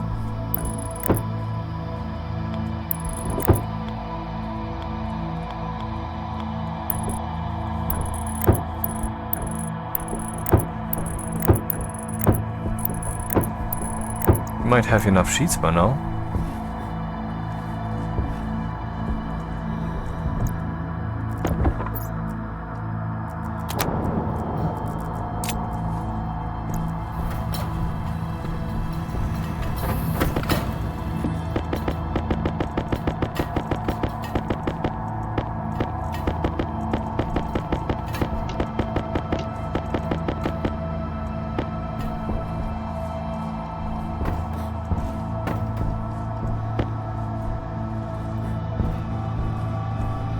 Two more? Hilarious.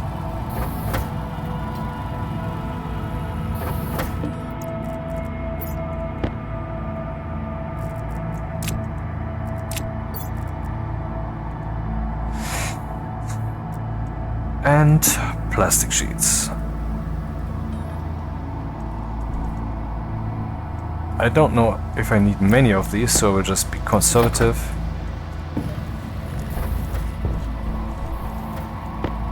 And glass also, right? Yeah, glass. Do I have my welding torch? Yep.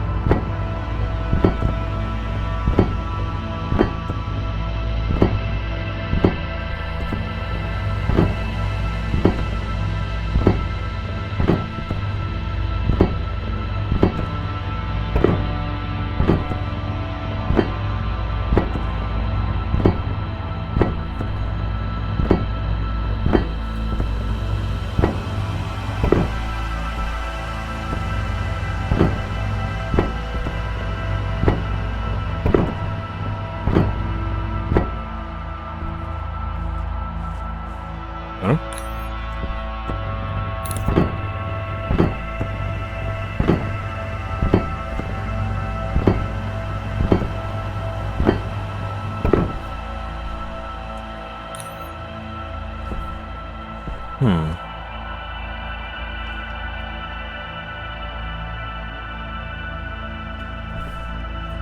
Dude, what am I doing wrong? Was it only 50? Yeah, of course, need 100. Stupid me again.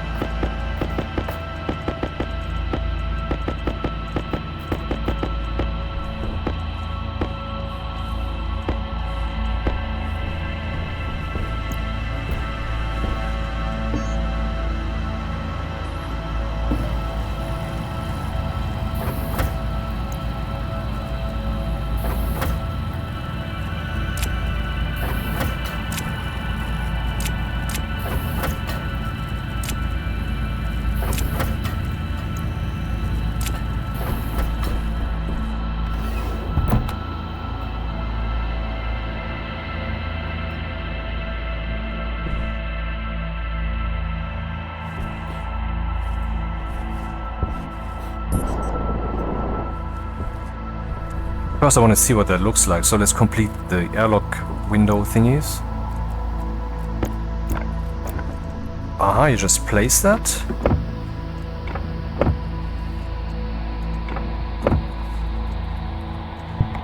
I placed them inwards. Which is not necessarily wrong, it depends on what you want to do. I will just leave it as such. Whatever.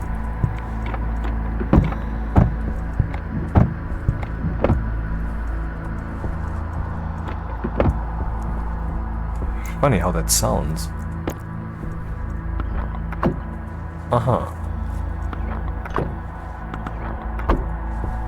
No more awkward orientation rotation thingies. I think. Hey, what?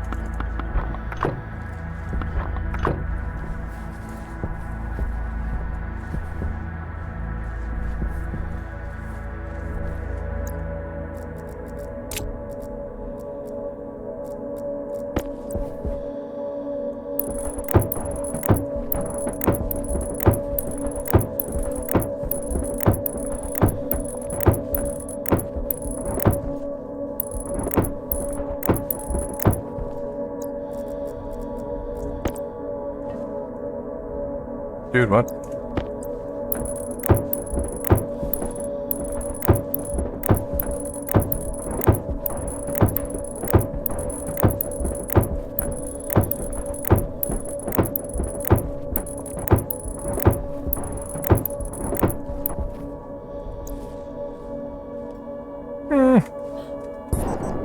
I wager this is not airtight yet.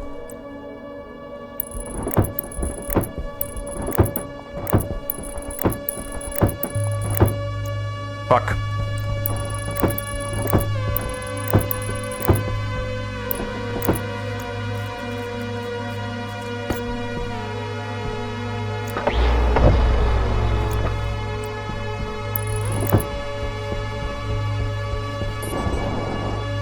Wanna see something fun? I'm smashing my forehead with every step. The animation is not running synchronously with my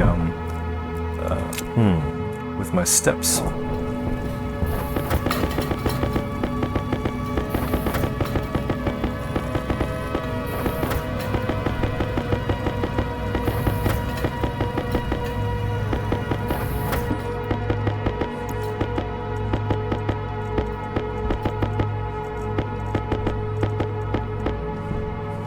Yeah, a stacker would have been more convenient. Oh, I still had some steel sheets. 2.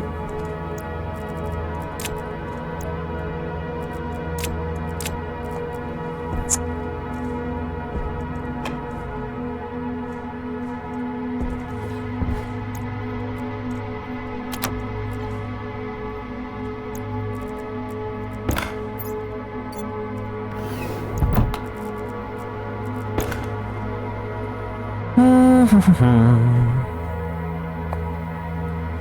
stupid. I should smelt some of the gold, which takes a long time.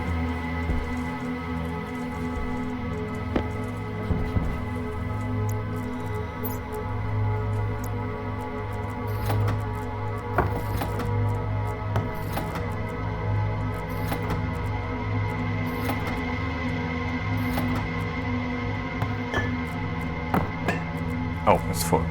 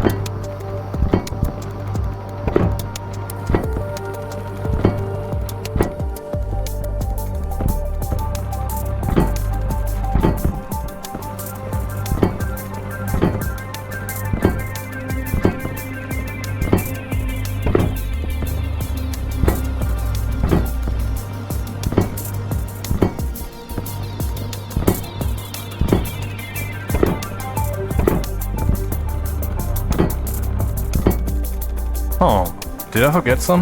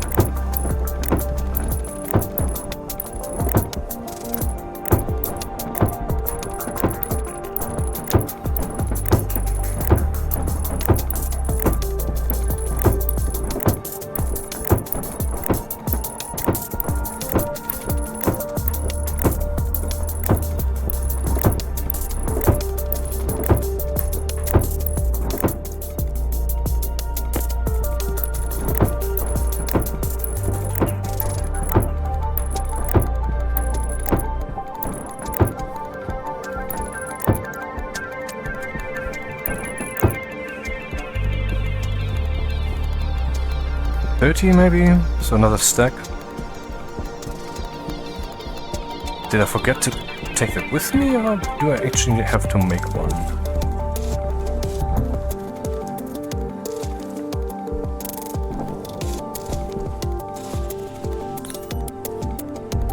I have to make one.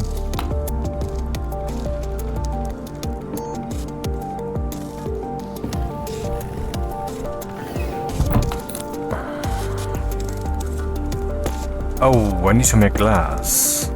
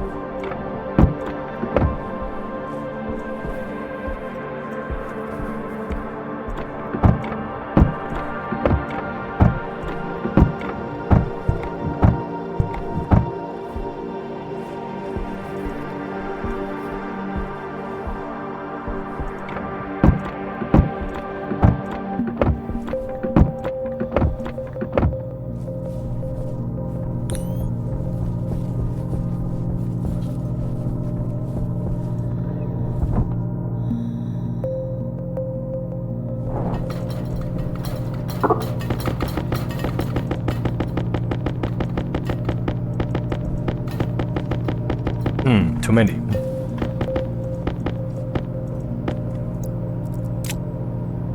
Oh, not too many. Too many? Only a bit too many. Okay, what do I need? Plastic sheets and glass. I need glass sheets. What do we do first? Plastic sheets.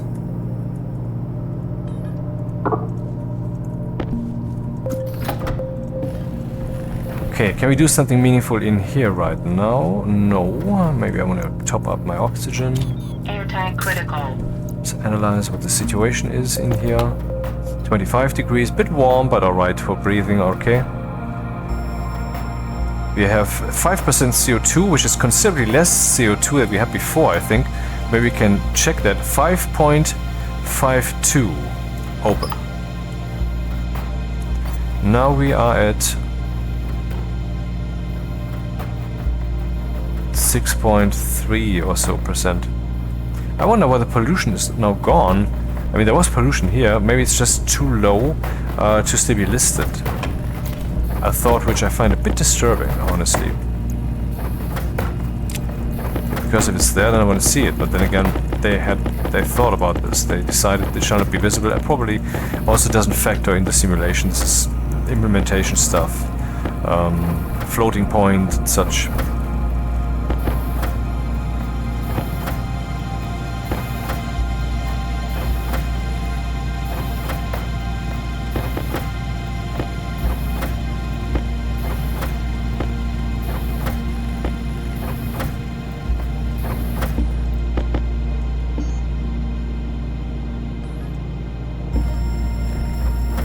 Wait, this will be like 10 or so. Way too few.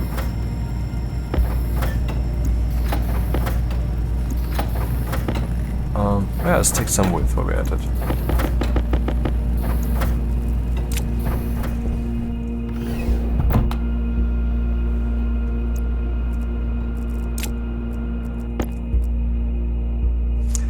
Quite some work, isn't it? But only if you're impatient. Otherwise, just, I'm drifting along, I'm doing meaningful stuff. It's interesting, I like the sounds. I'm building my energy production facility, where the sun will, at least during the day, give me a ridiculous amount of electricity, depending on how many solar panels I place in here.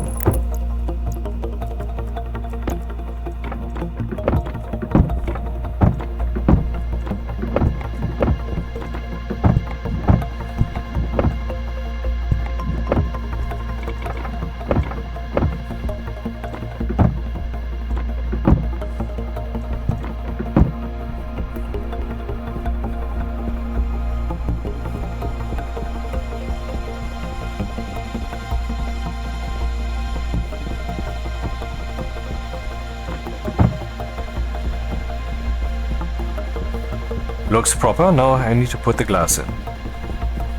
Of which I have little.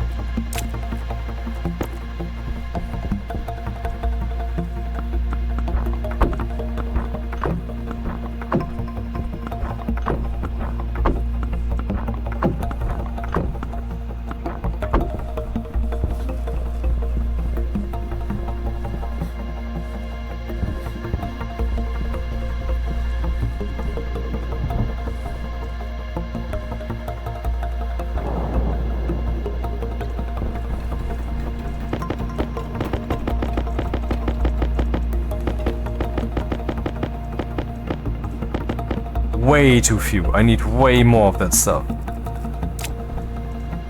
In other words.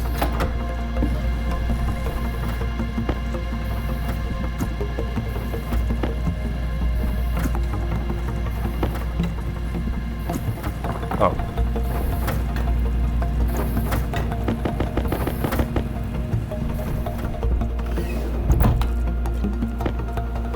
Has become kind of a factory, right?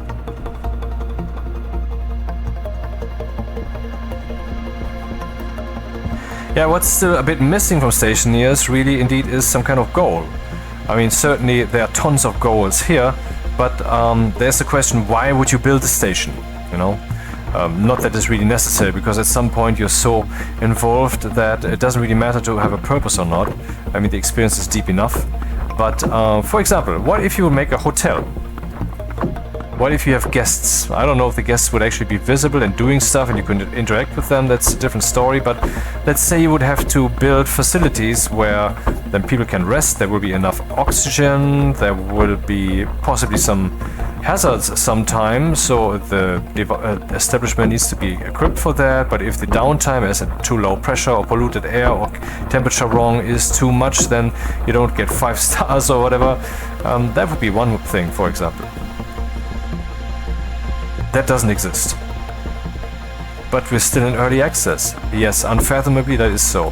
Like I said in another video, Rocketworks kind of shot themselves a bit in the foot because they aimed to make something that is as entertaining and as playable as possible already. And since that thing is so complex, we now already have a game here that you can play for thousands of hours. In comparison to other games where you pay like 20 euros and then you get like 20 hours maybe. But here you get an experience that is maybe not so fleshed out, but on the other hand deeper than most experiences than in any other game. And so now people approach this with kind of the attitude like, it's already done, why is that shit not in there? I mean, if it's released, it's behaving like this, so yeah, why can't we do this and that? Yeah, it's early access. And other early access games are not like this, that they are so kick-ass that you can play them to shit already. But this one is, and that's what you have to factor in when you think about all the things missing. It doesn't make sense to run out here with 27, that's not enough.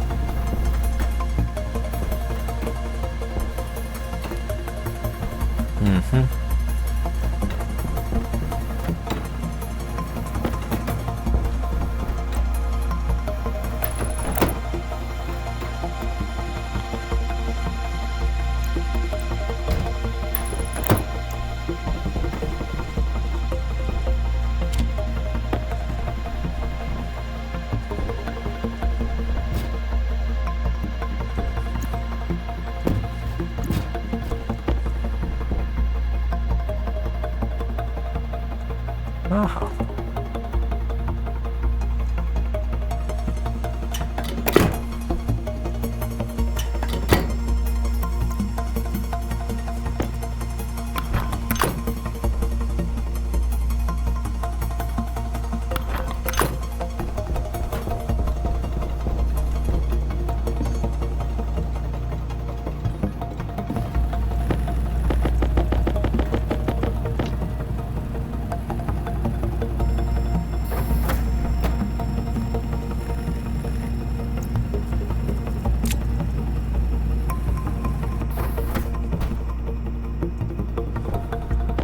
What, you can't make more?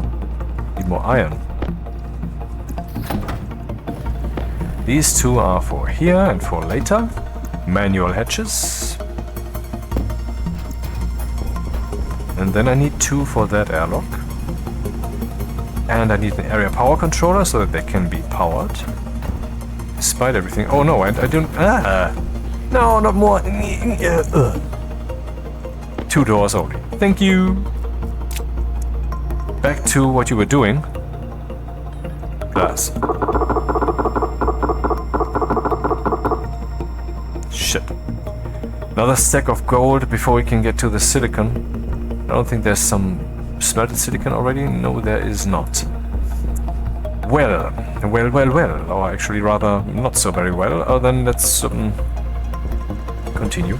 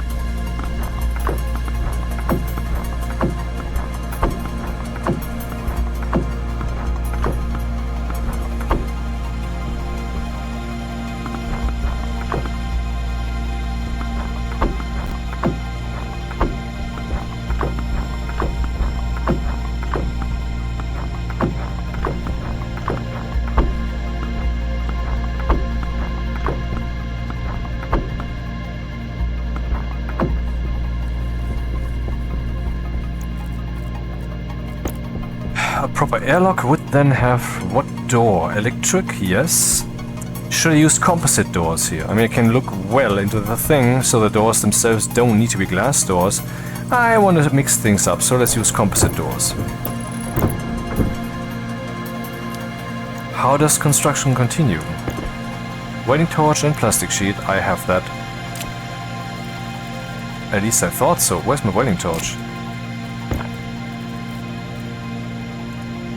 Ah.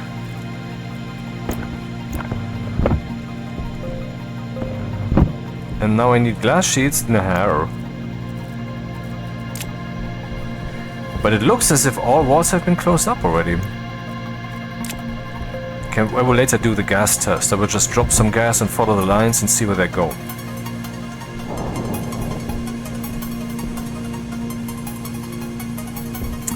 Man, I wish I could have bought this, but I can't because of all this nice construction here.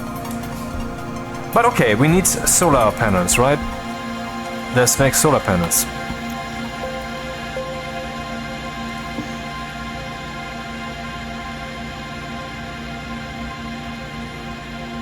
Gold. Yeah, that is actually nice. This will give me 10. No, actually not. I need more copper. But I don't have that much copper left. What's happening? Man, it's really late already. Why is it so late? Okay, since it is already so late, I think I can still close up that thing. I wish I could have bought the fucking thing that's in here now, but I can't. So I have to bring that patience to the table, yeah?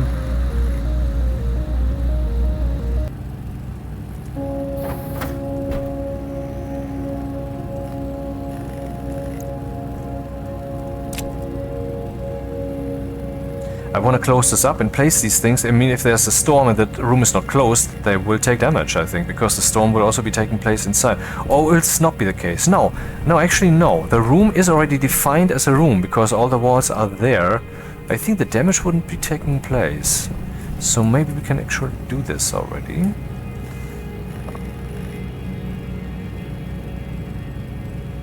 So then we'd be in there with 3 mega solar panels. I should then also print some cables.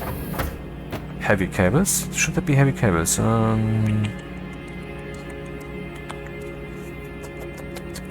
Yes. Or I'd make a different... Well, interesting question. Let's check. Solar panel. How much electricity can it produce? Maybe I can keep it under 5,000 and I'm fine.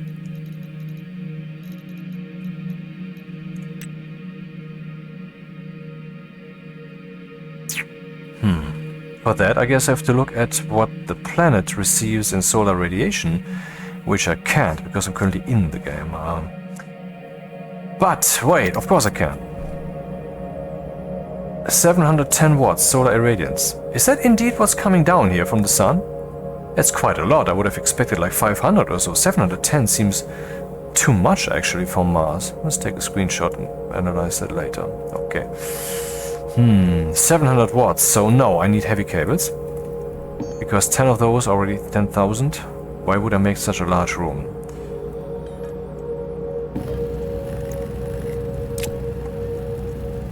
Too bad I can't make glass now. Annoyance. Is this still burning here? Yeah. Badly planned, but let's do the things that, the emitter things. No! Man, I wanted to take the, what's its name? Area power controller also.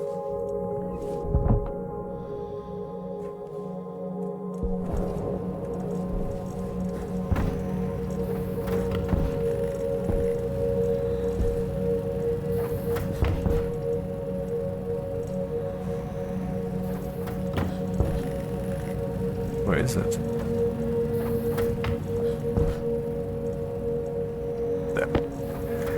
And a heavy battery. What do we need electricity for?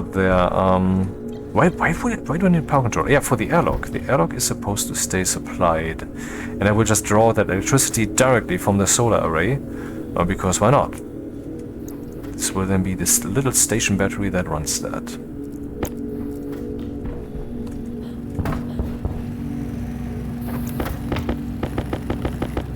This is not enough, but...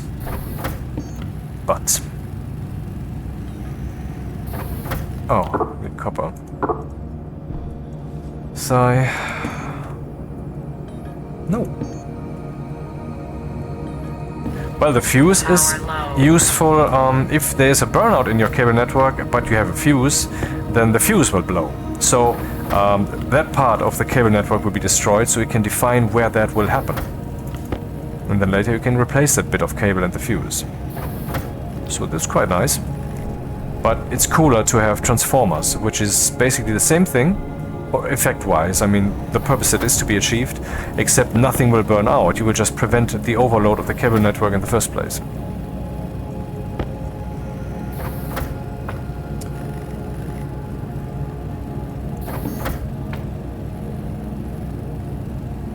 Shouldn't there be a tooltip here already telling me what this uses? That's the power transmitter. Top power transmitter Omni, that's for your wireless batteries. And then we have the power transmitter, which can be used to send electricity over longer distances. I don't know how far, 500 meters or so, or less.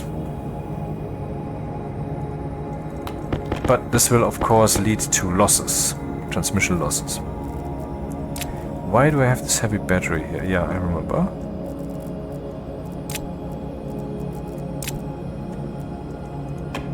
I need copper and I need that stuff. Still doing the gold. Afterwards, I believe 1 copper, maybe 2. And then we get finally the remaining glass.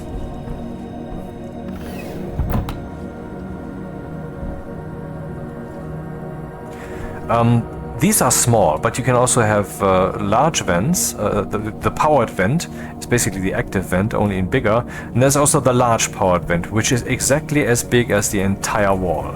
And it is not just very fast.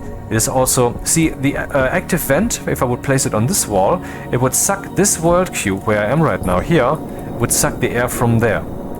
And then eventually that would be sucked empty.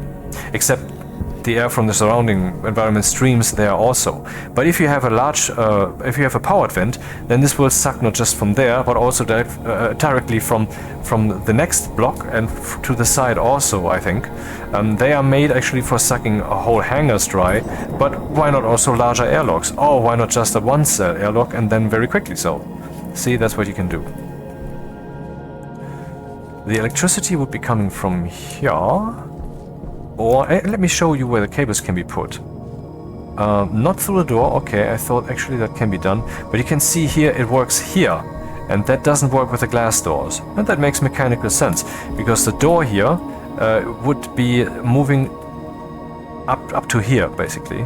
So it wouldn't cut through the cable. So, yeah, makes sense. I will do it in the usual fashion. In the airlock I will use weak cables, for that is sufficient.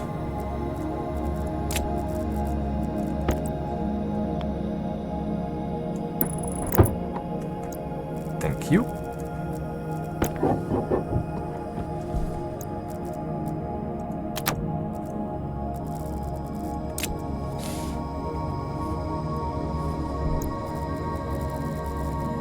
I don't have any cables, hilarious.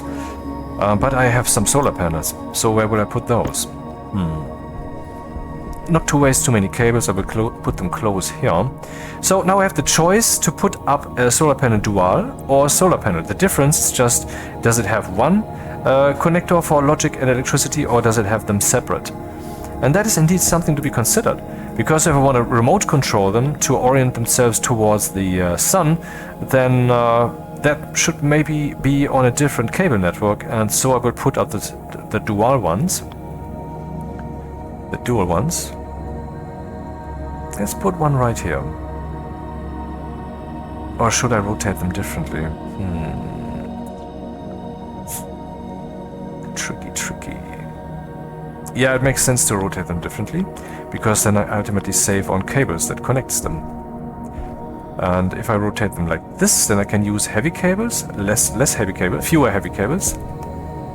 And I need more of the small cables for the logic, but the small cables are cheap. So placing them like this might not be wise due to the shadow casting, but I do not give a fuck. Can I walk through them? Yeah, still can. I don't know how much space I have to leave between them. Or maybe I should place them diagonally. Maybe I should place them like this. I'm not sure. I've never done this before. Building such a house with these things inside, but I've seen that quite a few times and also visited such hallowed halls, so yeah. Uh-huh. You're kidding me, of course.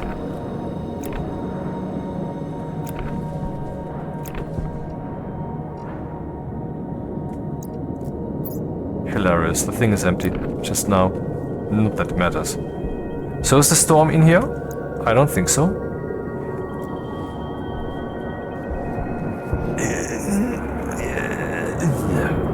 Creeping forwards at a snail's pace. Ah, we can make glass. Glorious. But I can no longer push the button due to all the assemblies I put here. Not so glorious. I could, of course, put a button here that allows me to interrupt that. Should I do so? We still have this logic switch that no one needs, and that's ideal for the purposes.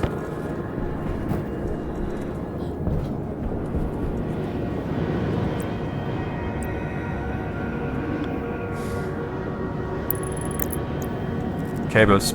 Oh, I don't have copper. I have copper.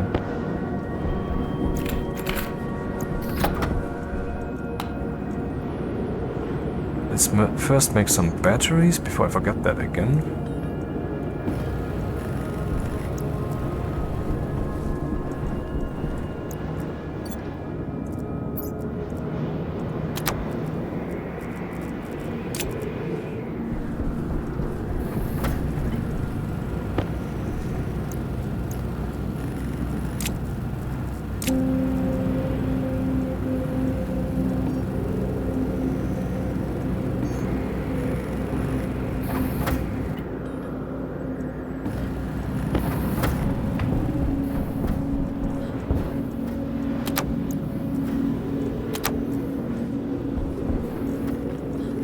Two active vents, please.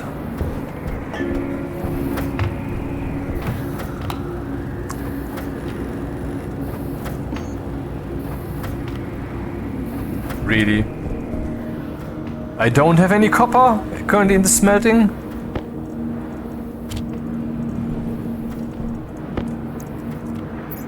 But I have copper, at least says that.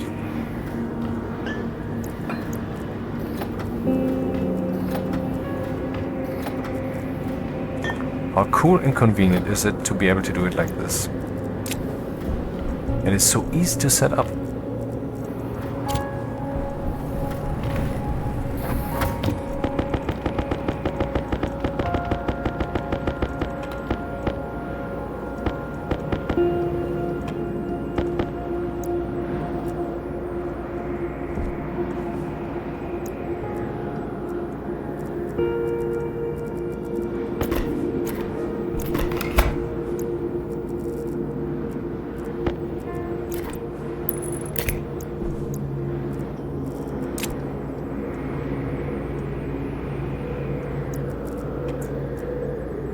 Not sure what the next step here would be.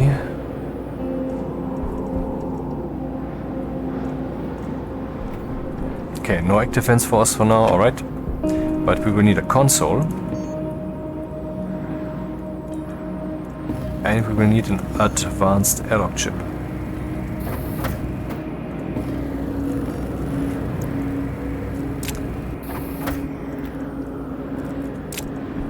Oh right, and I wanted to set up that thing here so that we can interrupt the smelting process.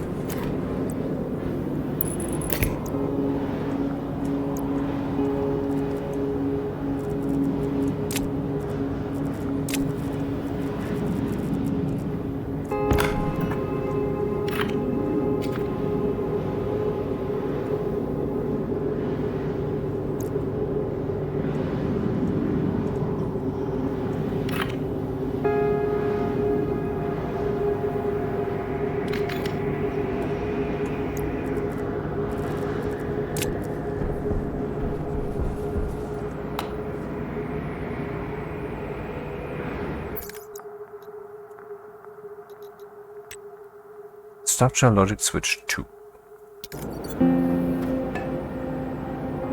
It's rather cramped in here already.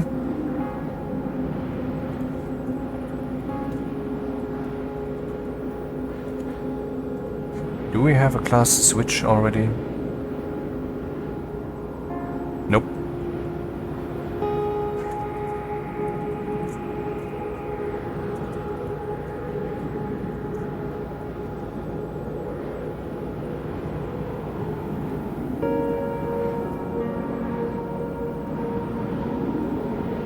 Where's the arc furnace thing?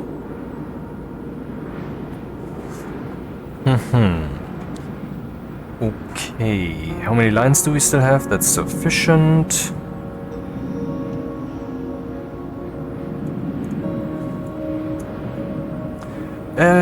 Load badge named into register R1. On or setting? I'm not sure which one it is. The setting sun. No, the setting sun. What values does it have? Open, lock, setting. Let's just go with setting. That is probably it.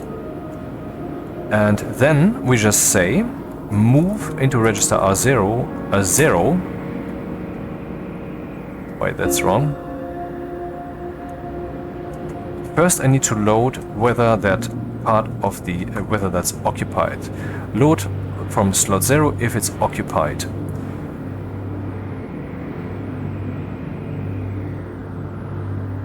Wait, I'm confused.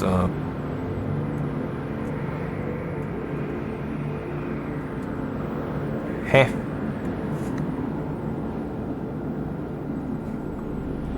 Oh right, this setting, what is that? R0 occupied.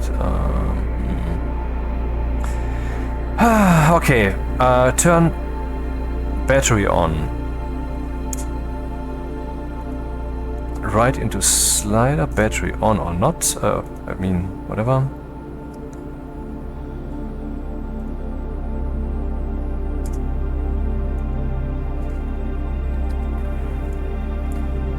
Load badge slot, arc furnace occupied.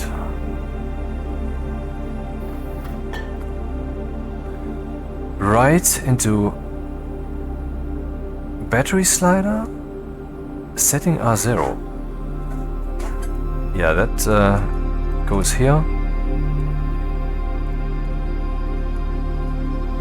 Then we find out whether that's occupied. Then we load from the new switch what it is set to. And if it is set to a certain thing, then we will just skip to this line, else we will move 0 into the activate register here, so it will not activate. So rather it will even be deactivated intentionally and directly.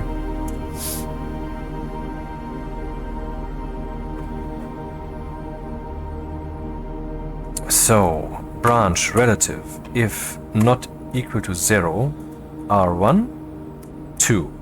That's it. So is it currently... Maybe I just aborted it. Let's turn this on or off. Aha. So now it's burning stuff. And now it's not. Sweet. That was easy.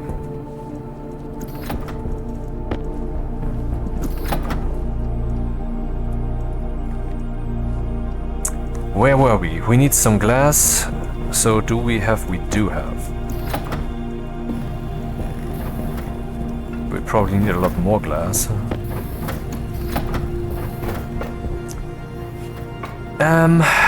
Then active fence that needed copper. Do we have copper? Yes, we do.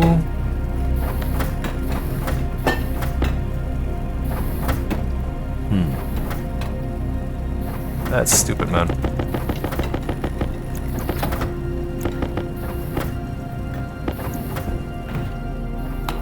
Two active fence.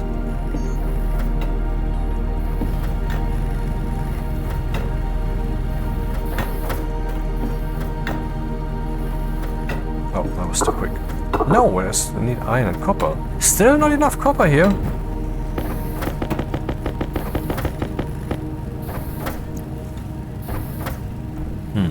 Well, it's almost done.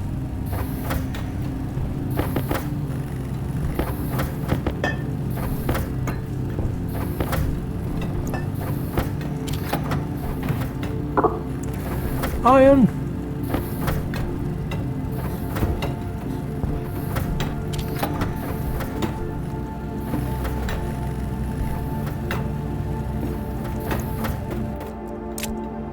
Okay, we have that, and that.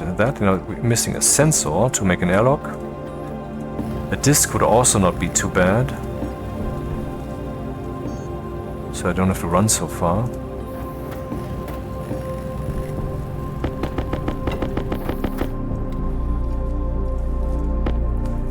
Alright, exactly 50? Okay. See how far we get with that.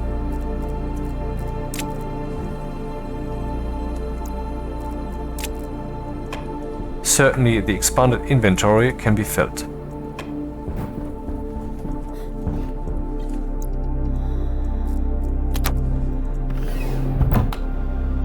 Oh.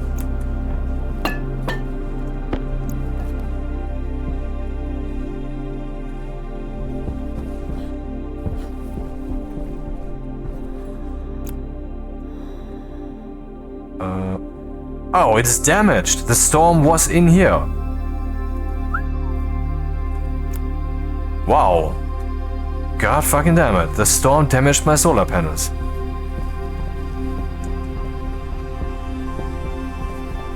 Before they were even built. Learned something today.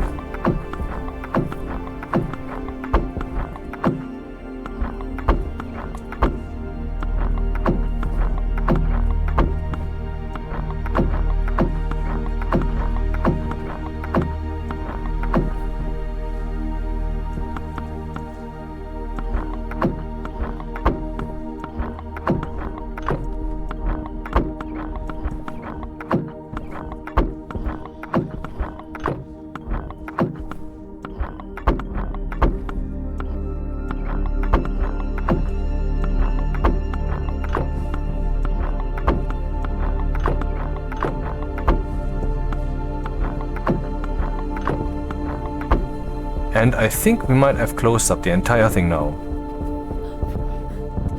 Only way to find out is to do the gas test. I have to complete the doors.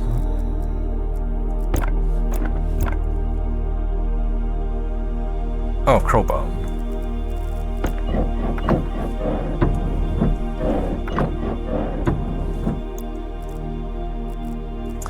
Yeah, let's do the gas test.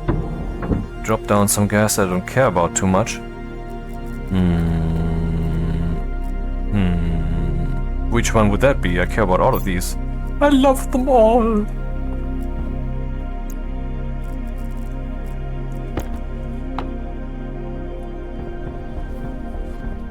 Is it streaming in a certain direction? Well, it's coming from a certain direction, that's why it looks so directional.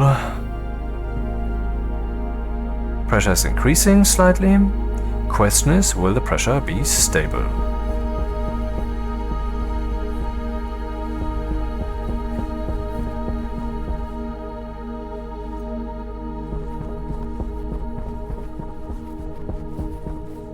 I believe so.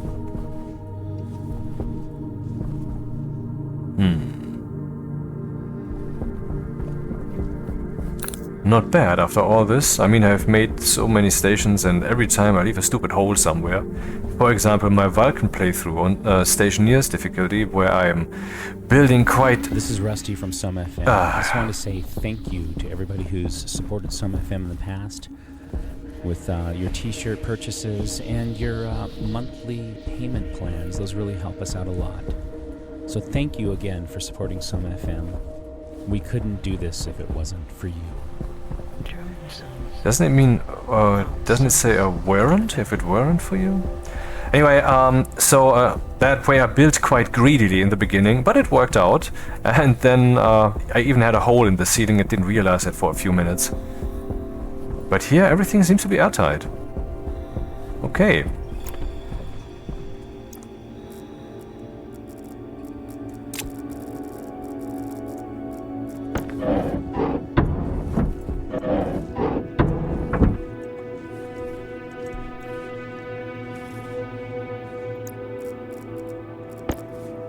So again, what do you need for an airlock? You need doors, you need a console,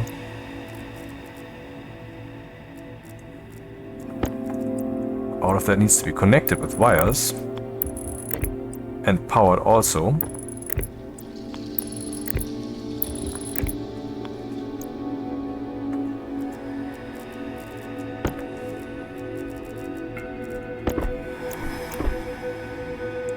Damn.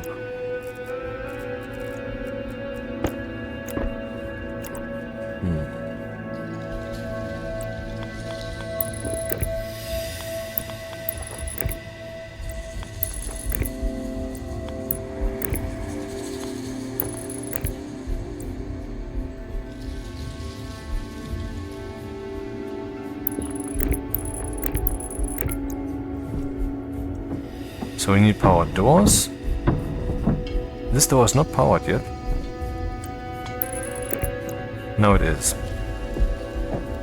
And, I wonder why the battery wasn't discharged. I mean, I'm using the doors. This thing shouldn't be full. Oh, no, it is. Maybe it was just a rounding situation. And then you need, of course, the airlock controller. And you don't need any of that really, because you can just think about what your airlock needs. For example, you need a secluded room, you need some pumps and so forth. You don't have to go the standard way. The standard solution just makes it more compact and more easy. You can of course program your own with MIPS. And by now I think you can. A multi-stage machine, you know. What is the current state? Okay, how does it have to function? Oh, what's the current state now? And so forth. Gas sensor.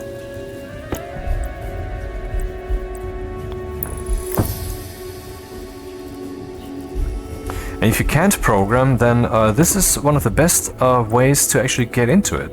Because here it has a purpose and you can immediately see an effect that entertains you, that you can basically feel, experience directly. Like when you would be programming your smart home, except nothing breaks and you don't have to put up with all this stupid OAuth 2 login bullshit crap. And you don't need the internet, because it's completely offline. Okay, that is the airlock. I can actually use this now. No, I need the vents. Ah, right, the vents.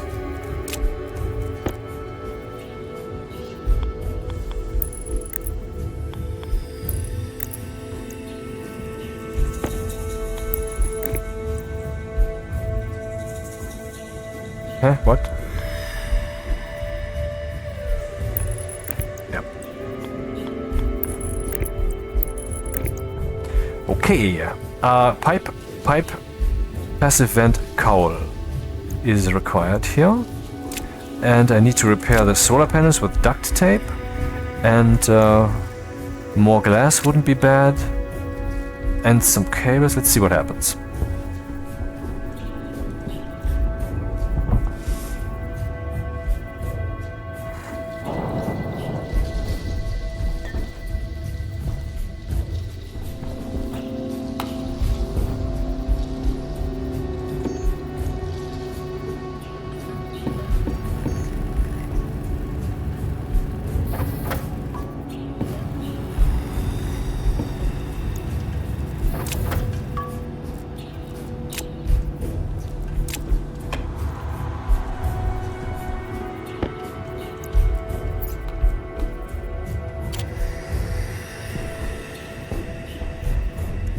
Duct tape.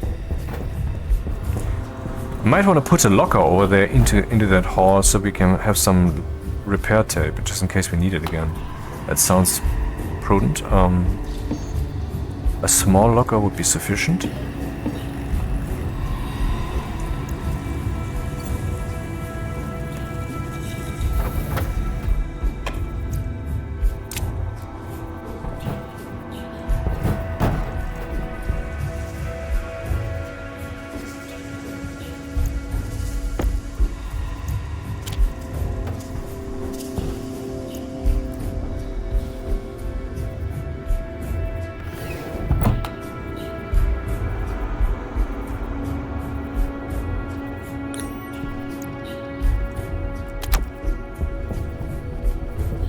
during a storm it's rather impossible to get in here, so yeah, at some point I have to make some kind of platform situation here.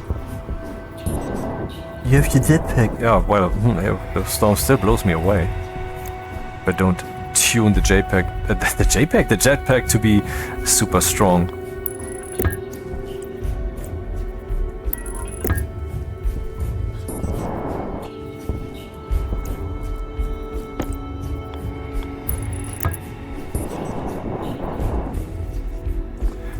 So, the pumping out hardware is complete. The pumping in hardware is complete. All of that is wired to a power source. We have the gas sensor. We have the airlock logic. I only have to activate the airlock logic now. Active vent exterior. Wrong. This one then is currently locked. Gas sensor composite door, yeah, that's correct. And now we have a working airlock.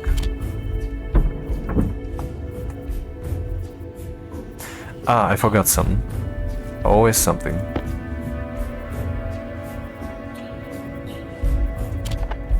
The target pressure shall be 0.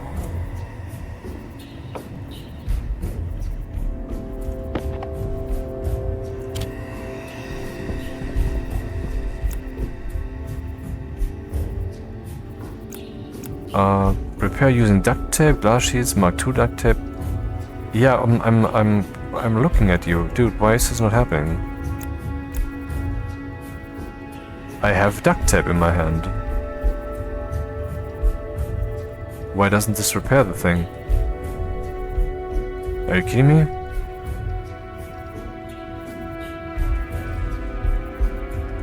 Okay, screenshot.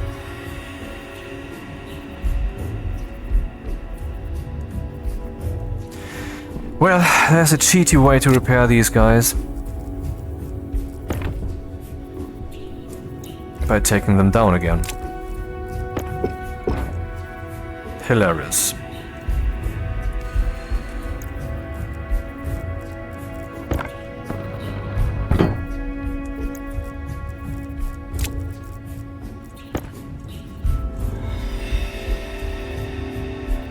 Hand drill. I did use the fucking hand drill. Why didn't this... What? Are you kidding me? Okay, I didn't hit them correctly. Yeah, you can adjust the direction in which they are oriented with your wrench directly.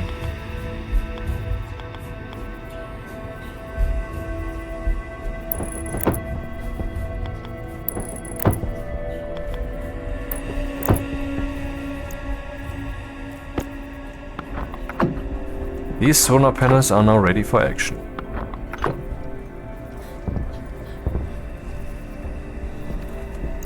Let's connect them. Man, did that take long again. But I don't have a problem with that, really. The thing is, since I'm recording this video, I have a different sense of time.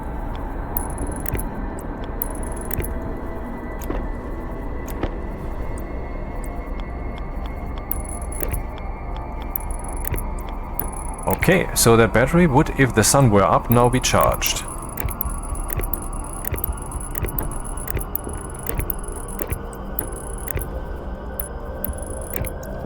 As fuck. So, but the logic connection hasn't yet been made. Needs to be made though. How do you do this then? This needs to connect to the main station. It's not too far away. Oh my god, my batteries. This, of course, also needs to go back over yonder. And that is exactly here. Well done.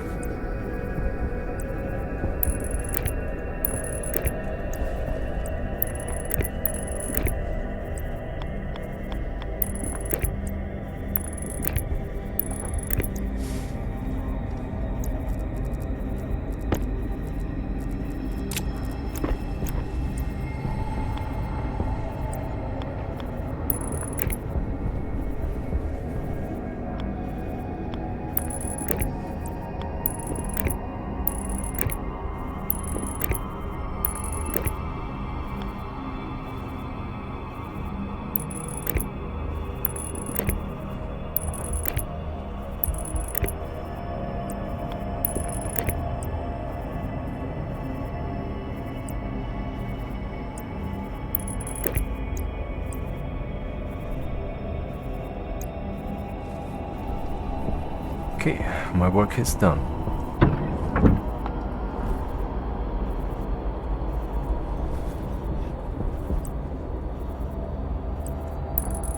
There will eventually be a floor here. I need more cables. 32, that might be enough cables.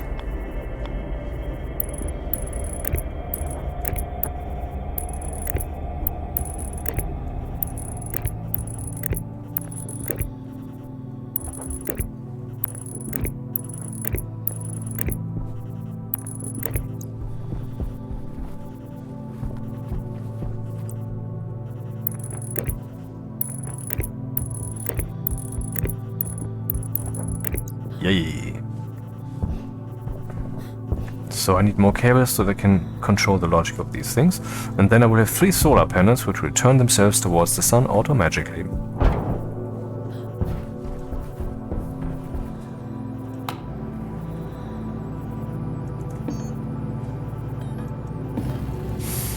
And then the rest is expanding that. More cables, more solar panels.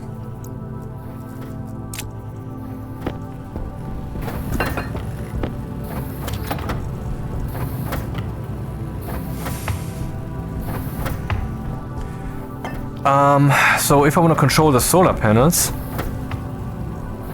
what's happening here? Temperature is wicked. Oh right, it was cooling, and then it wasn't. That's what's happening here. Yep. 22 degrees was the cutoff point.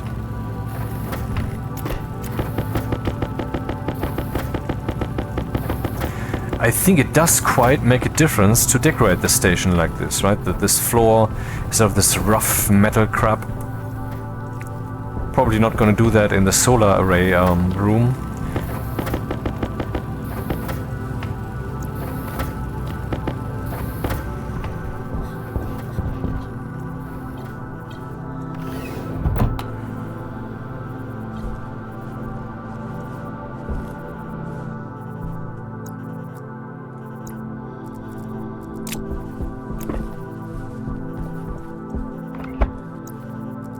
If I do it the other way around, then the cable will become red instead. I don't want that.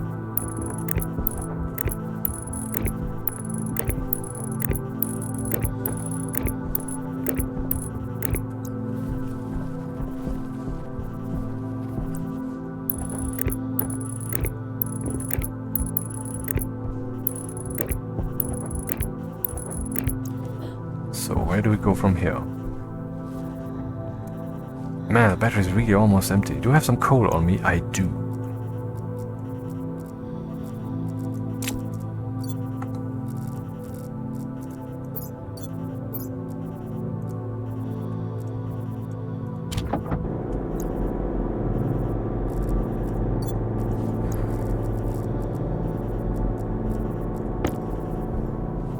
How do I connect this then?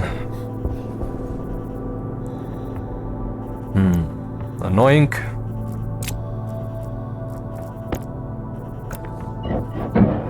Uh-huh.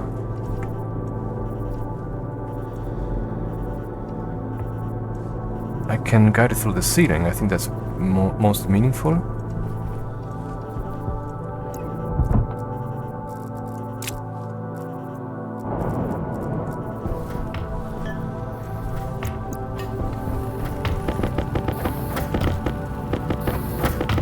Yes, stackers would be a relief. I mean, this is actually at some point I have to buy a new mouse. Hey, wait, did I just turn that off? No, I did not.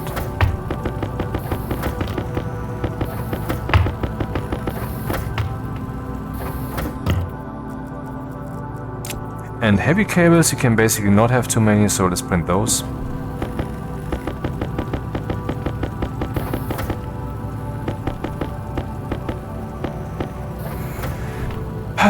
Yeah, through the ceiling.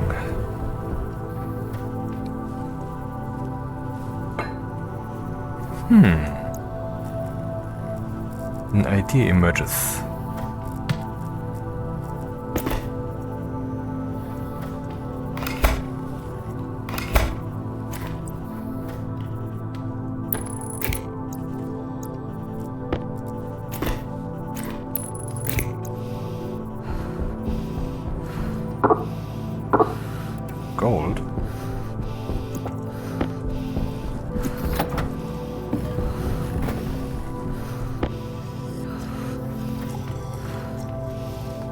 It appears I'm working too hard. I am getting dirty.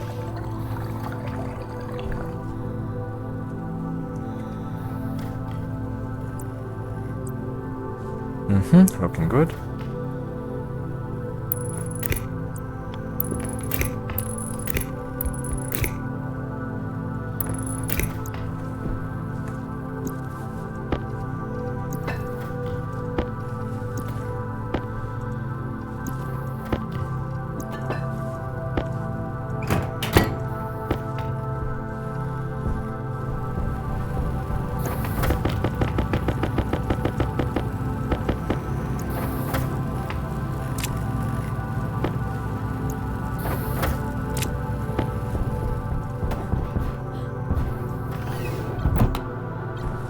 And with so many things going on, you can actually keep 2 people entertained. I mean, of course, more. I'm saying the things that I've built here already. 2 people could operate this station.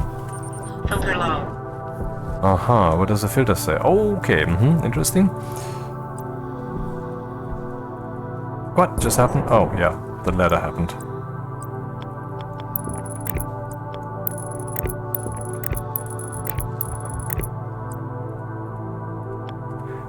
This is just a getting shit done kind of installation, fugly, but I want this show on the road, and it's already rather late.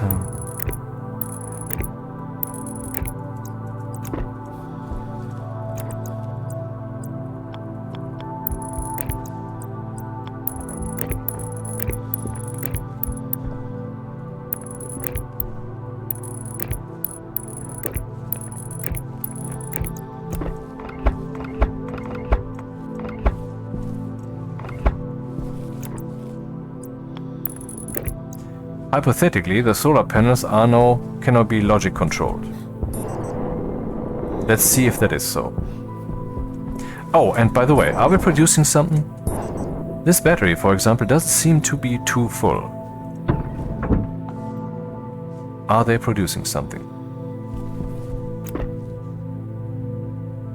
Okay, efficiency 31% because they're not directly pointed at the sun. 100 something watts being created. But still this is being discharged? Are you fucking kidding me? With 100 watts going in there per solar panel? What am I not getting? 150 watts, 150 watts, 70 watts. Connected, connected, connected. Connected there. Oh, that might be the thing. Maybe the energy is mainly being drawn over there and then over here. That could be the case, which would of course suck somewhat. I don't know how to deal with that, but let's just experiment if that is possibly what's going on.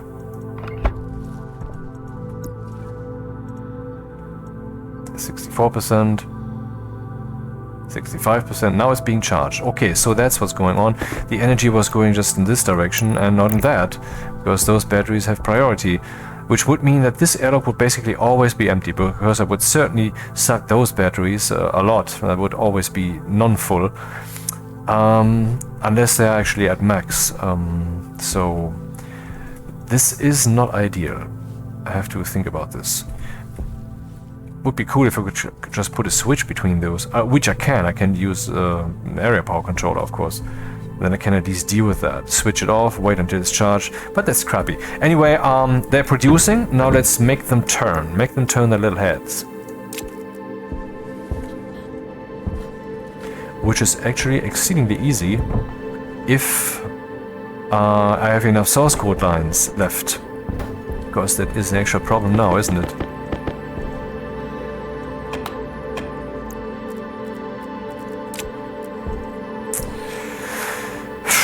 So, the solar panel dual.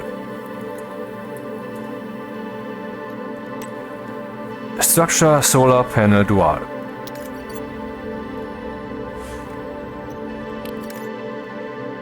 Oh man, that's not enough lines. So I have to do something very ugly. I have to melt these all together, which makes the code very unreadable. But that's the way it is now. Of course I have to split this into multiple chips. I'm definitely not going to do that now. Most probably between videos.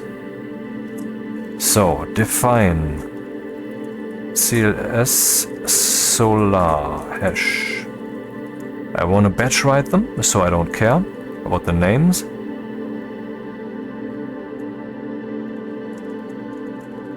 Somewhere here I have the daylight sensor.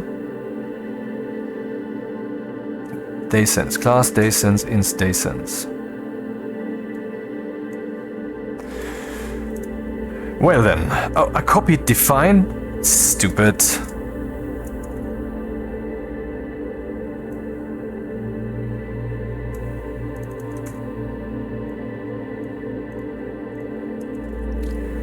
Load batch named into register R0. Class daysense, inst daysense vertical. Sum. Write batch named class solar ins. No, not in solar. Right, it's not named then. Write batch. This is. I don't know. I have to look this up. Yeah, vertical, horizontal. Ah, how very hard. And then do the same for the other direction, and then we probably have to rotate them a bit still, which is just adding 90 or 180 and such. And that's it. Horizontal. Horizontal. Horizontal. Export. Now they should be turning their little heads. And they are. And I think they're turning towards the sun, actually. We're done! Can't believe it. So the efficiency should now be very high. And the output too.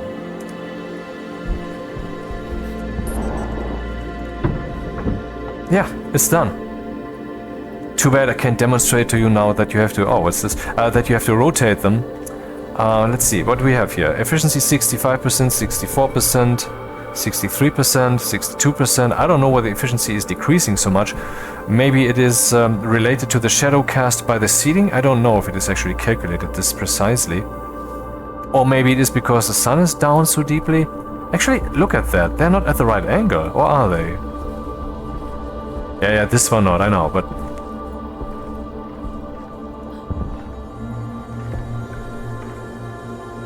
It's going up. Is the sun also going up? Let's observe if the sun becomes less visible due to the ceiling's shadow.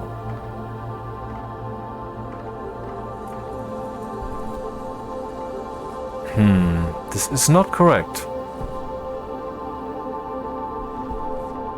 Do I have to swap horizontal and vertical by chance? I mean, the stellar sensor's on the ground.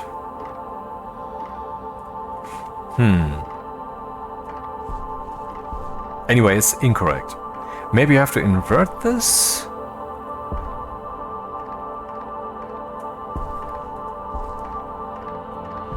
How is the horizontal direction? Horizontal is good, vertical is fucky. So I would say let's just negate the vertical angle and then add 180 or something.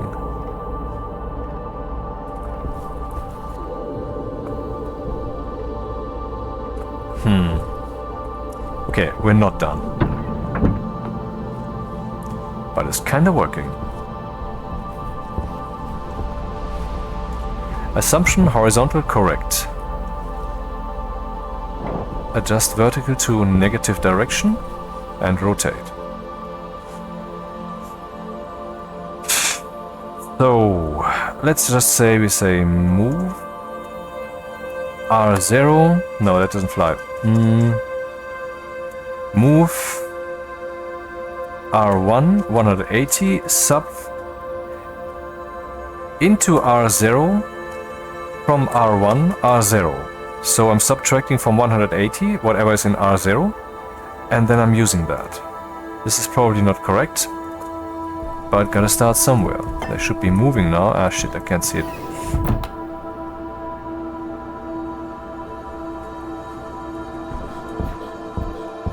Yeah, well, now we can't see anything anyway. I think I have to add 90 90 degrees, you can see, let's imagine they were horizontal. If I add 90, then they're vertical, but they're not horizontal, they're already inclined. If I add 90, then they are pointing below the planet, that's where the sun is, so adding 90 might just do the trick. In other words, taking 270 and subtracting the value from that should do the trick.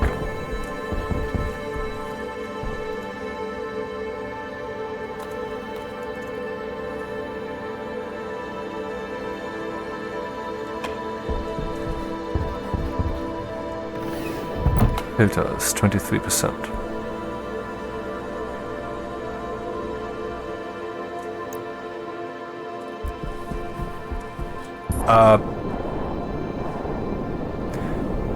No. Maybe... Maybe instead it should have been 90. Yeah, it's not a very sciencey way to go about it, but if I have to do like 4 attempts and then it works, that is then a reasonable way to implement this.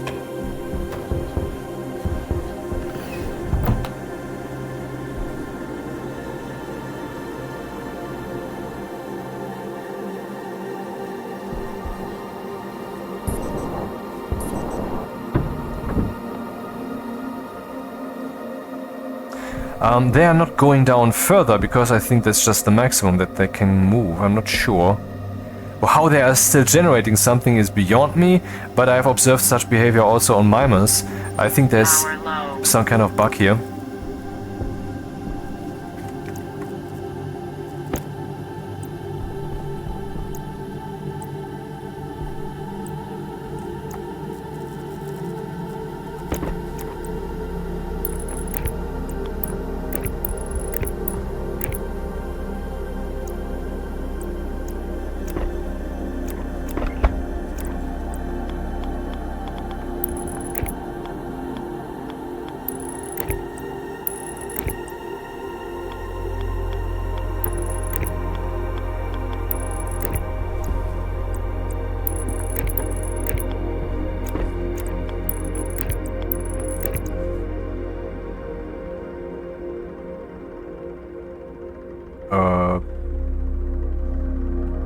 Oh, right. This one is... Oh, I'm stupid. This one is, of course, rotated by 180 degrees. Fuck. Saving cables, huh? Hilarious. No, that's not how it works. Damn. I'm not saving on cables at all. I could, of course, give them names and then write batch named, and these are all have one name, and these have another name, and then that works again, you know? But I don't wanna, or at least not now. Okay, I think it's time to end this video. How long is it, by the way? Over 5 hours again, hilarious. Everything is hilarious. And then we should assume that there's... Yeah, we have seen that there's charge. Yes. So I have to just fix the orientation problem. And then put up some more solar panels. But that's it then. Okay. Do another flyby. And that's the end for today.